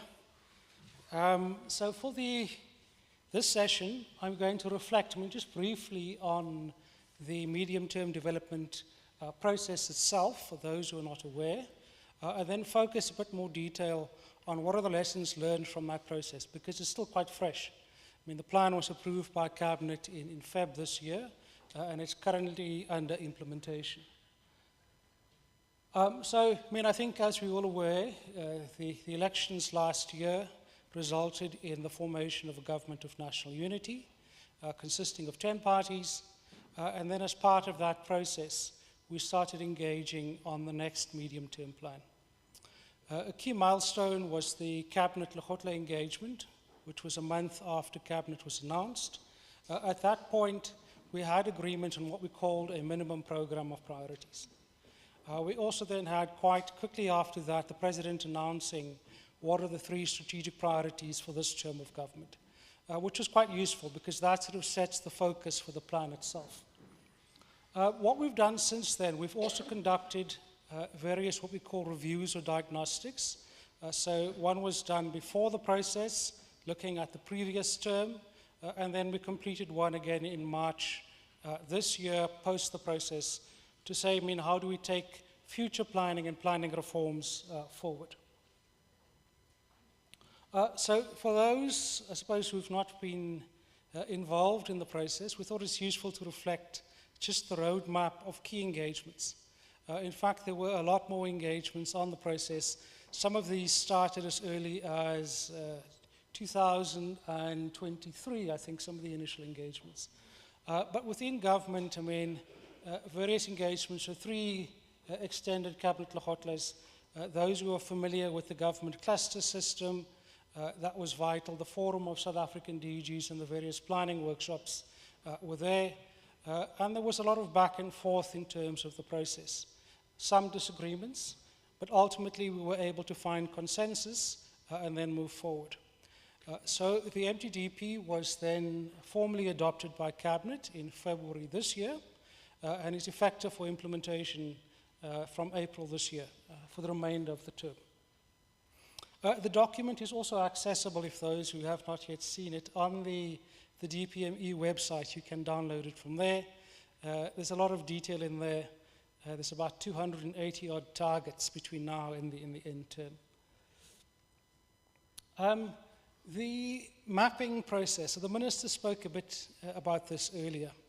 So, I mean, as new administrations come in this case, the Government of National Unity, you've also got to consider what is in the manifestos of those parties because they reflect the electorate.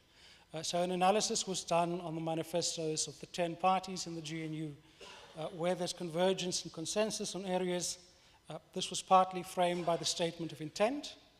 We then mapped that against the National Development Plan and the goals of the National Development Plan.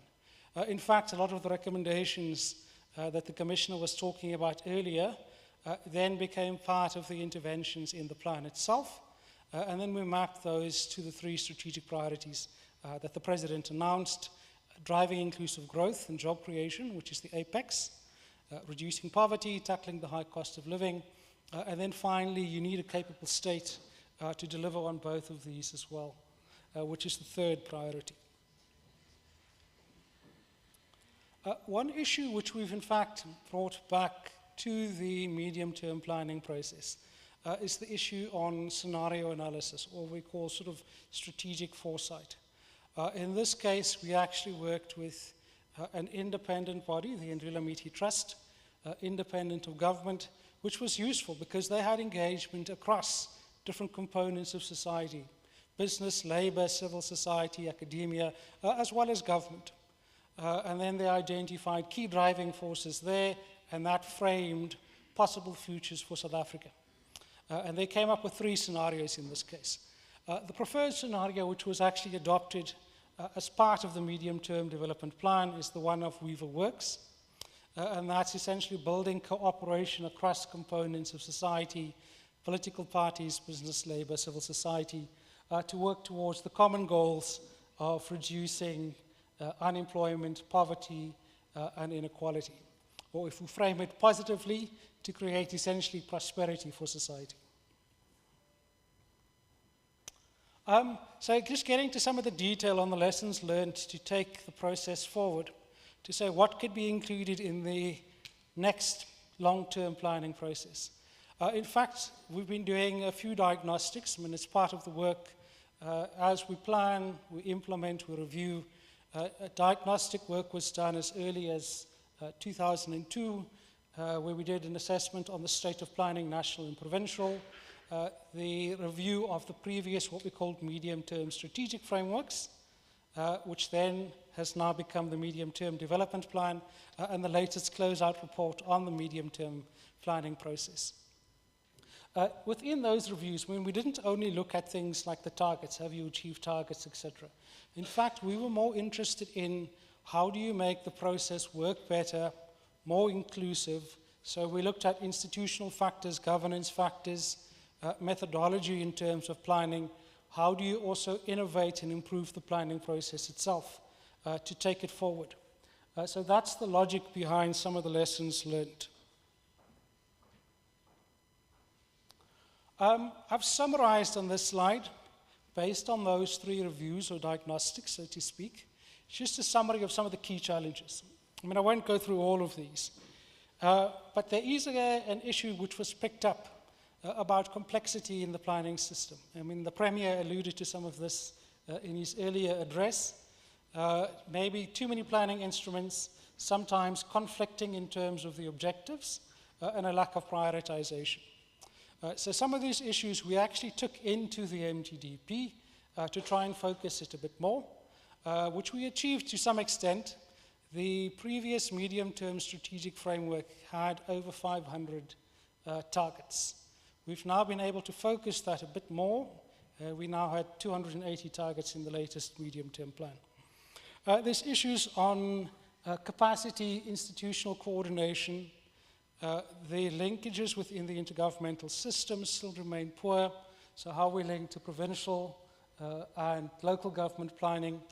Line of sight between the long-term plans, the NDP, all the way to the short-term plans that departments develop, the annual performance plans, was a gap. We've tried to improve that in the medium-term plan, but we're not there yet. How do you account for changing factors? In some instances, people say the targets in the NDP are not responsive to change, so we're building in some flexibility as part of the midterm review in the MTDP. We've introduced economic modeling into this plan as well, which informed the 3% growth target that the President spoke about in the State of the Nation. I've spoken about the foresighting and planning.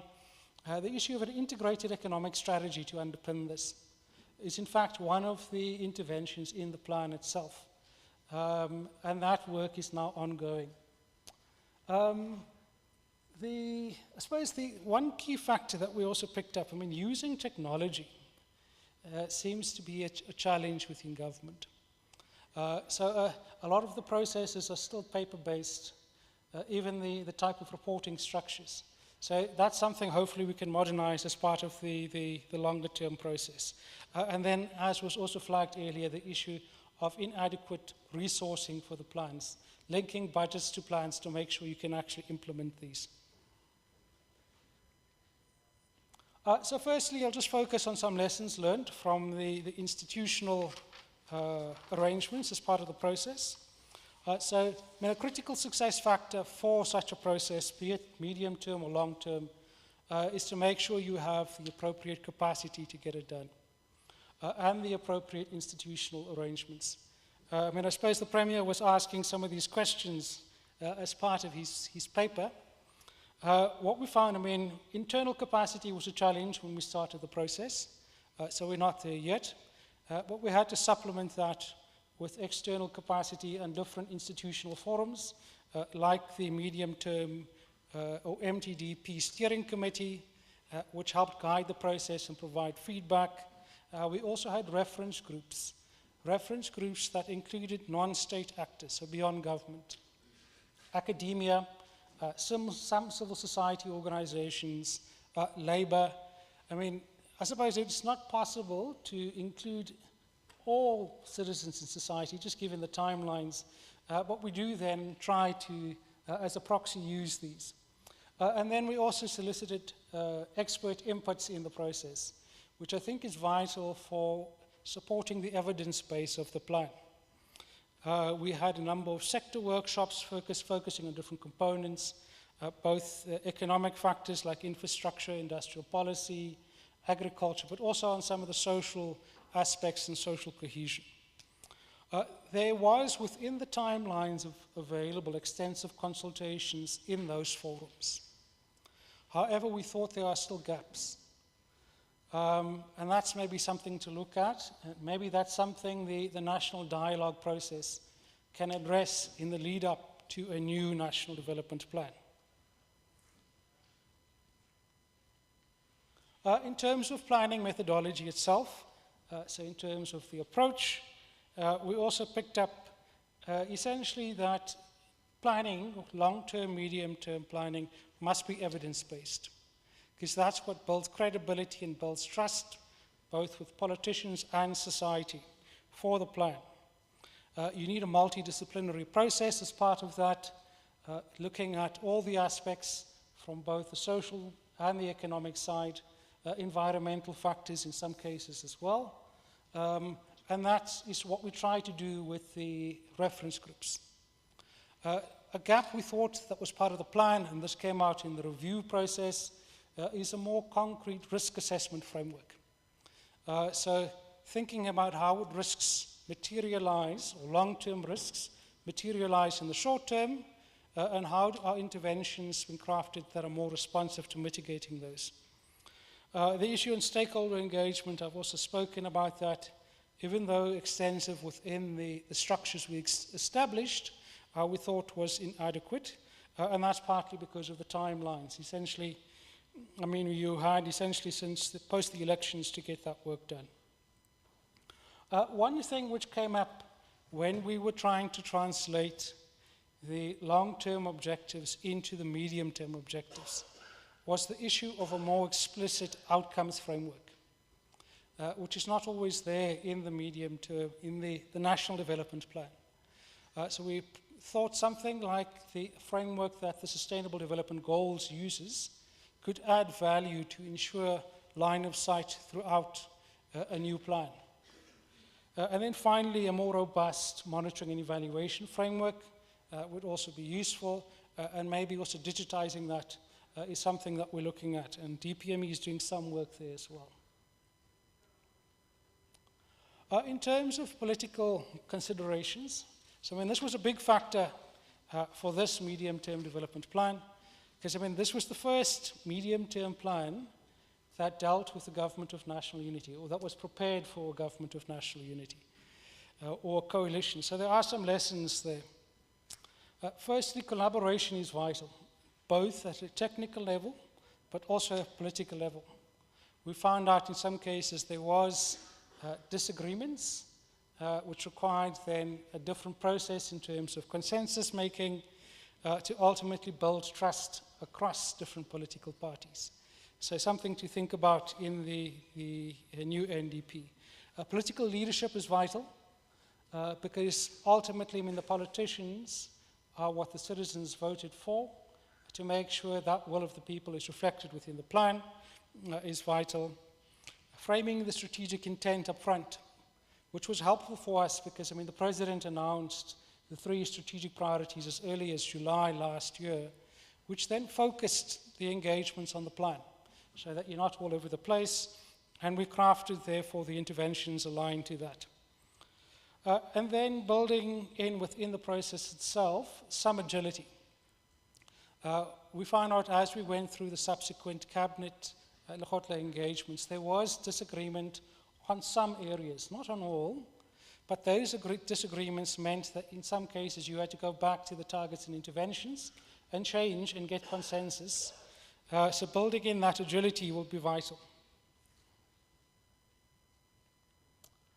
So just in conclusion, so I mean the MTDP does represent a significant milestone as part of this process, as is the strategic plan for the 7th administration. It has modernized some of the planning processes by integrating in modeling, scenario analysis, strategic foresight as part of the plan. We think that should continue, maybe pulling that into the long-term planning process would be useful as well. And then, I mean, as highlighted based on the challenges that we've seen, there are lessons to be learned that you can then take forward into the subsequent planning processes. Flexibility, intergovernmental collaboration can be improved, and a data-driven decision-making is vital. In total, I mean, the MTDP is a landmark achievement, I think, as the Minister was saying earlier, having reached consensus across 10 parties, basically within 10 months. That's the time frame within which the MTDP was developed and finally approved, which then gives strategic focus to this 7th administration. Then just a final lesson is the issue about building in, as part of the institutional process, the flexibility and the ability to adapt to changing circumstances. Maybe building in intermediate milestones in the National Development Plan review process that can amend targets is something to think about.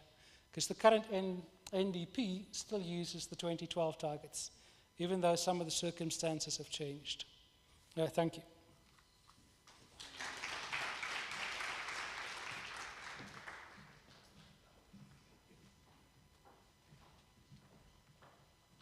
Thank you very much, Lindsay. I really appreciate that.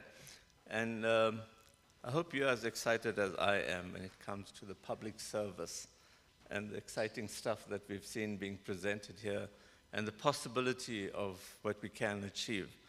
So we're going to have a quick session of questions, and if it's okay with the House, we'll dispense with tea and then go straight into the last session. So that gives you a bit of a longer gap between closure and dinner time. Is that okay? All in favor, raise your hand. Thank you. On behalf, the DG has spoken.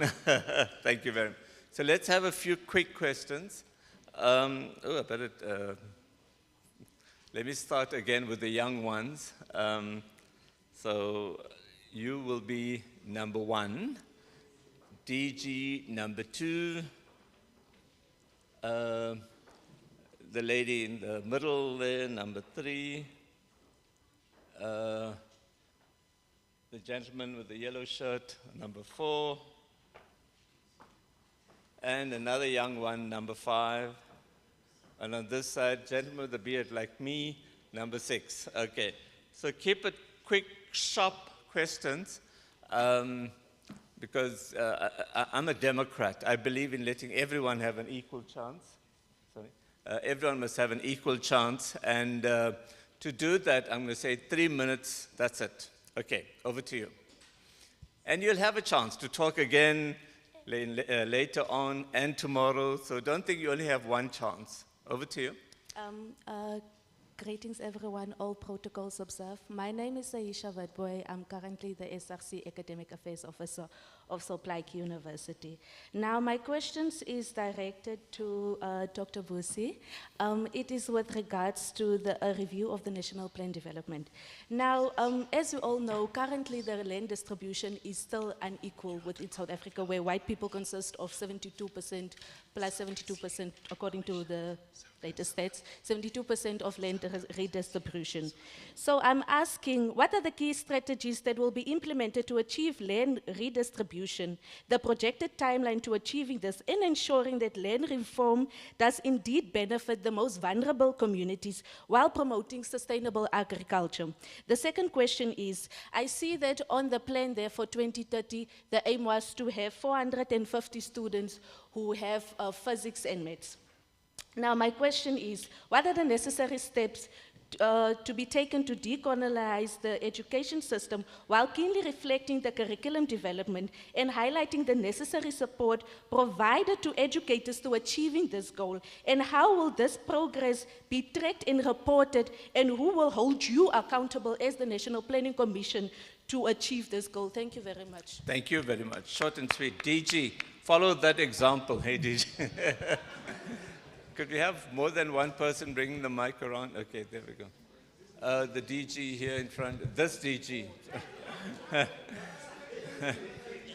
What's the collective noun of DGs? Okay, thanks, Chair. Just there's only one DG here. Yeah, just two quick additions to what we've said. There are certain things that have to be said that are quite material. So when you do scenario planning, and you look at two as it is, 3%, 5.4. And the tie is time bound. So if you want to achieve 5.4 in the short run, it produces certain outcomes. So when we went to cabinet, we said that if you take the scenario of 5.4, it means you have to kick out mining. So in the South African context, everyone says, let's use evidence. But when evidence kicked out mining, everyone was no longer interested in the evidence. Because the model was saying that if you want to, because mining, if as it is, it can't give you more than it is giving now. And the turnaround to beneficiation is longer. So meaning that in the short run, you will not get anything big out of mining. So we propose that, no, if we want to achieve 5.4%, then mining is no longer part of it. And everyone said, really? So there is a question of familiarity of the things that we are used to, that creep into the system. So that's one thing that we need to watch on, and appreciate the fact that certain combinations of results may not tell us what we are used to and what we want to hear. The last point is around budgeting, the alignment between budgeting and planning. It starts with the observation made earlier on, that the NDP was not costed. And we must not do that again. to have a plan that we do, so we say we have a good plan. The good plan is as good as if you can implement it, not what is written in the text. So we need to go back to that, which then raises power dynamics between DPME and Treasury. And this goes back to the institutional design. So if we're serious about this planning process that we're starting today in the Northern Cape, we also have to deal with that institutional dynamic of what happens. Just to bury this point, if you look in most other countries, planning still resides in finance, which was the case with us somehow, you know, of course with pickers creeping in there. So we need to look at that ecosystem and make sure that we have an ecosystem that works. Thank you. Okay, thank you. Lady in the middle, if you can just introduce yourself. Yeah, put your hand up.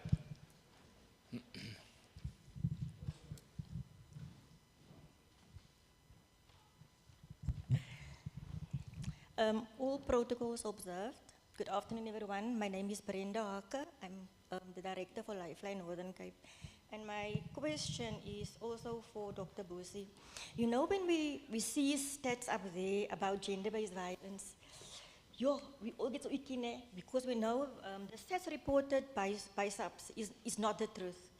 So my question is just, if we have so much evidence of the actual cases of gender-based violence, and we report on what SAPS gives us, it's not a true reflection of what's going on. I think none of us feel safe.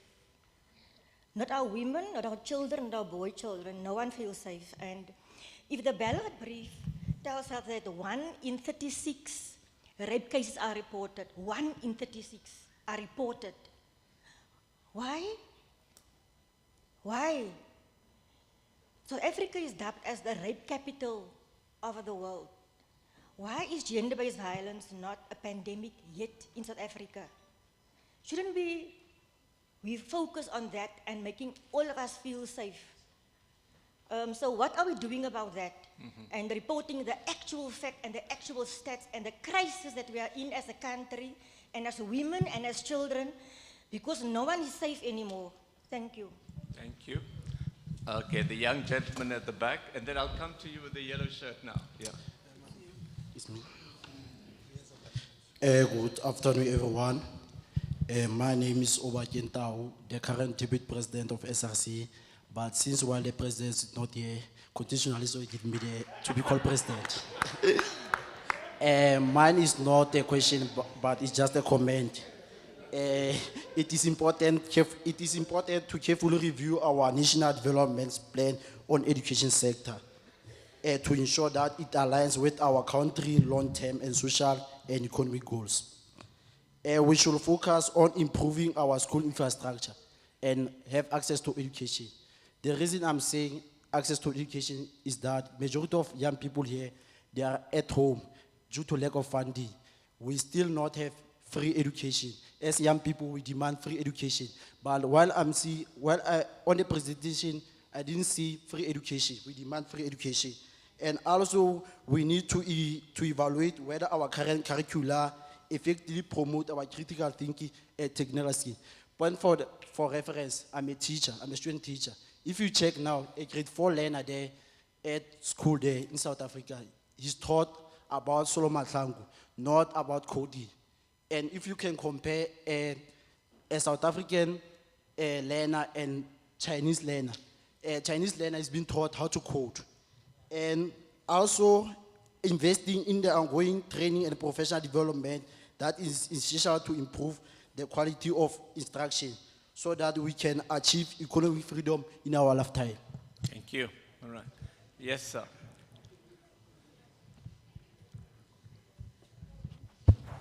Good afternoon. I am Maruping Wildebeers, here in my capacity as a member of what we call the National Association for Student Accommodation Transformation. However, I work for the Electoral Commission. So I just wanted to check on the indicators that have been shared with us today, whether the NPC has considered, over and above having the baseline that has been shared with us, as well as the longitudinal display or demonstration of those indicators. Whether a consideration or concerted effort has been taken into testing the interrelationship between those indicators. And I'll make an example here of an indicator influence in and of itself and among other indicators. That you'd have, you know, the increasing social security coverage and its influence on how it started and on what basis, given the history of our country. And up to today, what is the trajectory of that move in terms of, one, cost to the fiscus, and two, what it means for tax collection. But also to look at, one, how the very same indicator influences other indicators.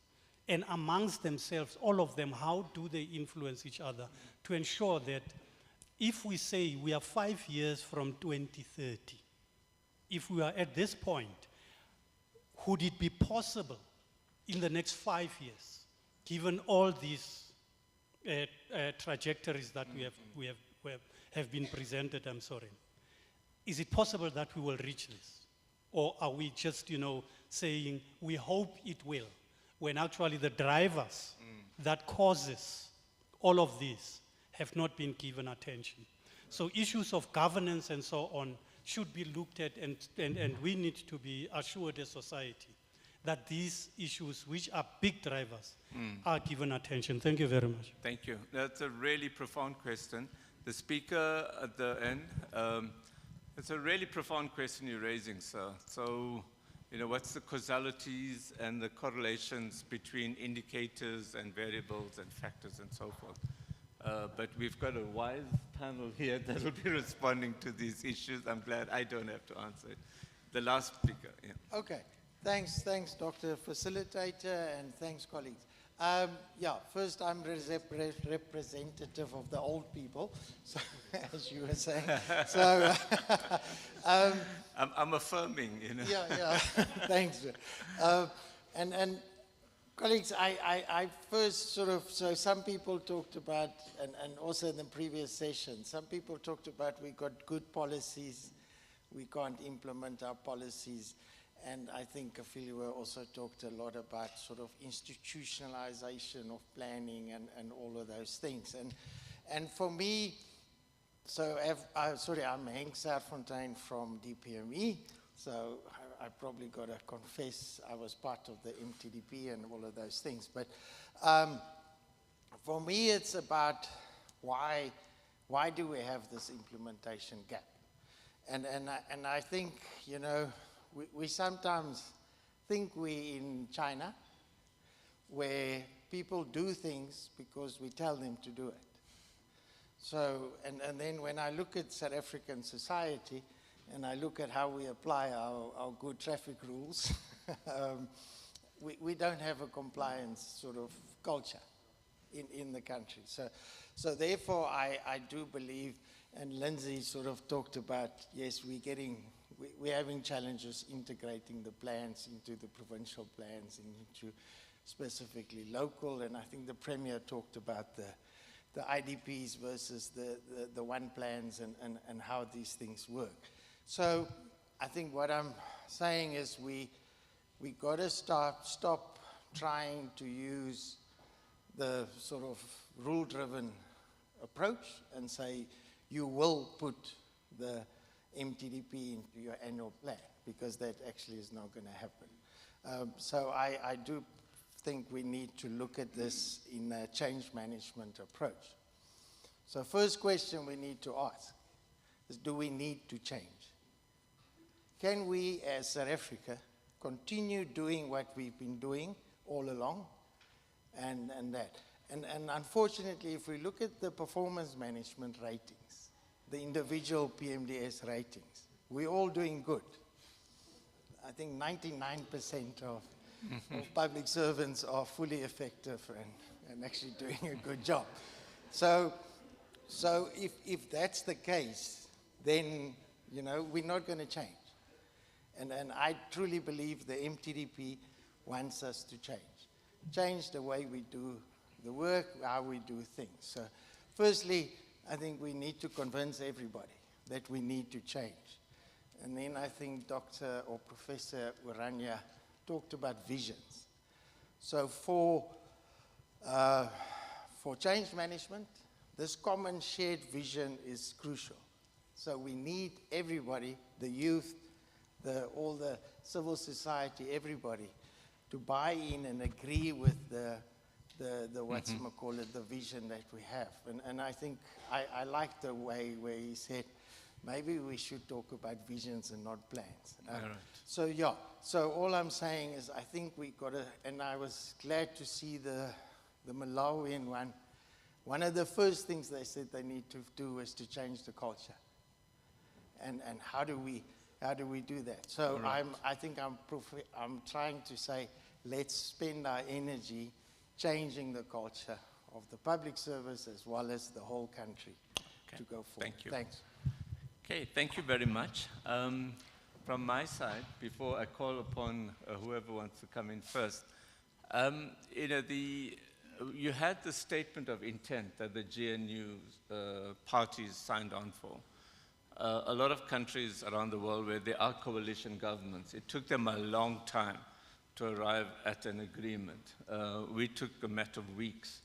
Was that a good idea? Because you then had to get into the MTDP, which was a lot more detailed. And I often say that, you know, we arrived at the agreement quite quickly because we knew what the priorities were, but the MTDP then got into the detail, and that's where some of the fighting happened between the parties. So what's the lesson from there? Should we have a more detailed sort of coalition agreement right at the beginning that then guides the planning, or did we do it the right way, this way? Okay, who would like to answer first? Not both of you, one of you. Don't look around, it's just either of you.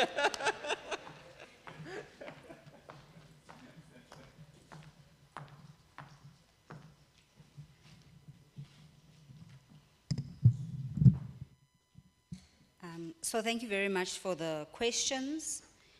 And I'm going to try and answer as many of them as honestly as possible.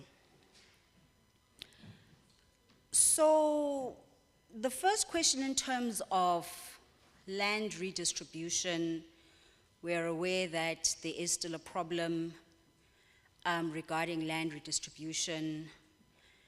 And we know that the first thing that actually needed to happen was legislation around that, which was recently done, which is actually what got us into trouble with the 49ers, right? So it's been a long time coming. Legislation is now in place. What are the key strategies of ensuring that the policy is then driven into programs? As NPC, we're not implementers. We will make sure, we will look at whether the plan, the policy, the bill is showing results on the ground, right? We will monitor the indicators, okay? But in terms of ensuring that it happens on the ground, that then again is the responsibility of government departments, of the business sector, of civil society, to work together in ensuring that happens. And this is the very difficult position that we are in all the time, right? Because, first of all, people think of us as watchdogs, which we aren't. We're an advisory, independent body. And then people think of us as implementers because we're always the ones talking about NDP, NDP, NDP. So if it's NDP, it means it's your responsibility, you do it. And we don't do it. We say, hey, NDP was done. This is where we're supposed to be in 2030. This is where we are. Can we please partner with you to make sure that we are where we need to be in 2030? And I hope that as we keep on saying that more and more, people will understand where our position is as an NPC. It's a very difficult position to be in, actually. You raise a very important point of needing to decolonize the curriculum in general, right? In primary, secondary, and tertiary education. But I think it's important for us to understand that us saying that 4,500 students should have maths and physical science as they pass matric is not saying that we shouldn't decolonize, right?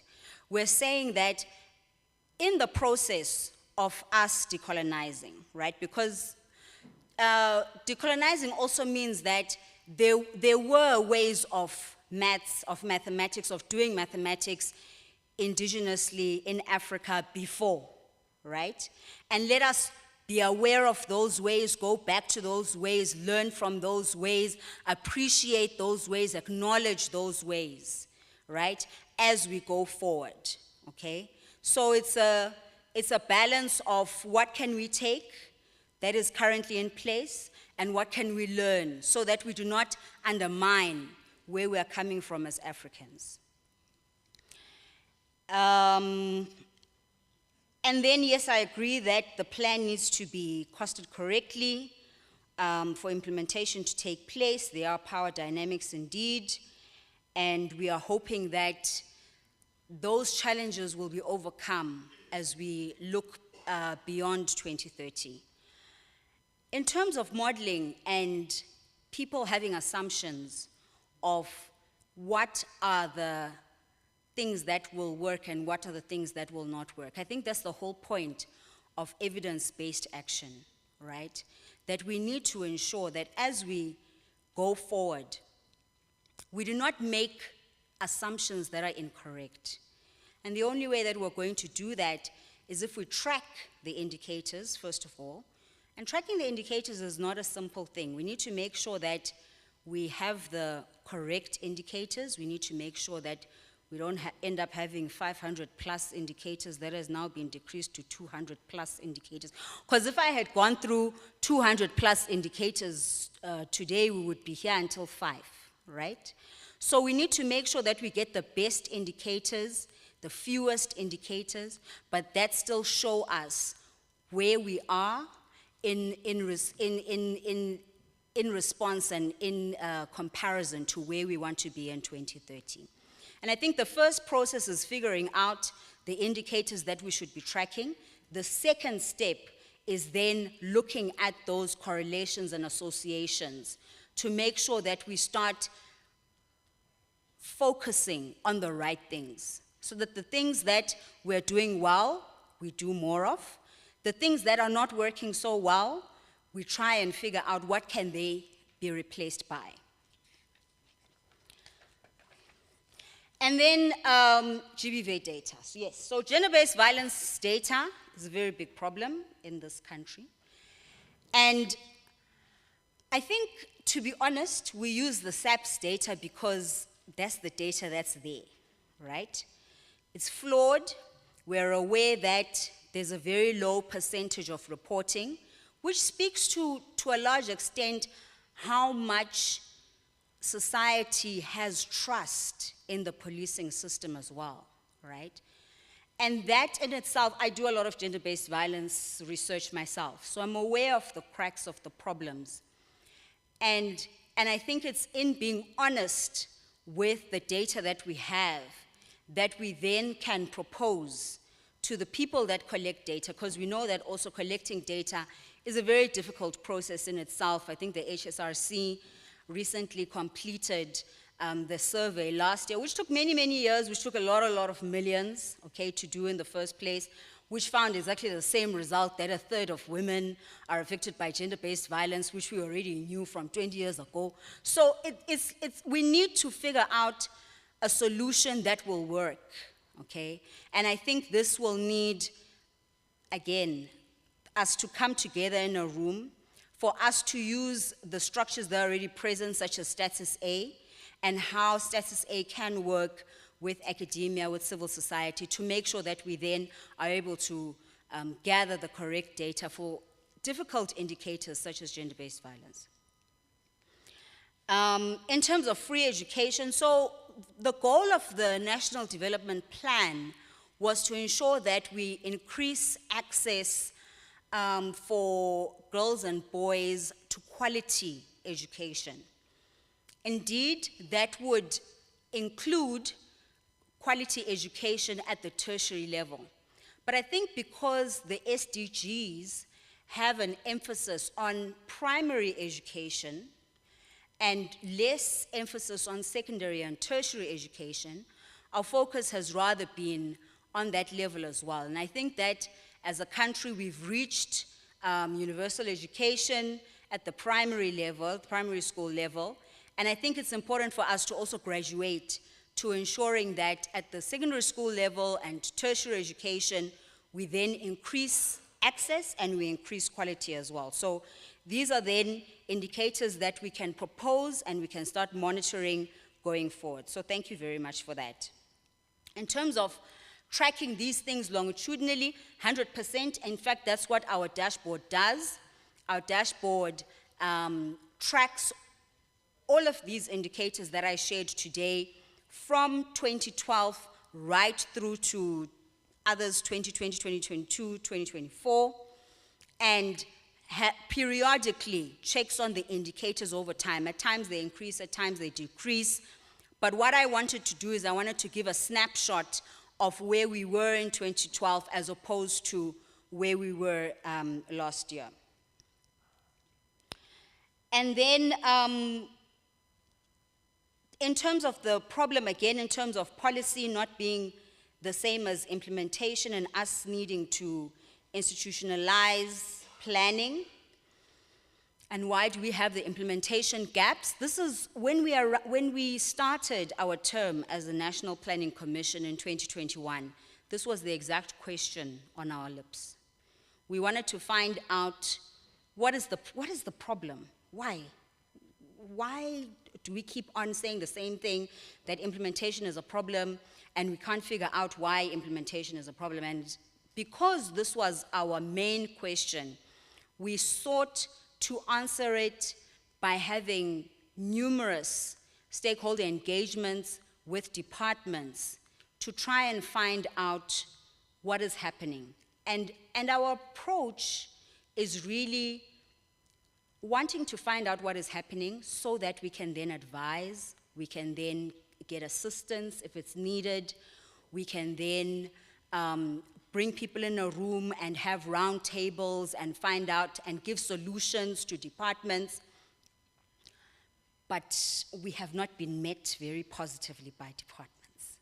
Because again, we are thought of as watchdogs, we are thought of as teachers with sticks, we are thought of as implementers. And I think going forward beyond 2030, our position, the National Planning Commission's position, needs to be clarified as a partner to ensure that the plan is achieved, and not as a watchdog to be, giving ticks or not giving ticks for people that are implementing correctly or not. Thanks so much.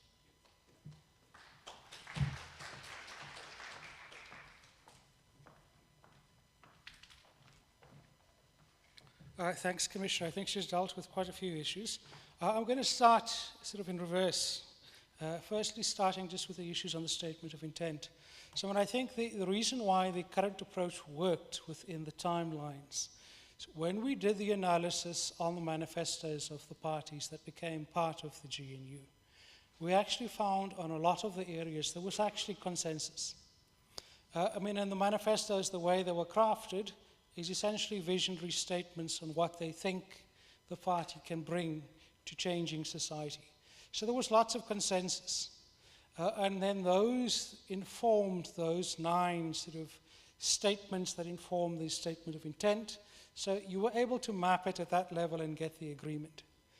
Obviously then within the medium-term development plan, you had to translate those visionary statements into actions and targets. That's where then some of the disagreements arose. So things around, all parties mostly supported things like universal access to health. The mechanisms to achieve that, though, differed. So you had to find those mechanisms is where you had to get the consensus. So it worked. I mean, I suppose if you get to a situation maybe where you end up with a coalition where you have parties with quite divergent views in terms of manifestos, it would probably take a lot longer to get to that point. Then just to reflect on some of the issues, so I think the key one that underpins all of this is what Henk was raising on the implementation gap. Because ultimately plans, I mean, and the current medium-term development plan actually proposes interventions that respond to a lot of the issues: gender-based violence, access to education, the issues on infrastructure and communication, ICT, it's all there. But then how do you translate those into implementation has been some of the challenges. Within the current medium-term development plan, because we've recognized that in strategic priority 3, around building a capable state, we're saying, what do you have to look at to address some of the issues in the implementation gap? Firstly, it's about executive alignment and oversight. So things like ministerial agreements, the president will sign those with the ministers to ensure accountability. Strategic priority 3 also proposes the implementation of what we call a framework for professionalization. So skills audits, make sure we have the right people in place, institutional reviews, are institutions set up to implement. So all of those obviously will be implemented in parallel with the plan itself as part of the implementation mechanisms. So that's something that's maybe being done differently. And then maybe just a final one. To use the example of the land reform one, the modalities to deliver are also changing. So I don't know if anybody, if most people are aware of Operation Vulindlela, which the president in fact launched in the previous term, which is sort of a ring-fenced program to focus on a set of few things, but then target that to drive reform. And there they've had some success. So if you think of things like land reform, I mean, land reform serves purposes for both agriculture, but also human settlements. And we've had this huge issue of title deeds backlogs. So even though we've transferred land, people don't have title deeds for houses. So there's a specific then, Operation Vulindlela, they have an intervention that targets eradicating the backlog in this term to make sure that people have access to assets. So I think maybe some of the things we've got to reflect on is how do we mainstream those approaches to the way government works in general, so that actually that best practice unlocks that delivery across all the spheres of government. Right, thanks.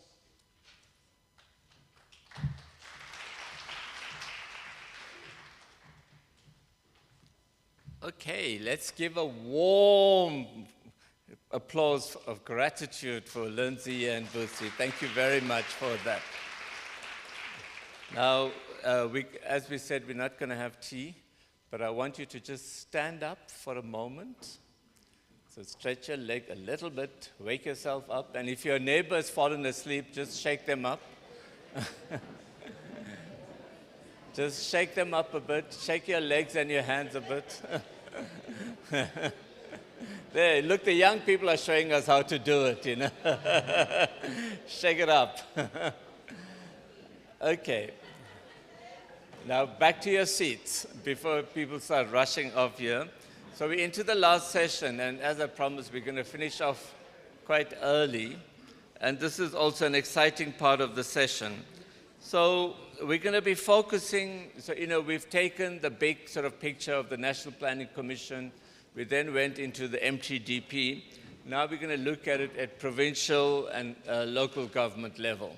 So we've got two eminent speakers now, and start preparing your questions for them as well. So I'm glad that Mr. Justice Beke, Director General of Northern Cape, Office of the Premier, will be here. And he'll speak about the Northern Cape Development Planning contributions.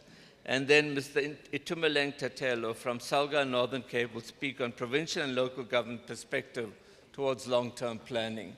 Okay, thank you very much. Yeah, thanks. So over to you, DG. As you said, there's only one DG here, so.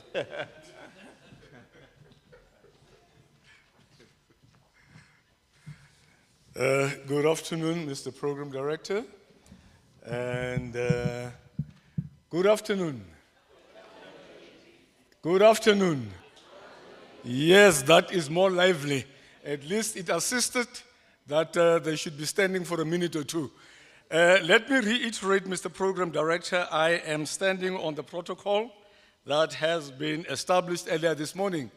But the second important notice that I want to give to you is that, yes, there's only one DG in this province.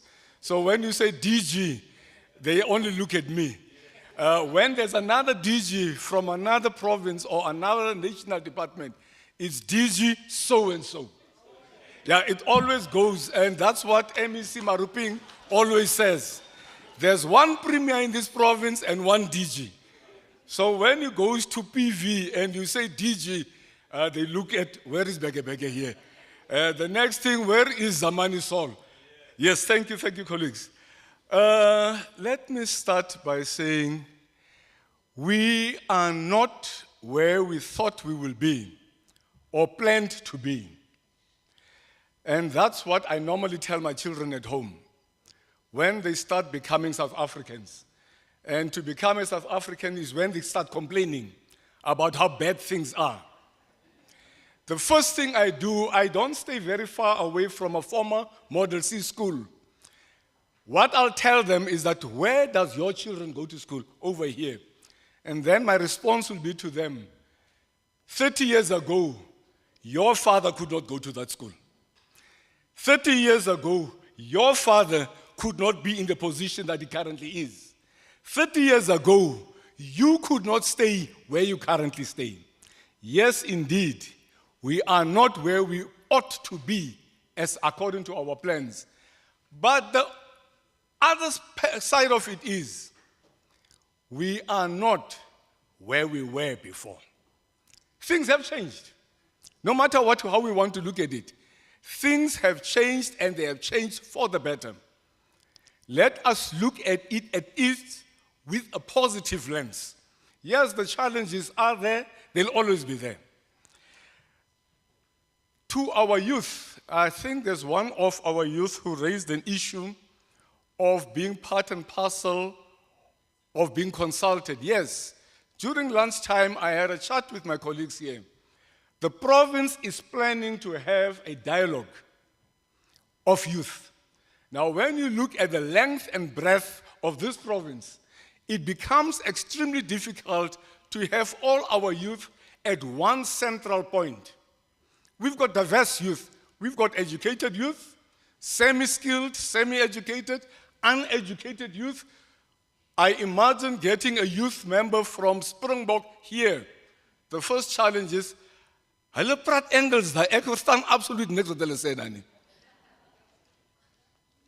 You go to Mir, close to Botswana, the same challenge that we'll be having there. How then do we as a province ensure that whatever we want to achieve gets achieved, including our youth here? I used to have water before. Can I have mine?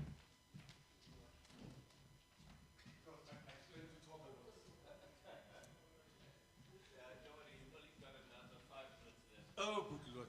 I still have got 30 slides. Chair, yes. You did make an indication that up to this far, we have been having a perspective from our national counterparts on the implementation and challenges of the NDP.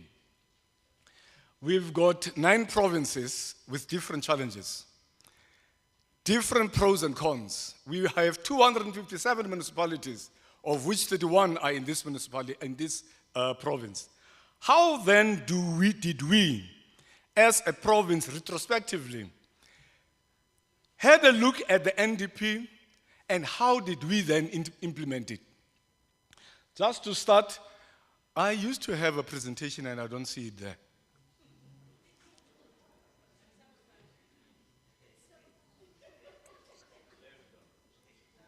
No, that is Salga's one.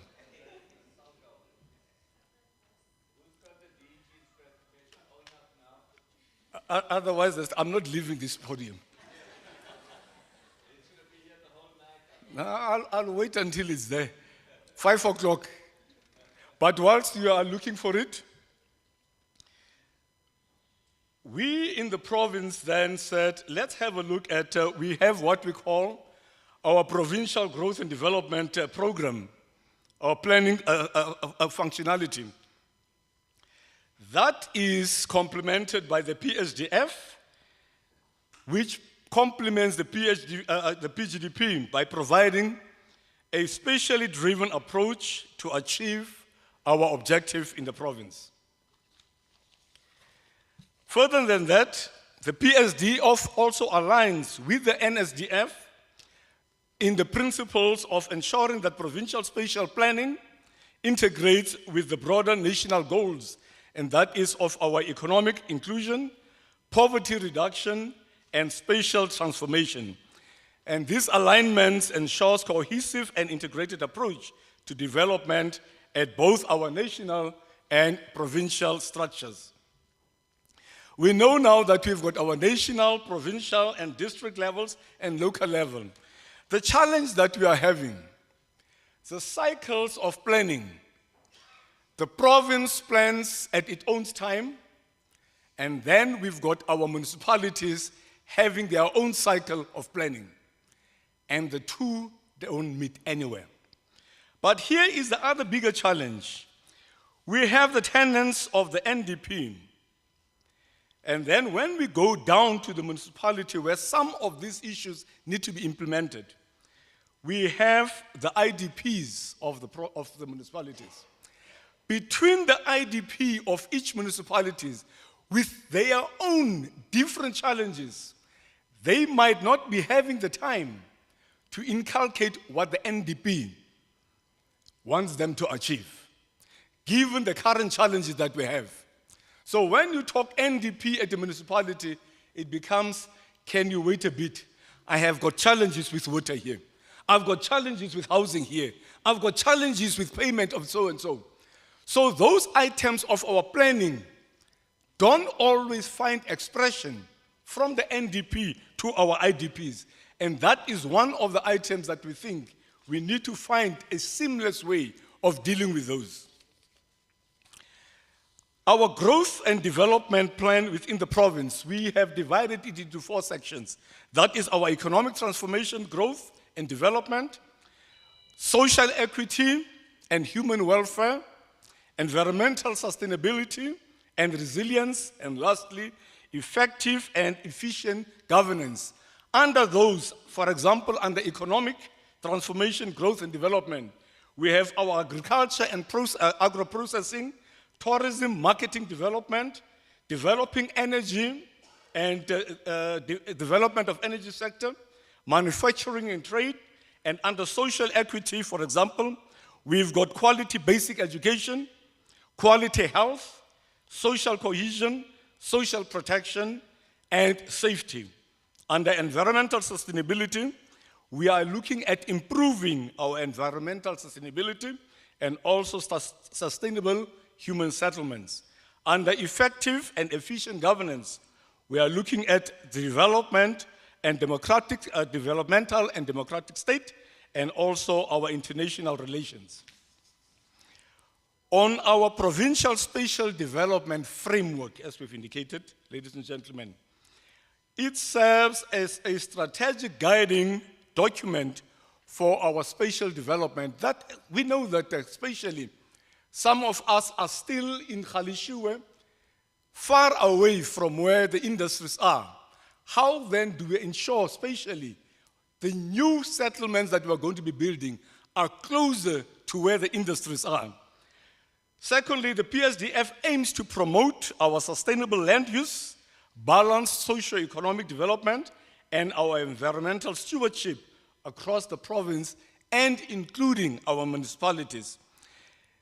And I think lastly on the PSDF, it is not a static document. It changes as our socio-economic challenges change. The Provincial Spatial Development Framework further, we have looked as to what our development opportunities are in the province. One, as all of us, and I think the Premier did mention it this morning, renewable energy throughout this province. The Northern Cape is an emerging leader in renewable energy with extensive potential for wind and solar energy. We are looking at green hydrogen. We plan to be a world leader, not just a South African or African one. When you look at the endowments of the province, we are planning to ensure that we are a world leader when it comes to green hydrogen. We are a mining province. We are an agricultural province. When you combine those two, especially when you look at our GDP, those two combined contribute enormously to our GDP. Then the province has to ask itself, how then do we empower our business people, our mining people, our farmers, to ensure that they enhance what we already have? We are looking at aquaculture and kelp within the province under the guidance of our Department of Economic Development and Tourism. Tourism, Premier said this morning, this is a province of extremes. When we talk extremes, we just don't talk about the cold weather and the heat. This is a province of extreme sports. You come to the Northern Cape, the sports that we indulge in here, I can tell you, is not meant for people like you and me. It takes for, you have to have a liver of gold in order for you to participate in those. Education and research. We are today at a university which I must just take 2 steps back. Before this university was established, and I must mention it, there was a professor in Bloemfontein who stood on his one leg and said, a university in the Northern Cape will never be sustainable, will never happen. You know which professor that is? You know which that professor? He was from Bloemfontein, the vice rector there. Yes, I met him at the airport one day, and I told him, we are going to 10 years. We are growing. And this university, I think the vice rector did indicate this morning, is working for the people. This is not an elitist university. It's working with and for the people of this province. They are ensuring at the end of the day, whatever our developmental goals as government are, they ensure they find ways and means of partnering with government to ensure that we are working in partnership. The next slide, please. Still on our provincial spatial development framework, our PSDF options process ensure the alignment of the NDP and the NSDF. We also look at the optimal integration between the PGDP, PSDF, and the MTDP. Now, when you look at our PGDP drivers, under one, the next slide. Thank you. The economic transformation, growth, and development is our first driver, and the second driver, social equity and human welfare. The third driver is environmental sustainability, as we indicated. But when we go towards the PSDF developmental drivers, the second slide, actually the second bar in between, what are the drivers? The first driver is thriving economic engines that we need to ensure as a province that we are going to be achieving. Transforming spaces and livelihood, as I've said, this is one of the issues that this administration has given themselves to say, let us ensure that what we had 30 years ago is not what we are supposed to be having now in terms of human settlements. Conservation and resource production areas that we're looking at, and effective spatial governance. Lastly, our spatial outcomes have been indicated: maritime economy, competitive infrastructure, amongst others that we're looking at. On the next slide, we are looking at the summary of key actions of all these drivers. On the sectoral investments, we want to ensure that investments are targeted towards our high priority sectors like agriculture, mining, renewable energy, tourism, and manufacturing. On our infrastructure development, we want to improve our critical infrastructure for transport, energy, water, etc. On the social equity, we want to address the disparities in education, healthcare, and rural development in order for us to improve the living conditions of our people. And on governance and institutional alignment, we want to strengthen the capacity of government institutions to align spatial policies with national and provincial strategies so that we can improve our intergovernmental coordination. The next slide is just a special presentation of what our provincial spatial development framework vision is. That is a future where the province leverages its natural resources, cultural heritage, and renewable energy potential to drive sustainable and inclusive growth. The next slide is also just a schematic presentation of what we have just presented now. Lastly, I think the next slide gives us a spatial proposal of what we want to achieve in this province. When you look at the blue lines working through, those are our national trade routes that we're having. The darker orange ones are the provincial trade lines that we're having. In each and every district, as we are seeing, we have identified in each and every district what are the niche markets that we as a province are going to ensure that we are going to hone in to ensure that we improve the economy. Because if the economy does not improve, all what you are saying, all planning comes to naught. Improve the economy and all else will fall into place. But that just gives you a schematic. This is per district as to what the province is planning to achieve to ensure that we are going to improve the lives of our people. Can we go to the next slide? Now, our alignment action that we are looking at as a province is to ensure, one, at a national and provincial municipal alignment, as I've indicated, what is in our IDPs should be of such a nature that it gives, at least, it resonates with what is in the NDP. We want to ensure that our local municipal integrated development plans and our spatial development frameworks are aligned with the NDP, NSDF, PGDP, and the PSDF. Secondly, our sector plan integration is for us to align our provincial sector plans, that is housing, transport, and infrastructure, with the municipal development strategies. Thirdly, our spatial targeting and capital investments. We want to focus government infrastructure and service provisions with statutory frameworks, that is the SDF, IDPs, so that we prioritize investment in our strategic areas. Also, our cross-border collaboration. We want to ensure the province is not an island on its own. We want to ensure the adjoining provinces, Western Cape, Free State, Northwest, we collaborate to ensure, because when you look at the N14, it runs from the Northern Cape, from close to Namibia, through the Northern Cape, through Northwest, up to Gauteng. That is our trade route. How then do we collaborate with the other provinces? We look at the N7 from Cape Town up to Windhoek in Namibia. How then do we leverage, especially for instances of tourism? We've got a tourism route that goes right through, but that cannot be done alone by the Northern Cape. We do that in conjunction with Namibia, especially the Karas region, of which we have a memorandum of understanding. The next slide also just gives us a schematic presentation of our spatial development framework. In there, we are looking at the spatial transformation corridors. We look at Alexander Bay to Springbok. As we are saying in future, we are looking at what the development is. We are looking at Buchubai, how Buchubai is going to serve not just the region in that side, but also how will it be serving Namibia, which I've said we have got a MOU with the Karas region.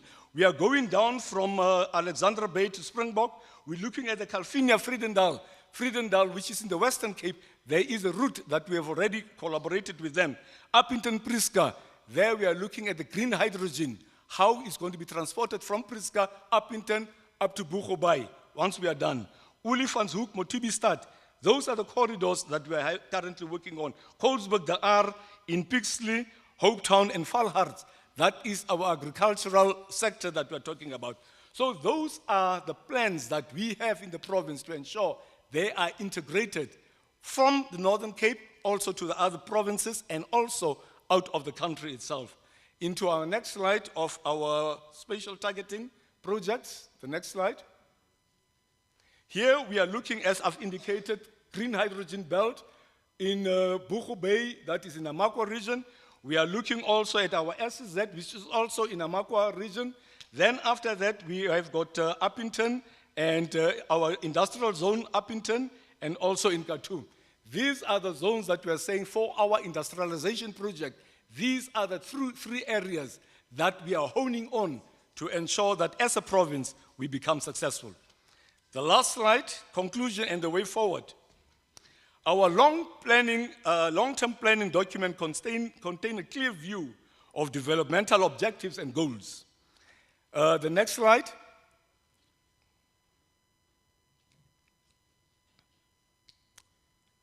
Thank you. These long-term plans need to be translated into implementable plans to assure that strategic goals are met through the implementation of various plans within the province itself. Our NDP and NSDF objectives are absorbed into our provincial plans and frameworks and translated into provincial goals and objectives. This alignment for all government plans and frameworks are critical to ensure that collectively we work together for a common goal. Our plans are translated into frameworks, and the frameworks should be translated into projects and are implemented on the ground and in our space. It is important to have a clear vision and that we stay focused to the end objectives of these goals. And we can't continuously change goals. One administration comes, we change our plans. Next administration comes, we change those plans again. Lastly, we have to review our long-term plans. That review should occur with clear reflection on the progress that has been made, lessons learned, and we should adapt to relevant and new developmental pressures that we as a province have identified. I thank you, Chair.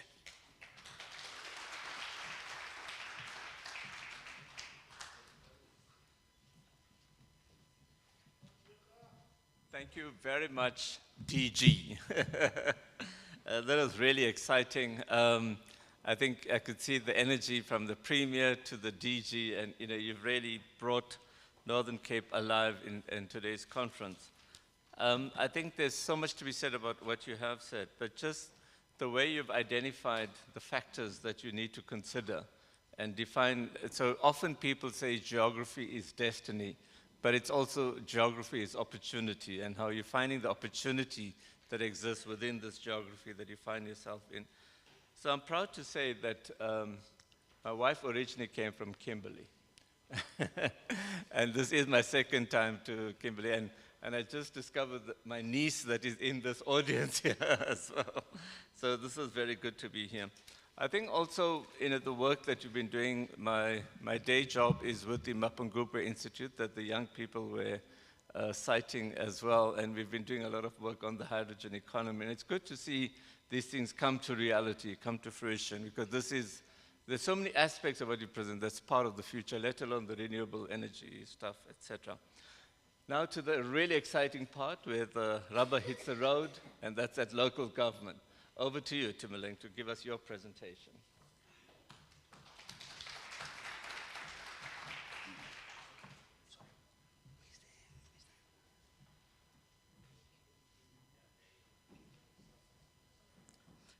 Okay.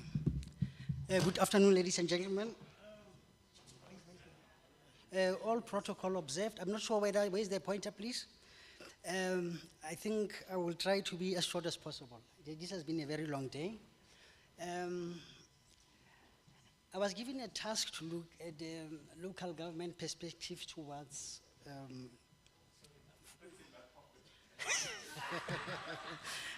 Okay. I almost ran away with it. Okay, thank you. Thank you. Where am I now? Let me just go back. I see I went, okay. Okay, can we start it again? I'm sorry for that. So what I will try to do is, I think I'm going to talk about something that is known by many people. So please forgive me if I'm saying what you already know. So now, this is the presentation outline. I'll try to look at the preamble, where I'm going to give a small background. I'll look at a policy interface, because it's very important for forward planning. I will talk about the integrated development plans. I think they have been discussed so many times today. I'll try to touch that also. I will also try to look at the long-term plans. I like what the DG said. when the professor was saying that there will never be a university in the Northern Cape. It shows that our visions differ. Sometimes you'll mention something, somebody will say it will never happen. So we will look at the smart cities, and then we will look at the district development model.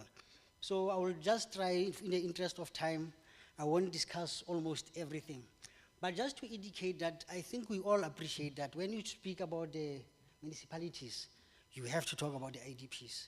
If you don't talk about the IDPs as a strategic document, a long-term strategic document of the municipality, then that means there is something maybe that you have to assist you with. We have the challenges of job creation and service delivery. That one we want to acknowledge. I think you must just check also, I thought the Prof. Oranje here, when he was talking, when he was making his presentation, if you look prior to 1994, a lot of people, I think, were staying in the rural areas. So post-democracy, there was a huge migration because people were looking for security of tenure. We had a lot of people from other countries, of which sometimes when you plan, those are things that are difficult to anticipate because you look at the numbers as they are right now in our municipality. So access to job opportunities was one of the factors, access to health services and schools for children. Those are the issues that led to many people migrating to the urban areas. And that created a lot of problems for municipalities. Hence, you find that if you ask communities about municipalities, everybody has the view, mostly negative, but not appreciating that if you look at the influx of people that will come at one point at the municipality, it is more than what was anticipated. So that is where the problems lie. And I want to say the government is doing an extremely well job by providing infrastructure. But if you look at the high rate of vandalism in this country of infrastructure, it sets the government on the community's back. Because you spend 400 million to put infrastructure, after some time you find that it has been vandalized overnight. So such things, they also affect the services to communities. And the communities, when they are frustrated, they don't look at vandalism, but they put blame to municipalities. The issues of health services, like I said, I won't go through everything. It will be improper for one to plan for any municipality and then you don't appreciate the global politics. So immediately if you want to plan properly, as Sol Plaatje municipality or any municipality in the country, you have to look to urban agenda. What were the issues? Because you must stick to that particular agenda and see how are you going to build into that. I think in the interest of time, there was a thorough explanation of national development plan. Spatial planning and land use management also is there. And then we come to the municipalities where you speak about spatial development frameworks. So all these plans, they are interlinked. You cannot even talk about the national development plan without looking at the global politics because they go hand in hand. The 5 years, I think we spoke about it. Everybody knows about what is the IDP. You might find that, let's say this is a municipality, this side, we have 500 million as a budget. That side, we have 500 million as a budget. We say, how can you utilize your money? So that is where your resources, whoever is going to use the resources wisely, will actually be the winner. Because you find that municipalities that have on the same page, but when it looks at the performance, you find that sometimes the performance, they don't go hand in hand. So I'll try to just touch here, because that is where most of my presentation will go, building on what the DG was already indicated about the provincial growth and development strategy. When you talk about the spatial development framework, that was actually well articulated in the DG's presentation. It's actually indicating the long-term planning. It actually shows exactly what is going to be where, and then what time it's going to be there. So the IDPs, they will entail these particular plans that I will just touch a bit to say you must have electricity master plan that will show that in the next 30 years, how are you going to provide electricity either to the municipality or in the region. And then, because that very same electricity, it's very important for economic development. If you don't have electricity, you can have biggest plans, they are null and void. And then if you don't have economic, even you might have a very good economic development plan to create job opportunities. But once one of the plans fails to deliver, let's say water, for instance, because we talk about water services development plan. If there is no water, whatever investor wants to come to invest is null and void. So they are all, I think, for me, the IDPs, it's the best document that has to be enhanced and we must work on. Whenever you talk about infrastructure development plan, every investor that wants to come to a place, you see we speak about waste management plan. You want to come, when you come into the city, the first mirror of the city is how clean it is. That is where everybody will want to be. So the issue of waste management plan, the infrastructure development plan, and also finance management plan, because some investors, they want to know, is financially, this municipality is financially sustainable or not? So all these particular plans, they go hand in hand and they complement one another.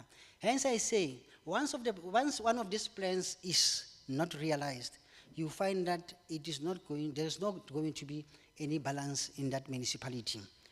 And then I want to talk about the smart cities. I like what the Premier was saying. Some people will tell you that if you talk about the smart cities, they can ask you, why must this person present us about the smart cities? Will we ever have one smart city in the Northern Cape? Yes, we can have smart cities. If you look right now, I think all of us, as we came here, everybody came with a car, isn't it?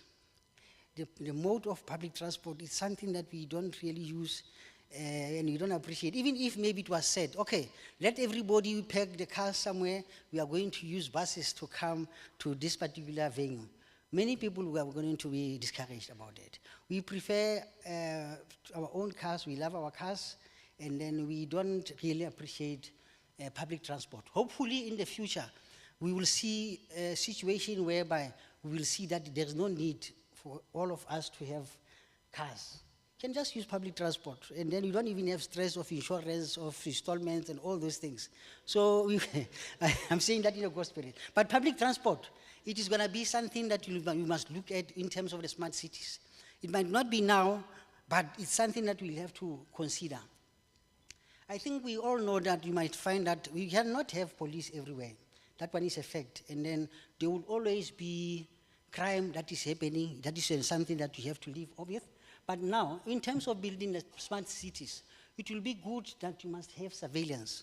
Because if you have surveillance, that means even if you are in one room, you can have the whole picture of what's happening to the city. So it's something that is, I don't know whether maybe some municipalities can say it's expensive, but if you have the vision that this is where I'm aspiring to go to, I want my city to be crime-free, I want the investors to be able to come. These are the things that in future one can invest in. And then there is this one of, I wish you can see this thing in our lifetime, you know, whereby we have cities here where there are no cars at all, you know. Our children can walk peacefully, and then we can have green environment like this, and then it can be pedestrian friendly. Those are nice things, and they are possible, because you see there are so many policies that were implemented by government that you check in the past. They looked impossible, but they happen.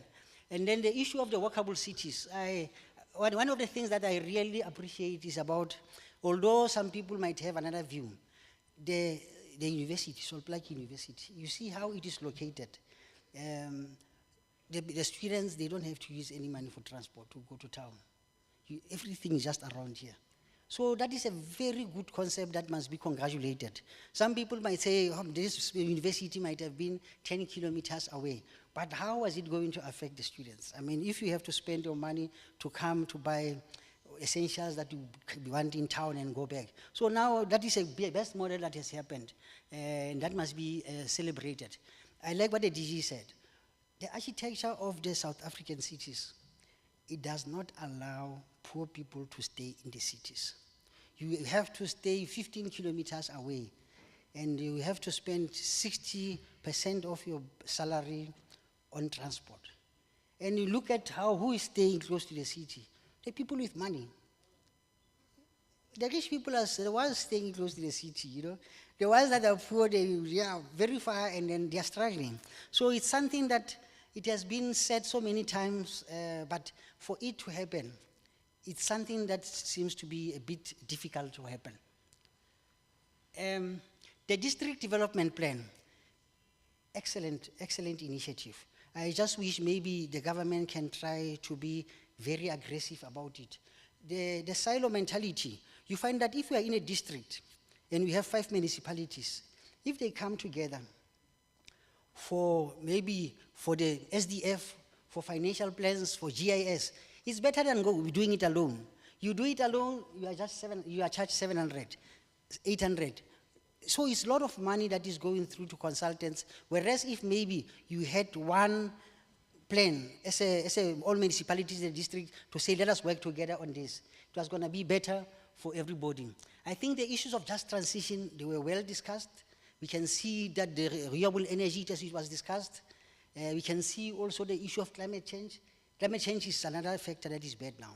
So whatever we plan going for the future, we have to consider climate change and the implications that it has on the infrastructure, on housing, human settlement, everything. So climate change is key. Public-private partnerships, collaboration and integration. It's unfortunate that some people will prefer that to say, Itumeleng Thatelo has done this. You know? Instead of saying 10 people, we came together as 10 people, we collaborated and worked together. Somebody will want the name to be up there, but let us look at the results. If the results are good, it's okay, your name even if it's not called. The issue of innovations, I think it was also well discussed. It cannot be over-elaborated because innovations is the way to go. For economic development, we need new ideas. Something that sells all over the world is innovations. I think this one was discussed during the day. Short-term gains, I mean. You'll find that I'm a politician. I just want to create something quickly that is not even budgeted for, just to create hype for me to be elected. You know, I'm not talking bad about politicians. Even if the CFO can say, but we have not budgeted for this, you'll be told that you must make money available. We need this project because. So vandalism, I think if you plan, it's so sad to see that there's a lot that is invested, but it goes away because of vandalism. And maintenance. You know, I wish one day I can see a mayor that is just celebrating maintenance. You know, just not to say, I have built this road. You build a road, it costs 150 million rands, it's not maintained. After 10 years, it's finished. You must get another money again to build it. So maintenance, I wish it's something that can be also highly prioritized in local government. Attraction of technical skills, very important.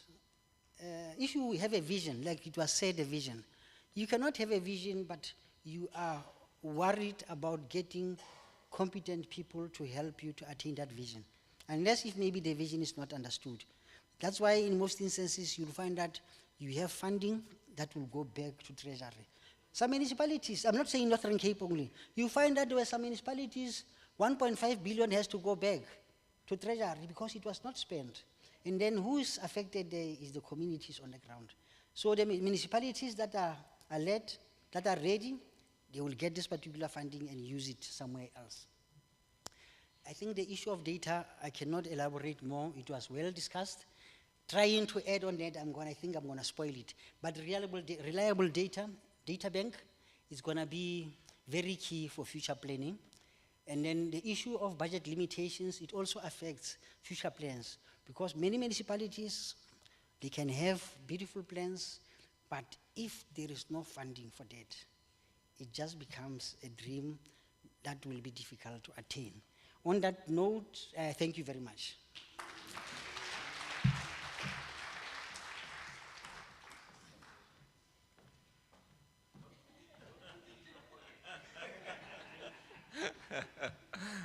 That's the way I get away. Whenever I'm facilitating and using flip charts, I steal so many marker pens by mistake. Well, thank you very much for the presentations, colleagues. You've certainly brought everyone alive and well, and we've still got the audience intact. And I'm sure there's some exciting questions to be asked before we break. So let me start on this side for a change. Yes, number one, the gentleman towards the back. Number two, the youth sector. Number three, who? Commissioner Mollo. Sorry, Commissioner Mollo. I'm busy looking out at the back there, Commissioner Mollo. Okay, so let's start with the gentleman at the back, and then the young lady from Sol Plaatje, and then the young lady from the Commission. Okay, and as usual, introduce yourself.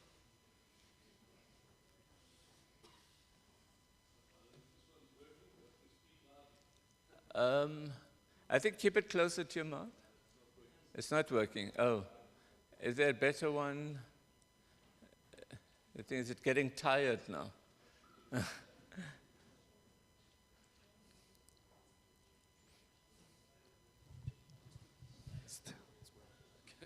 Thank you.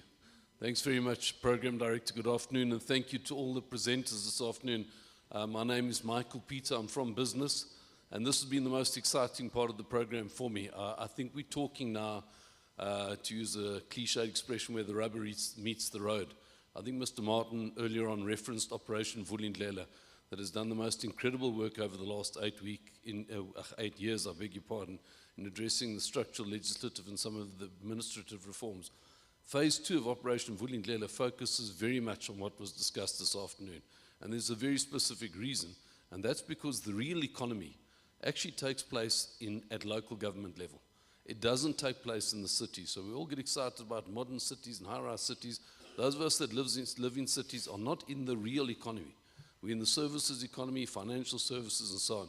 So all of these plans for expansion are predicated on the idea that there is infrastructure. The previous speaker spoke brilliantly on the importance of working roads, proper spatial planning so people aren't spending 60, 70, 80% sometimes of their salaries just to get to work.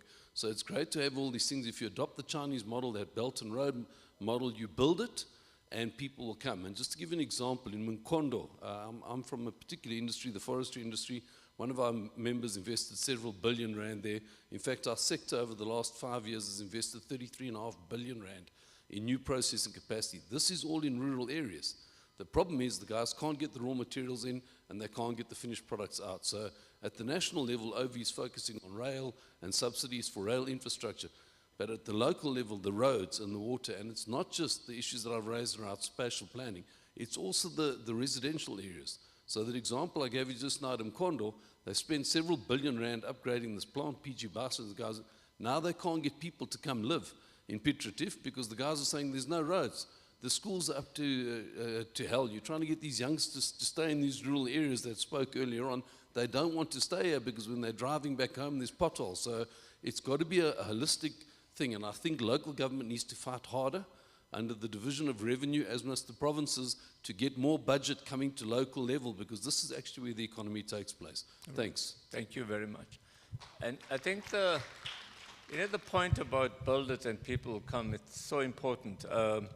The current ruler of Dubai often says that when his father decided to expand the port of Dubai, and people are laughing at him and they're saying, it's crazy. Dubai is an unknown entity and no one comes here. And his father said, we'll build it and people will come.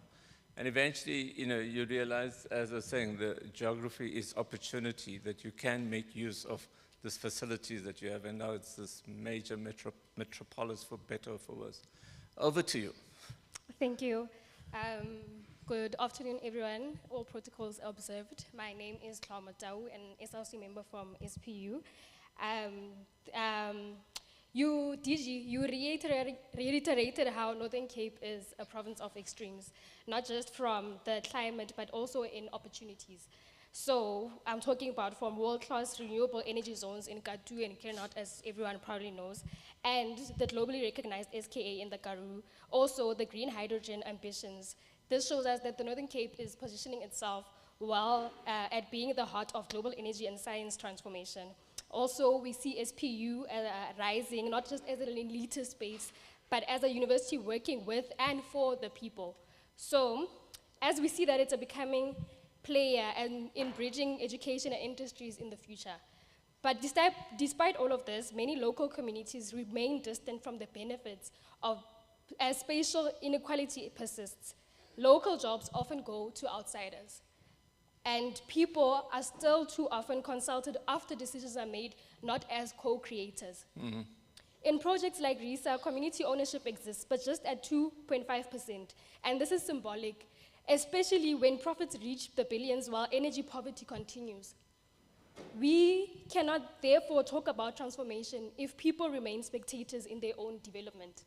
So my question to you, DG, is how can the PGDP and provincial spatial development framework be used more intentionally to embed local ownership, equity, and spatial justice at the core of planning?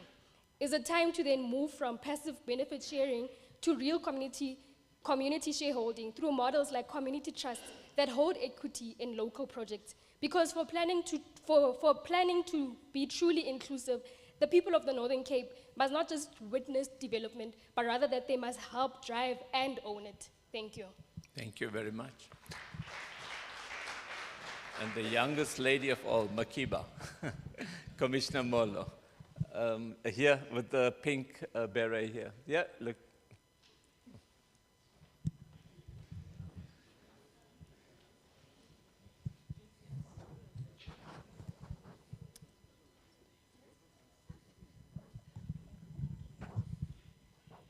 Thank you. My name is Makiba Mullo. I'm from the National Planning Commission. So my questions have actually been eclipsed by the two speakers before me.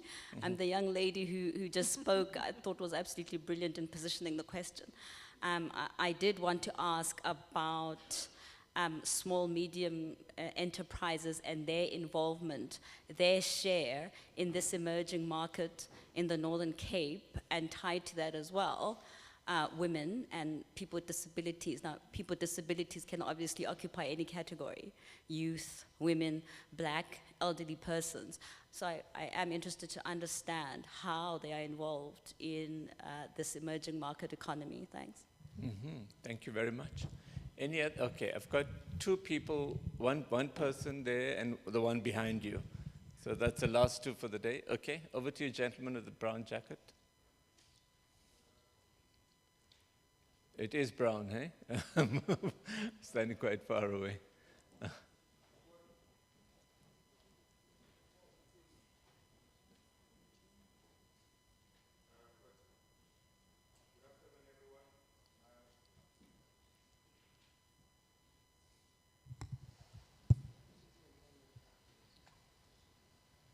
Good afternoon. Okay. Good afternoon, everyone. My name is Umpile Monoketi. I am the provincial coordinator for the NCOPF, which is the Older Persons Forum. Good one. That's a good description. Yes. And I'm an international accredited life coach, which I'm actually doing a doctorate for, soon to be called a doctor. Yeah.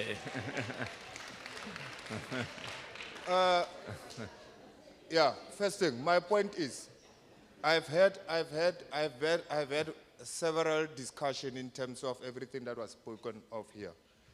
I've never heard where the old are mentioned in terms of benefits, in terms of things they are going through.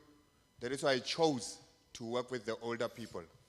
First thing, I'm going to speak about the youth, which is something I was actually representing since. We can speak whatever we want to speak about the youth, but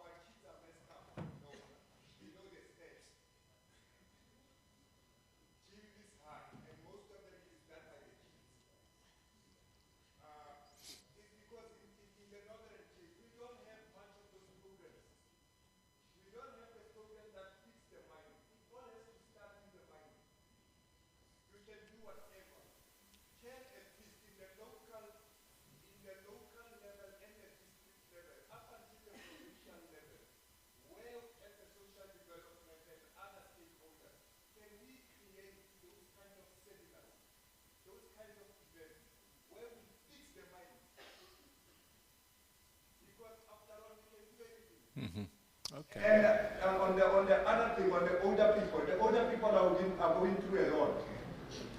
They don't get the benefits they need. They are being beaten up by these young boys who come drunk at night. Then forcing for them to give them food and all that. There's no best of older people's person in the previous office, but there is one for you. There is one for veterans. So those things need to be looked at. Because they are going through, now as I speak, centers are not paid for about 2 months. Older people's centers. Many of them are not paid. Which is something very, very hefty. I was at the older people's person, Golden Gates in Rustenburg. You know when they say, when you are a kid, when you come, there's a chief boys, who are well off. When you get to those games in the national level, other provinces, they are at the high peak, where they even can come with the 11 ambulances to the games. But the Northern Cape, they can be picked up in the bus of the bus, and an older person sitting in that kind, up until Rustenburg. It's not acceptable. Those things must be looked at. But it needs for us to have a proper events in terms of seminars, of fixing minds of the youth, because they come straight from the ground. Thank you. Thank you. I think given the average age in this room, you're very popular. Okay, last speaker at the back.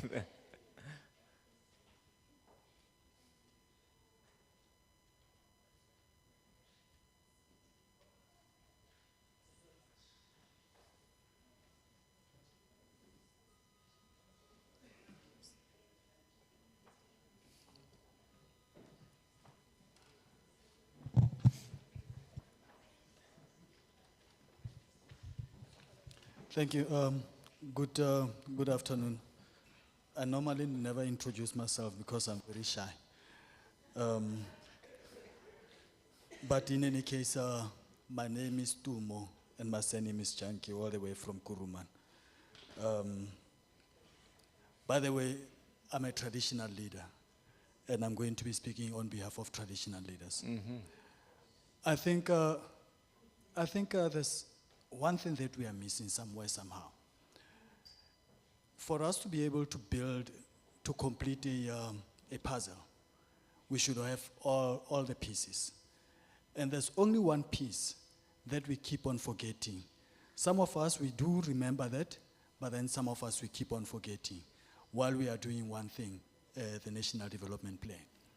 And I think it's now time that government, let's say, because we are in the Northern Cape now, let's say Northern Cape should start accepting that we have traditional leadership in Northern Cape. And we are only 8, by the way. And all of us, we are coming from Kuruman.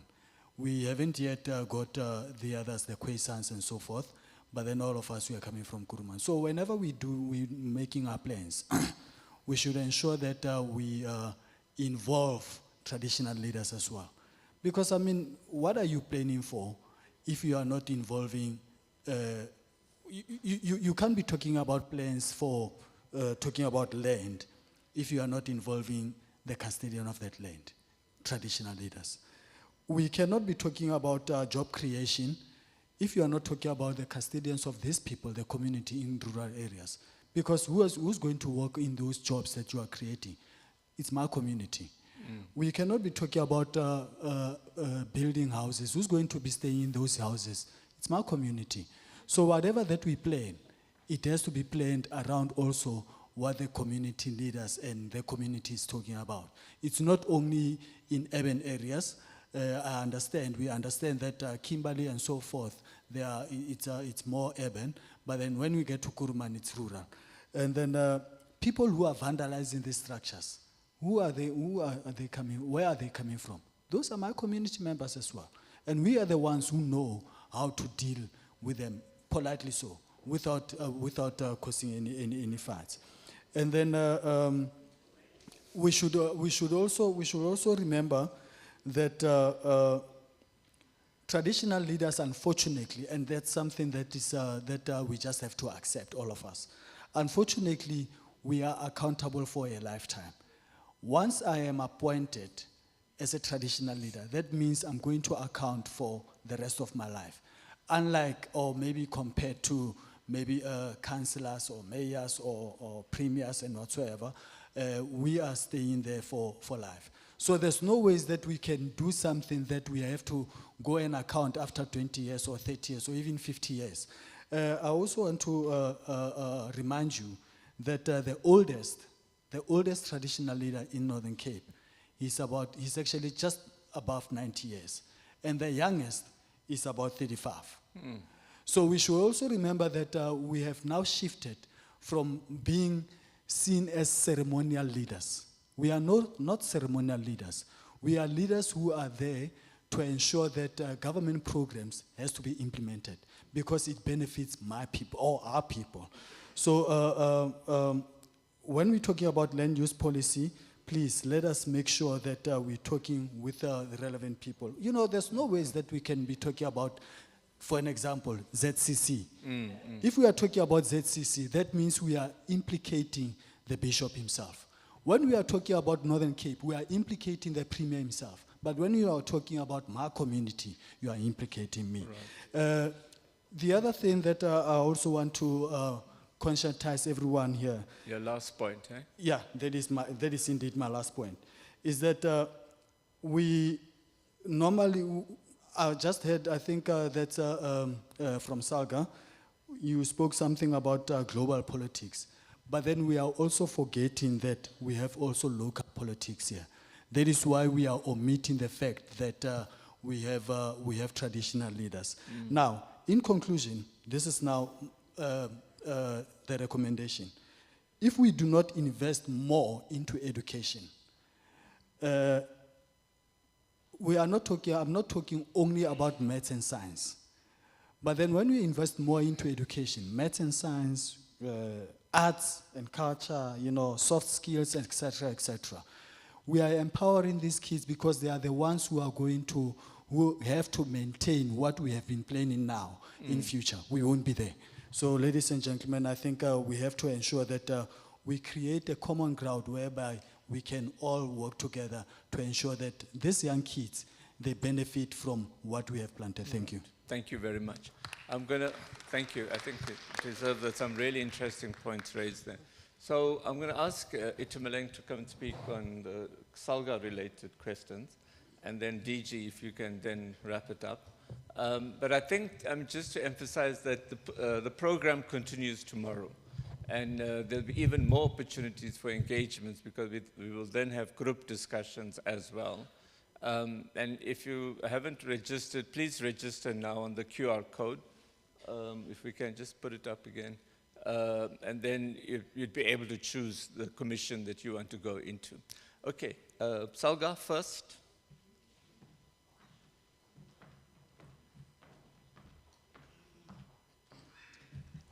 Thank you very much, Program Director. I think the first speaker, I think we are talking from the same hymn. He was already appreciating and indicating some limitations from other countries, that is noted. The issue of renewable energy, it's a bit difficult, and I understand the energy of the youth, but now you find that renewable energies, when you talk about the investment of 400 million,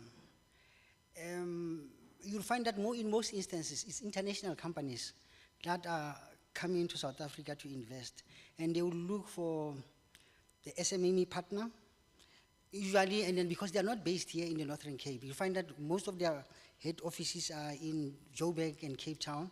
They will come with somebody from that particular provinces, and it's true. The benefit for the Northern Cape, I think we have summarized it very well. It has been discussed so many times, and it's a challenge.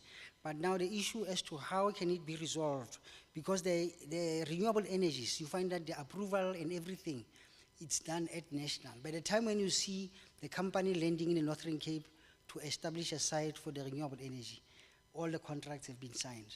Even if the municipalities try to engage, you'll find that they are not privy to the contents of the contracts that has been signed by national government. And then, yeah, I understand the local communities, because usually the local communities will only benefit during construction phase, And after that, when the construction is completed, the IPPs usually say they need people with a certain expertise that you find sometimes they are not available in our province. That also becomes a challenge. The community trust, I fully agree. I think everything that has been said about the renewable energy, you are spot on. And then as to how can these issues, even the community trust, you'll find somebody who's not even residing in that community is a member of the trust of that. Somebody is a soccer player, is not staying in this place, but he's in the trust. So those are the challenges that we have also experienced. I think the one of the traditional leadership, I will never try to challenge the issues that have been raised, and it's true what you are saying.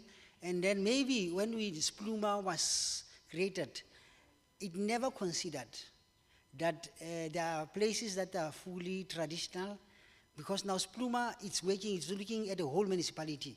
So in most instances, what I've seen, there will always be that misunderstanding between the councillor and the traditional leader, because the councillor is coming from the angle of Spluma, looking at all that must happen in the whole municipality.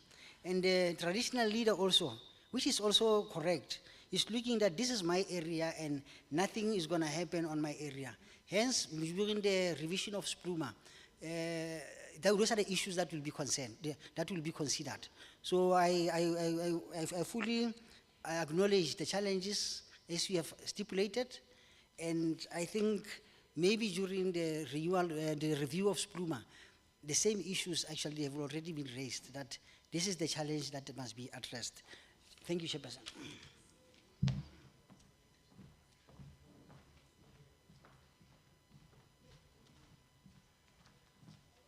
Thank you, Tumeleng. I think I would like to start where you ended off.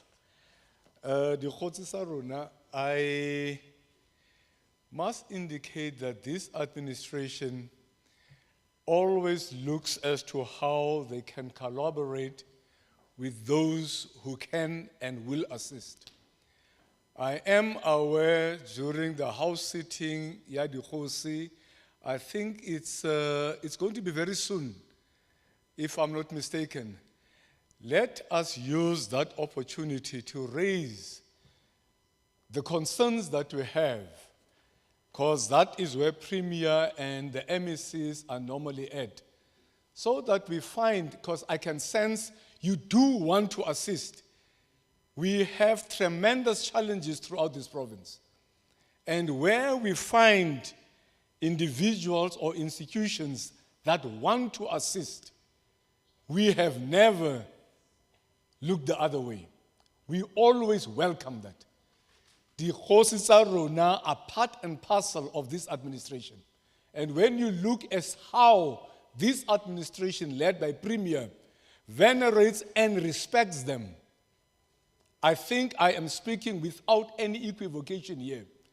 Our horses, I think our Premier and our MECs, we are respecting you, and when you are raising issues of community concern, there is no way that we can say we are going to keep our ears closed. So can I close this on the fact to say that during the next house sitting, please ensure that you are present, raise the issues, so that the Honorable Premier can take them up and direct them towards the MEC or the department that's supposed to be dealing with the issues, the rightful issues that we have just mentioned here.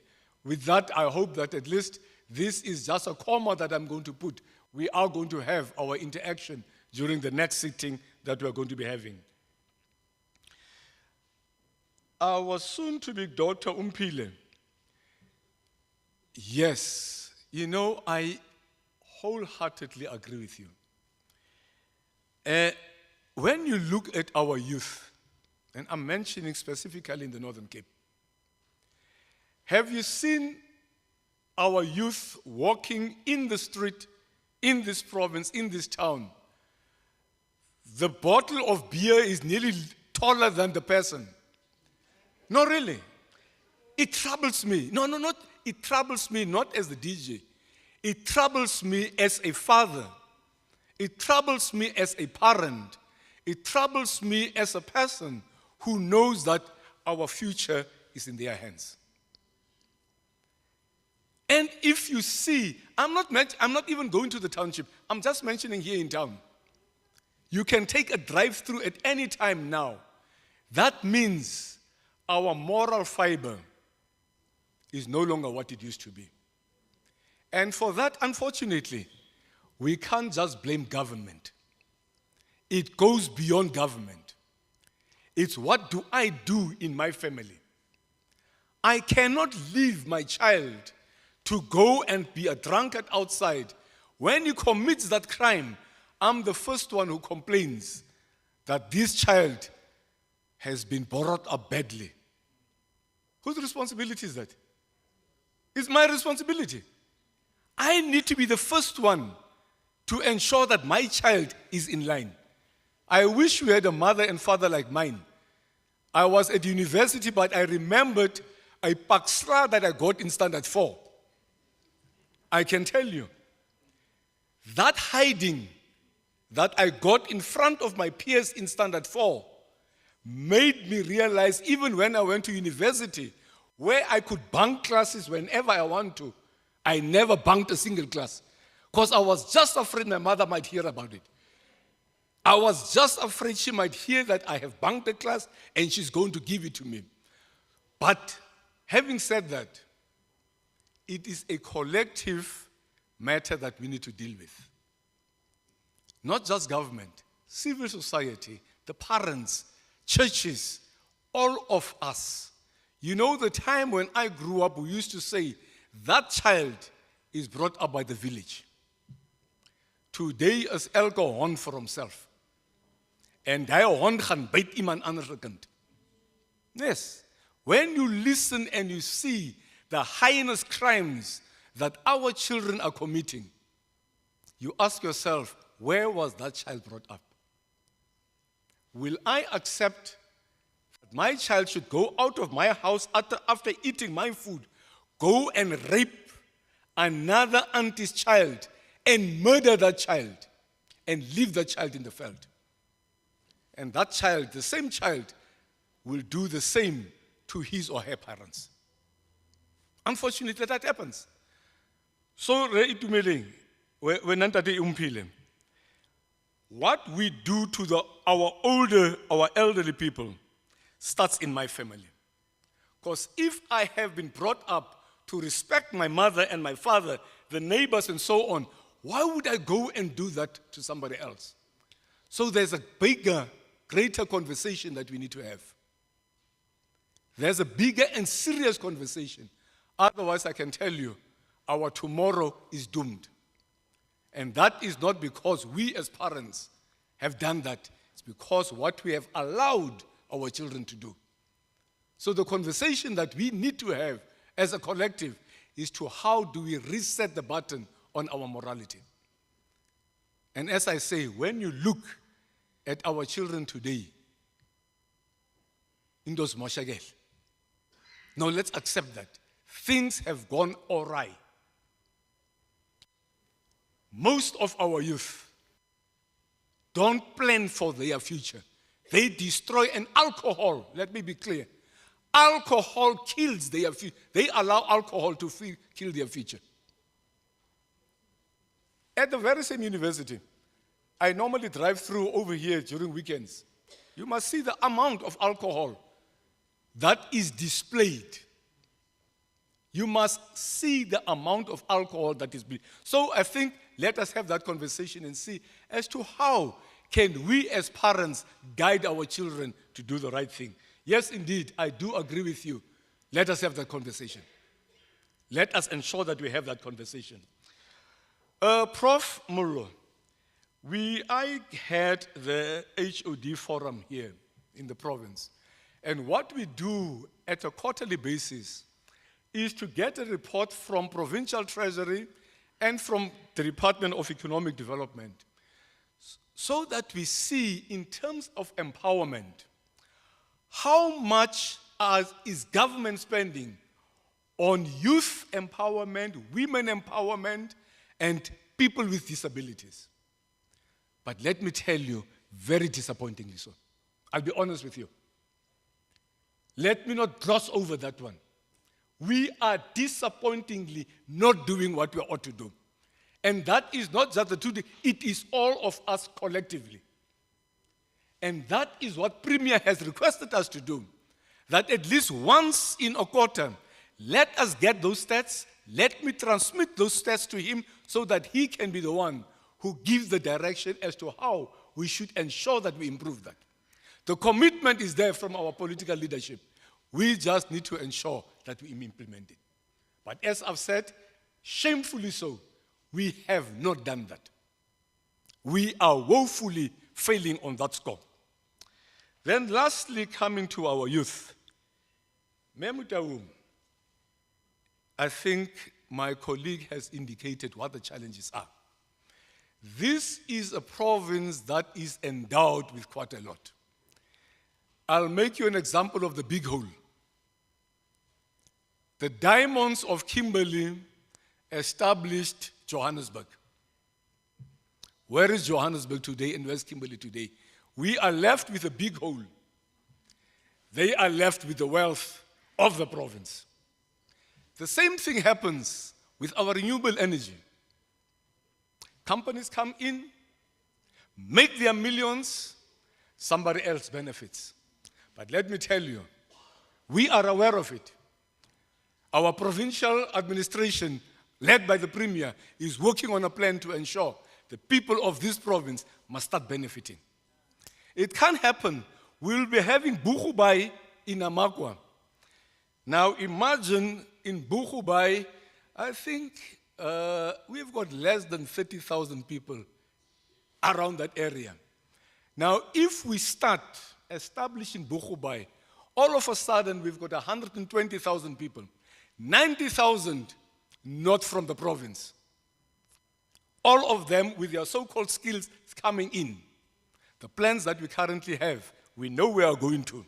That's why we've engaged with the SETAs to say that these are the skills that we will need.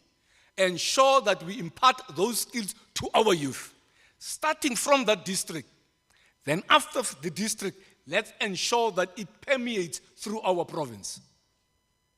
Because this province, as small as it is, by the way, we get 2% from the national fiscus. Prof, that 2%, when we look what goes out of this province, is more than 40%. When you look at our mining input that we're giving, when we look at our renewable energy, when we look at our farming produce. But the unfortunate part thereof, the head offices of these companies, either in the Western Cape, mostly in Johannesburg. So when they contribute their GDP to their GDP, what do they say? It is in Johannesburg. The longest train runs from Sishen Katu to where? Western Cape. To the Western Cape. Where does it start? North Cape. So those are the things that we say, let us see as to how we transform that. The PGDP that we are currently working on wants to address those. But the bigger issue that I want to tell you, in this province, when we say we want to collaborate, we are not the only repositories of knowledge. You are the future. You know how you want things to happen tomorrow. Ray Dumeling, the other colleagues, you know what your challenges are. What we are saying in this administration, we want to work collaboratively with our people. And luckily for this administration, 6 and 7 administration, that's what we've been doing. The Premier has been crisscrossing from one area to the. Luckily, he doesn't send his MECs. He leads his MECs to ensure wherever he goes to, the challenges, Tsako Kuruman, the challenges Tsako Upington, you won't tell Premier something that he doesn't know, because he has been there. And the next stage is for us, as I've indicated and I made a commitment, we are going to have our youth in Daba, where you are going to be able to give yours. We are going to have our elderly, where they can also come. It's not just for social development to have that youth, elderly people's thing once in a while, and that's the end of it. We need to ensure that we are collaboratively working one route. This is a province of promise. This is a province that I can assure you I am proud to be a member of, because I know collectively we are going to be able to make things far better for us. There'll come a time that I can assure you, I might not be here then, but I know the foundation is being laid today, that the time will come when our employment rate is going to be an acceptable level. Because when you look at the endowment that we have in this province, we have the herewithal to ensure that in each and every household, at least there's somebody working. Thank you, Mr. Chair.